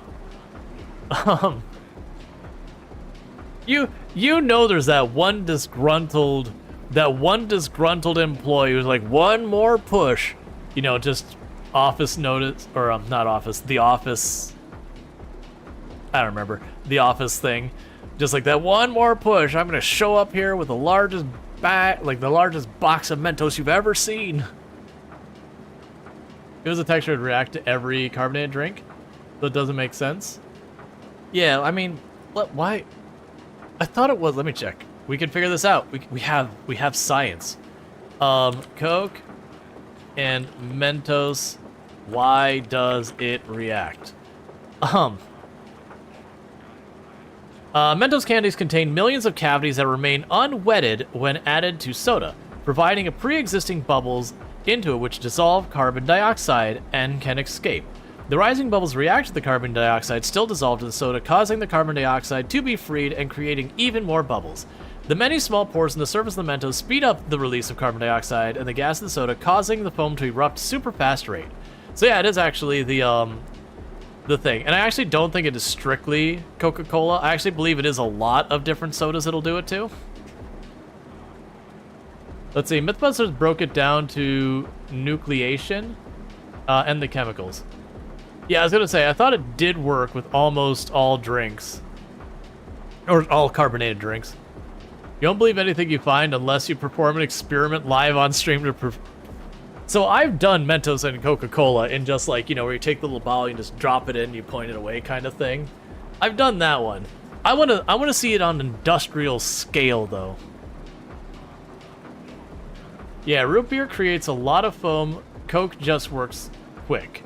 Yeah, so it's probably something with the it's probably something with what in Coca-Cola just make it react a bit faster or whatever. Yeah, so it's just like, you know, what dyes and flavorings and all that maybe affect the carbonation on. Now we need to test with all sodas. Yeah, now we just need the lab test of like the bench across the room with all of them. I would not do that indoors. Even on the front driveway, you know you're going to be cleaning up a mess when you're done. Rock salt worked even better? Oh, interesting. Let's see, if you pour champagne into a perfectly clean, smooth glass, it doesn't bubble. Interesting. But like then the idea is in reality is very, very little glass, you know, when perfectly clean is actually like perfect. Like there's gonna be some stylizing and design and all that which create ridges and all sorts of weirdness.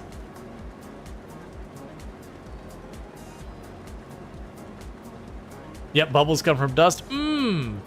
Human skin created bubbles, my favorite. For those who don't know, most of dust in your home is human skin cells. Also dirt. And other particulate. Because humans let off a lot of dead skin all the time. At least I could be wrong. You know what? I have not fact-checked that. That was something I read, and I did not fact-check if it was mostly human skin. That is easily one of those things that could be very well myth.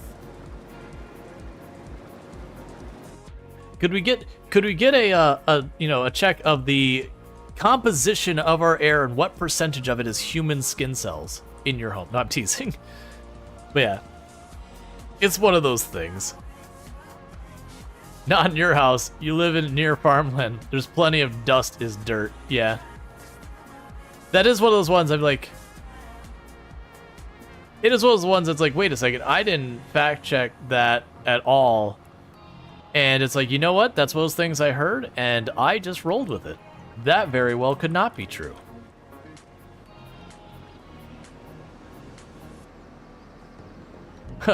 What is dust? Ironically, some cats are allergic to that human skin. Excellent. I mean, it's only fair if some of us are allergic to them. It's only fair that some of them are allergic to us. Did you know that there is nothing left from you from 7 years ago? Bone cells take the longest to replace at 7 years. Yeah, no, I've heard that one. That your body, because it is constantly duplicating cells, and then the old cells are dying off and being replaced and all that. That I didn't remember it was 7 years, but that, you know, it is a thing that there is no remaining parts of you that were the you from 7 years ago or whatever the amount of time is, because it is just replacing all the pieces as you go.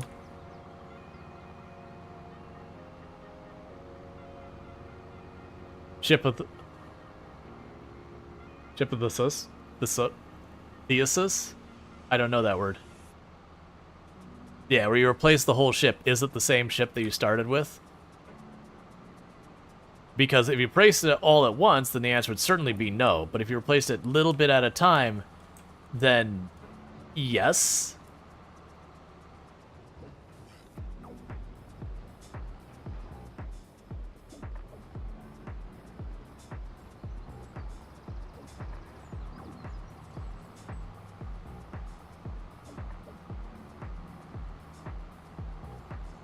Oh, thesis.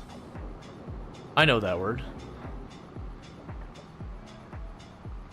It's been a long time since I've read thesis, so my brain was trying to overthink the pronunciation. And if you know the old ship, do you now have 2 ships of thesis? So if I took a ship and I replaced it part by part slowly over time, but I kept all the old parts and then I put them all back together on the other side, are they both the same ship? Or are they like 2 different ships? Is only one the same ship?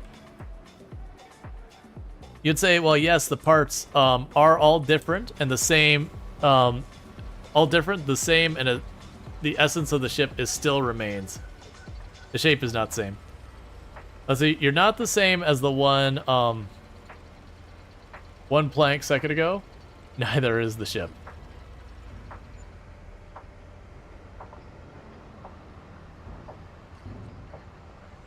Yeah, and that's all things we get to, like, philosophy and all that. At what point does the first ship stop being the ship of thesis? Yeah. Well, a lot of that, it's like one of those things that when it gets down to it, it's more of her own measuring the philosophy kind of it. Because, like, the ship doesn't care that the ship's had its parts replaced and all that. It makes no difference. The ship is still the ship, like, for all of its purposes. But it's more like how we define, is it or is it not the same ship? So it's our own human definition of it, and we can choose to arbitrarily change it however we want. And so it is kind of one of those things. And then with, like, an actual living entity, you know, that all gets into, like, what is consciousness and all that kind of stuff, where, again, philosophically, we could change where we draw the line in the sand and say this is and that isn't. See, the ship doesn't exist. It's just stuff that happens to do what the physics say it does to other stuff.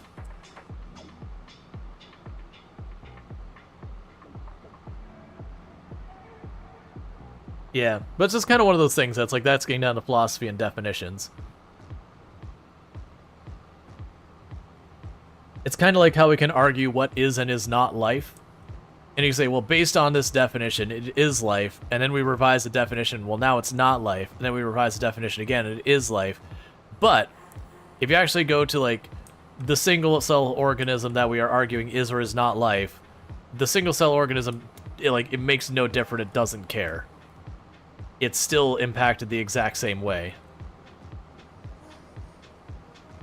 Alright, and that's the last of the field I'm going to be able to collect. So thankfully we're going to be done with the spinach for now. That is, I believe, the largest... I think this is the largest field on the map, is field number 2. It's one of them. It's definitely, like, in top 5. I think that's the largest one by volume. Yeah, I'm pretty sure that's the largest one by volume, and these two are also pretty close. Do we exist? No, existence isn't real. See, this is a simulation of if existence was real, which is very complicated on how they're running that simulation. It is advised to not question the simulation, as that will throw off the results of the simulation. So I'm going to need you to forget that we're running in a simulation so you don't taint the results, because otherwise you gotta run it again.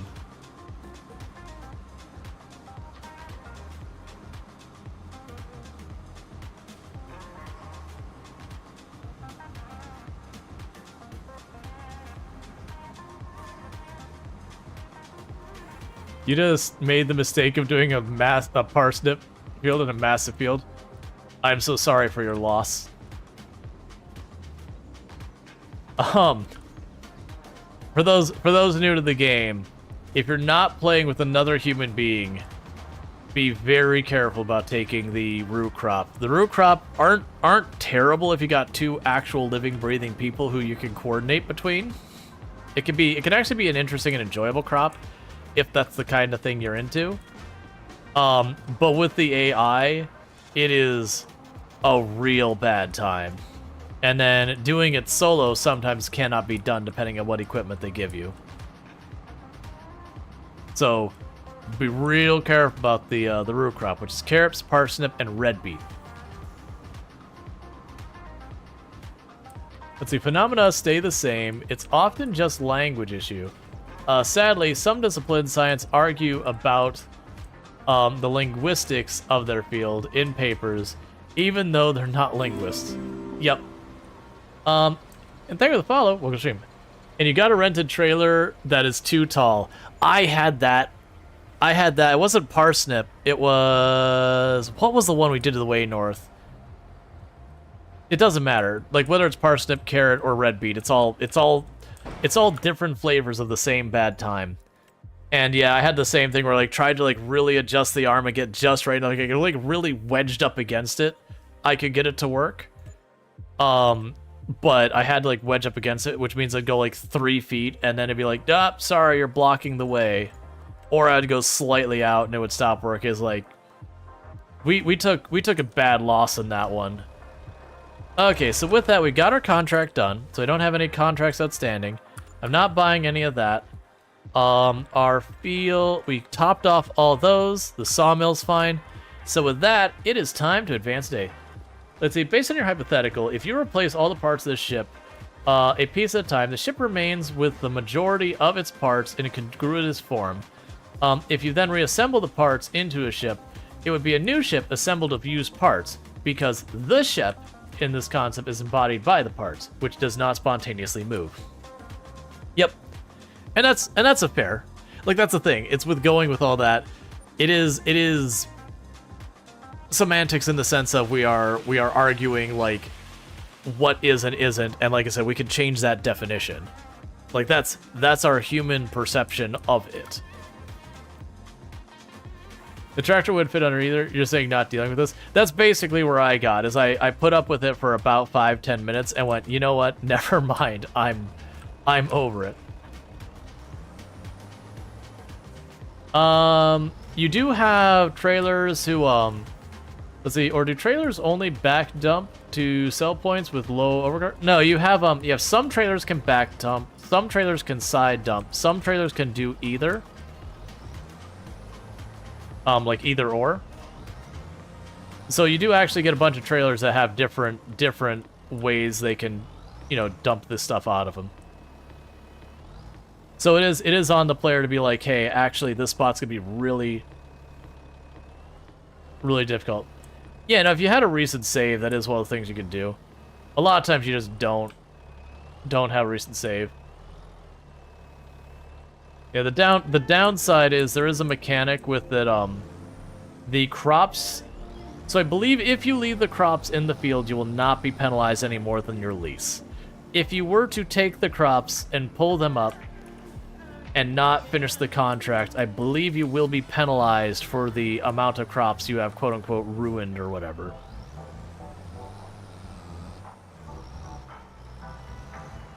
Oh, in Farm Sim 19, sell points with low overhead cover was a problem. I haven't run into those in 22 or 25. I mean, obviously custom apps could certainly do it. It could just be a thing that it could be something that Giant Software, you know, came to realize was an issue, and therefore stopped, like had like some hard policy about if you're going to have to do.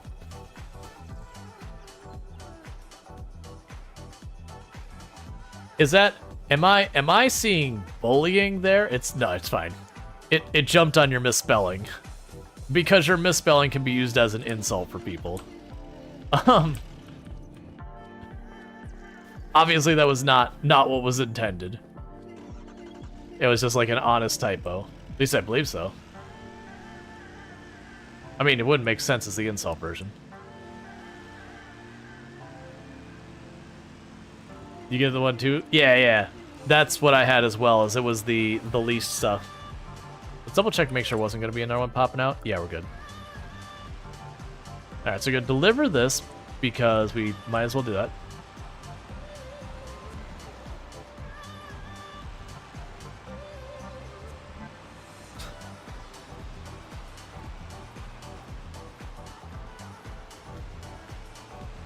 But yeah, there's not many contracts that'll get you in trouble, but that is one.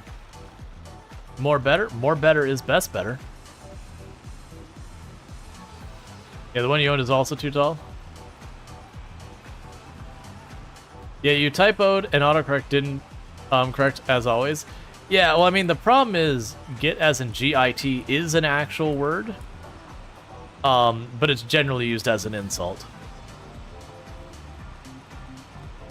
I wouldn't say it's used very, I mean, maybe in like UK English it might be more common, but in American English, while it is technically one that we could say, you don't hear it very often. Seriously, sleeping is becoming a huge pain. I'm sorry to hear that, Night Dweller. I know there's a lot of times you've stepped away, it's like, alright, heading to bed, and then you're back here in, 2-3 hours or whatever. It's like, oh, that's no fun. Dordzu, you've only heard of GitHub? Yeah, that's the thing. I've never heard it, I've never heard it used as the slur really here in the US.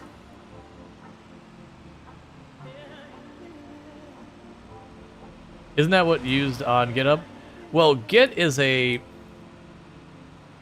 like a technology for source control, and like GitHub uses Git. But that's talking about technology term that happens to have a similarity to, like I said, I think it's a slurm that doesn't really get used anymore. But that's just why it flagged as bullying.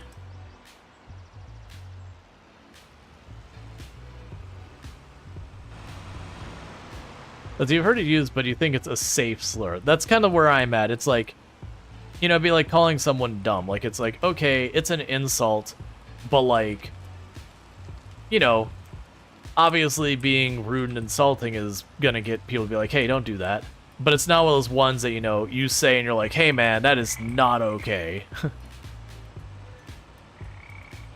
It's not one of those. Let's see, slang term used to use an insult to describe someone as being unpleasant, incompetent, annoying, childish, elderly, senile. Yeah, exactly. But like it's one of those ones that's like super mild.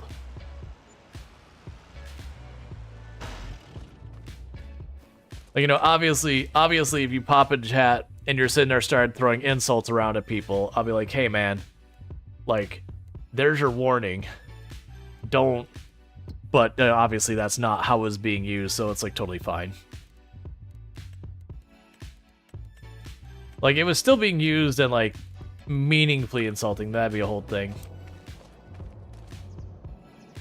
Alright, so let's speed up time real fast to get the next stage of the temple knocked out.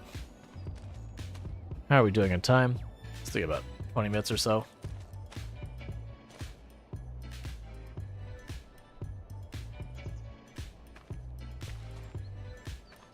Yeah, that's the thing. It's such a mild term that like as long as you're like not using, like, it'd be the same thing. Like if someone popped in chat and like started being like, hey, that person's dumb, they're an idiot, like that kind of thing, like just being straight up insulting about it. Obviously I'd be like, hey man, like that's not flying. Like, you may disagree with them, but yeah, obviously not. But, if someone's doing it in kind of a teasing way, then it's one of those ones that's mild enough that's like, yeah, teasing, it's fine, whatever. Yeah, no, you're good. Like, that typo is not a problem. Like, a massive 0 on the radar.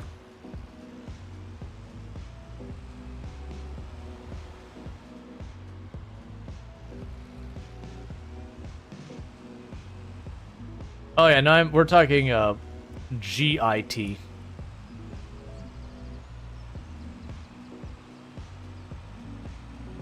Insulting guitars.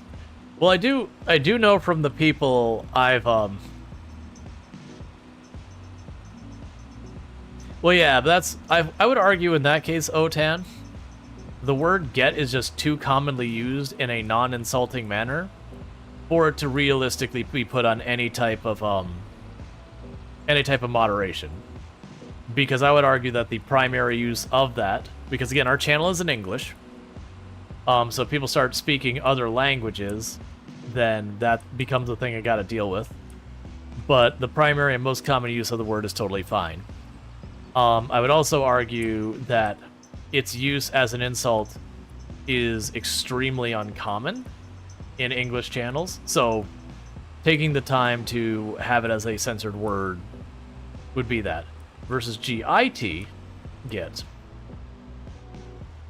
Like, I almost never see, because I imagine maybe if you're like in a channel that's talking about software development specifically, maybe it would be more common.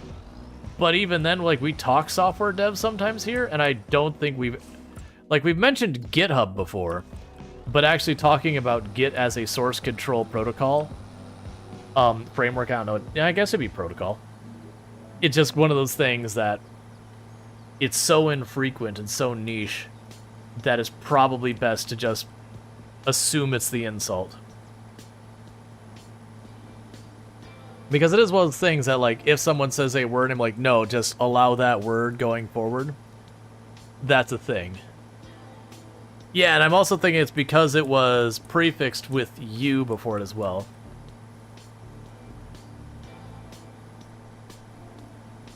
The most common use is source control. I would be surprised that's not the case.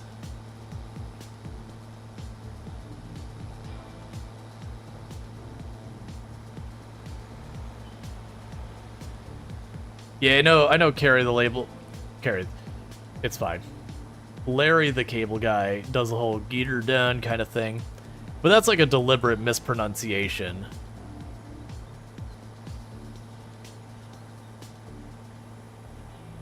Don't you usually refer to that as the repo in that case, rather than Git protocol? Well, that's the thing. Even when you're using Git, the only time you'd say Git referring to version control, if I was sitting there going, hey, you know, like, this is what I'm trying to say, Otan. Even as a software developer, I don't think I would say Git on a normal day, even though I use GitHub very frequently. Like, I might say GitHub, but I'm not going to say, hey, did you get it? Did you, could you submit it to Git? You should use Git, or whatever. I think about the only time it comes up is like, hey, what are you using? Are you using Git, SVN? I'm trying to remember the old Microsoft polls. Well, yeah, no, you could say the actual commands, git pull, git push, git commit. But most of the time in like Twitch chat, you're probably not having people drop source control commands into chat. It wouldn't be never. It wouldn't be never.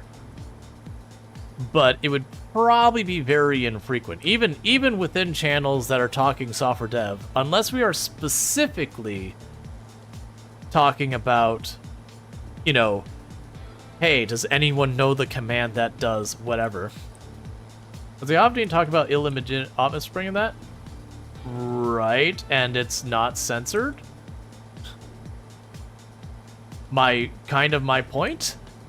The word get is not auto-modded because it's almost never used in that manner, versus the get as the insult is probably used more frequent than GIT as a source control command. I would argue we're agreeing in this sense that the insult get is not used as much as the proper normal to achieve to grab something get, and therefore don't auto-mod it, versus using GIT get with his, you, or whatever is more likely aligned with the insult version than any type of source control discussion. So to me, I look at this and be like, yeah, that makes sense. For all the things that automod does that doesn't make sense, like the one time the word "the" got automodded on me, and I kind of was like, wait, really? What's wrong with "the"? That being one that makes zero sense. Versus, again, in this case, I'm like, yeah, no, it makes sense. Maybe where you're talking about is an insult in Middle Eastern languages. Okay, if my channel was in that language, then maybe it would make sense for me to have that auto-modded. But we're in English, so... there. No, it's THE. I had one time it auto-modded THE in this channel. And it was just kind of one of those things I'm like, what? And it wasn't "the" and a word before or after. And clearly there's machine learning behind automod. And there is like, you know, good and bad with machine learning. Machine learning just detects patterns, and there's different models and formulas you can use to detect patterns, and it can be a very powerful and useful tool. But as any type of system algorithms, you know, choose your definition depending on the specifics of what you're doing, AI, machine learning, whatever, there's always going to be false positives, false negatives, correct positives, correct negatives. And with all that, you're going to get weird side effects and all that.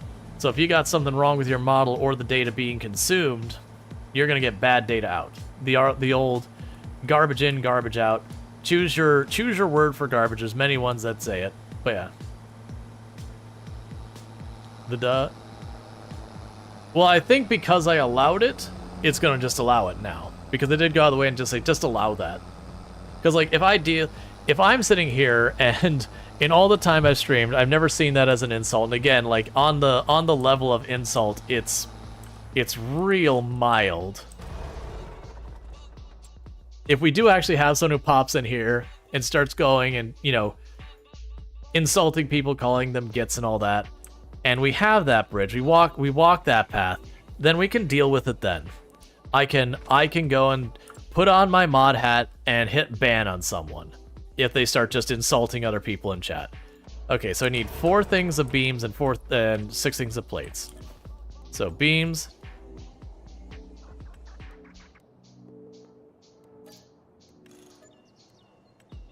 And then I need plates, which are around here somewhere.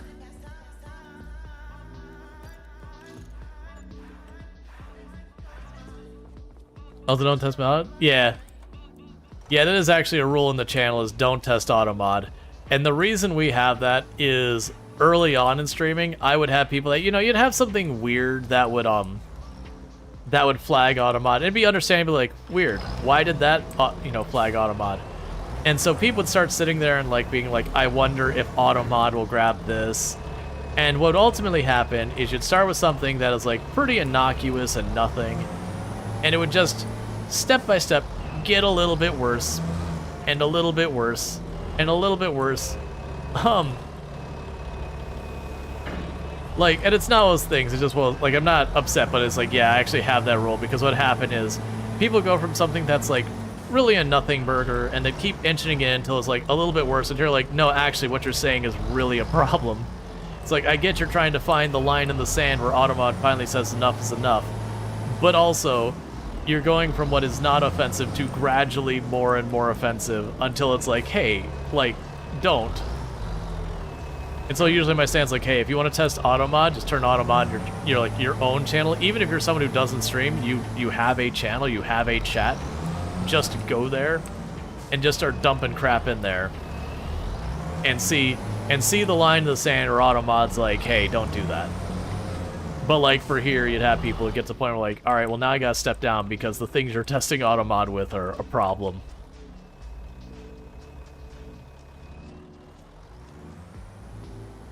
Yeah, so it is those things. Like, they see you as an insult in Portuguese, but a-hole, but you didn't make us stop using message chats to say bye to people. Except if it's Brazilian or Portuguese, of course. Same issue. Yeah. Well, and it makes sense that automod should be different in different languages, because there is... Watch it. Twitch ban... Well, Twitch won't ban you for things like... Twitch will ban you for automod. Now, granted, technically, if you weren't streaming and someone was lurking your chat and you sat there and just kept typing in racial slurs and all that, like back to back to back kind of thing, and someone screenshot your chat and reported to Twitch that you weren't moderating your chat, you could technically get yourself in trouble. I don't think it would stick, because you could literally be like, hey, in my defense, I was testing to see if automod was covering the stuff I wanted it to, and that would be an entirely reasonable argument. And the odds are one of those things that would... What do you think? Oh, chat won't... Yeah, that's fair. It wouldn't automod my own chat, so you'd have to get a second account to go in there. But you get the idea. Technically, someone could report you for it. The odds of that, I mean, the odds are higher that you probably get struck by lightning 3 times. Like, it's so ridiculously low. They just come up with a... Oh, that's not a way I came up with. Like, that was actually the really infamous thing about hate raids.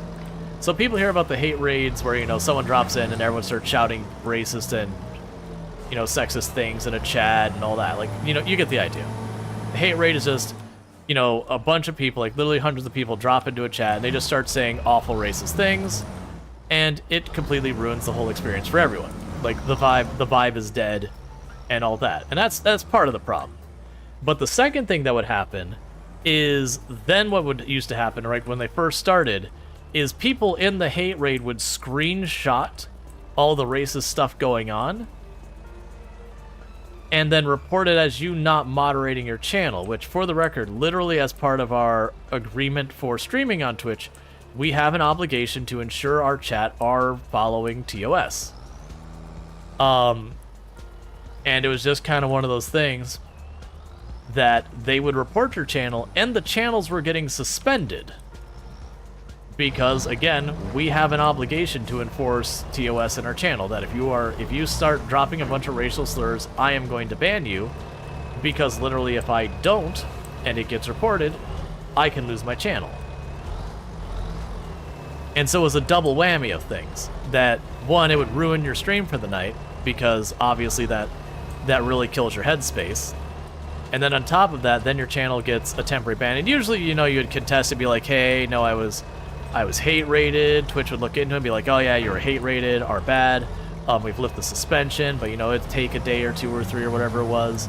And in the meanwhile, it's hurt your income, hurt your growth, all that stuff. Oh no, it was happening a lot of times. No, it was a very common problem, like very genuinely, like it was targeting different groups. So it was based on tags. So if you had like LGBTQIA plus tags, you were being targeted. If you were like, there's a lot of women streamers who were targeted by that. Hate raids are absolutely a thing. I've seen them multiple times. Not in my own channel. I've never been hate raided, but I have absolutely seen that. Will it fit in the truck? No, but it doesn't need to. We can just strap it on top. But yeah, no, it normally was bots.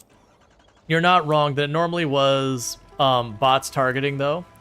That you just have, like, suddenly, 100 bot accounts show up or whatever, and it all starts saying really awful things. And it was genuinely not it was one of those things that, especially if you're in those targeted demographics, it wasn't a matter of if, it was kind of when you would be targeted. And it was obviously to target larger channels over smaller channels and that.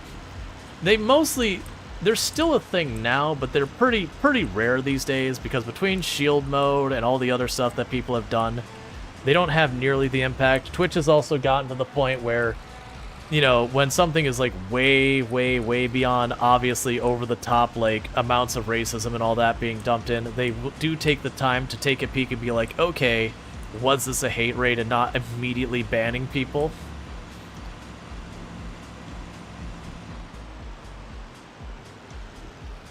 Oh, really? You only heard... Yeah. I mean, you'll probably hear that, because there's... Usually it's by groups that are not in the infected... Like, not by the affected demographics that get targeted. They'll be like, it's blown out of proportion. Like, you'll hear people like, oh, women streamers don't get that many terrible emails. They do. They do. Oh my god, they do. I could say from my own talking and conferences and just being on a panel with women at professional tech conferences where we're talking about software development and all that, if I so much as was supportive of a panelist who happened to be a highly visible woman, it was 50-50 chance if I'd get some type of sexist or hate email about how I was a beta cuck or whatever in my email after that panel. And these are, again, people who paid to go to a conference on behalf of their workplace and all that. Some who were dumb enough to use their work email accounts, which I loved to report to their HR when they did it. And I had a peer who is one of the main developers of a framework I won't mention to not dox them or myself. that goes, let me just share, because like I basically was like, man, it's like I got this really awful email from this panelist who's like, oh, let me show you this folder I have in my email. And it was a folder that was like, this is just in case something happens. I have all of this hate mail I get. So if someone, you know, attacks me or whatever, I can show that it wasn't some one-off thing, like that there was a history there.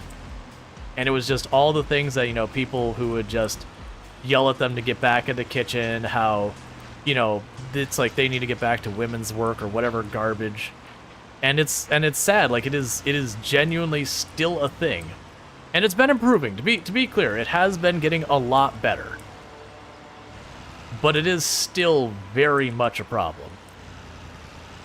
And it is a vocal minority, to be clear. It is like the 99.9% of people are genuinely not that big of a problem. You have some who have like the ignorant kind of sexism and all that, where, you know, they believe BS science that's unfounded. And then there's that small fraction who are genuinely awful, hateful people. Well, with their email work? Yep, more than once. And I know for a fact one of them did get fired because they were a partner company to the one I was working at. But yeah, 0.01% of 9 billion is still a lot of people. Exactly. It's a very small percentage, but it was enough that if you're talking to 100 or so people, you still usually like, you know, I said like every other, so maybe like 1 out of 200. And it's a thing. And so people will be like, oh, it's not that big a deal. And it's just one of those things like, no, you don't understand. It's still around. It's just, if you're not in the targeted demographic, you can be completely blissfully unaware of it. And it just sounds like overreaction. Saying, also, historically, women have been in IT from the very start. Computer used to refer to a job as employing the majority of women. Yeah, no, I've told that story a number of times. That, you want to know who the first software developers were? Women. Do you know who dominated software development at the beginning of its inception? Women. Because at the time, it was considered women's work because people thought of it as secretarial, even though it was literally software development and programming. And then people realized, wait a second, this is actually really powerful, and kind of said, hey, you're not allowed here anymore, get out. That's exaggerating a little bit, but it was one of those things that they basically got bullied out of the industry. And like, that was a whole thing. And you can look, a lot of stuff like cryptography, like not crypto like currency, but cryptography as an encryption, like a lot of that is based off of work that were, oh man, I'm gonna get the names wrong. I had this whole thing I wrote up before when I was like, as part of my promoting women in tech and all that. That was a bunch of like really predominant women in technology with like cryptography. The orbital mechanics is another one. That's one that's got a movie behind it and everything. Lovelace was one of them. But there's like just a whole bunch of like things that we take for granted today. Like the very first software bug detected, which was a literal moth, was like a literal moth in like the, because that's like the days when a computer was like a whole room, was like a literal moth in the circuitry. Was like the word bug was coined by a woman. Yeah, it was a relay, because she found a literal moth and there was a bug in the computer, but it was like an actual physical bug. But now here we are decades later and we still call them bugs. And that's where that comes from. It was like this big moth in a relay. But that was during the time. It wasn't, what was it, like the 70s that kind of flipped? That where it went from being predominantly women to starting to switch? Let's see, by Commodore on a ship. I forgot her name, but I made the list for the purpose of promoting women in tech part 2. Yeah. Was that an analogy computer? I don't remember what the computer was for. Like, that's the thing. It wasn't even about the computer. Yeah, electromagnetically operated switch jammed by a corpse of a moth. Yep. An analog computer. I mean, I don't remember. Like, it was a full room one. Like, that's the thing. Knowing the individual computers, I don't know what the tech they're working on. Thank you for the follow. Welcome to the stream. But it was stuff like, again, you know, when you get into mathematics of orbital mechanics, that was one of the ones that women primarily boosted forward. A lot of cryptography was based on technology that was primarily run by women at the time. When it comes to a lot of our debugging technology, a lot of that was primarily based on research and stuff done by women back in the day. When we get into the very first software compiler, very first code compiler was written by a woman. So like every compiled language that exists, whether it's just in time or anything, wouldn't, I mean, it may exist as someone else figured out, but based on that technology, that was created by women. So if we look at the tech in software, it is built on the shoulders of women.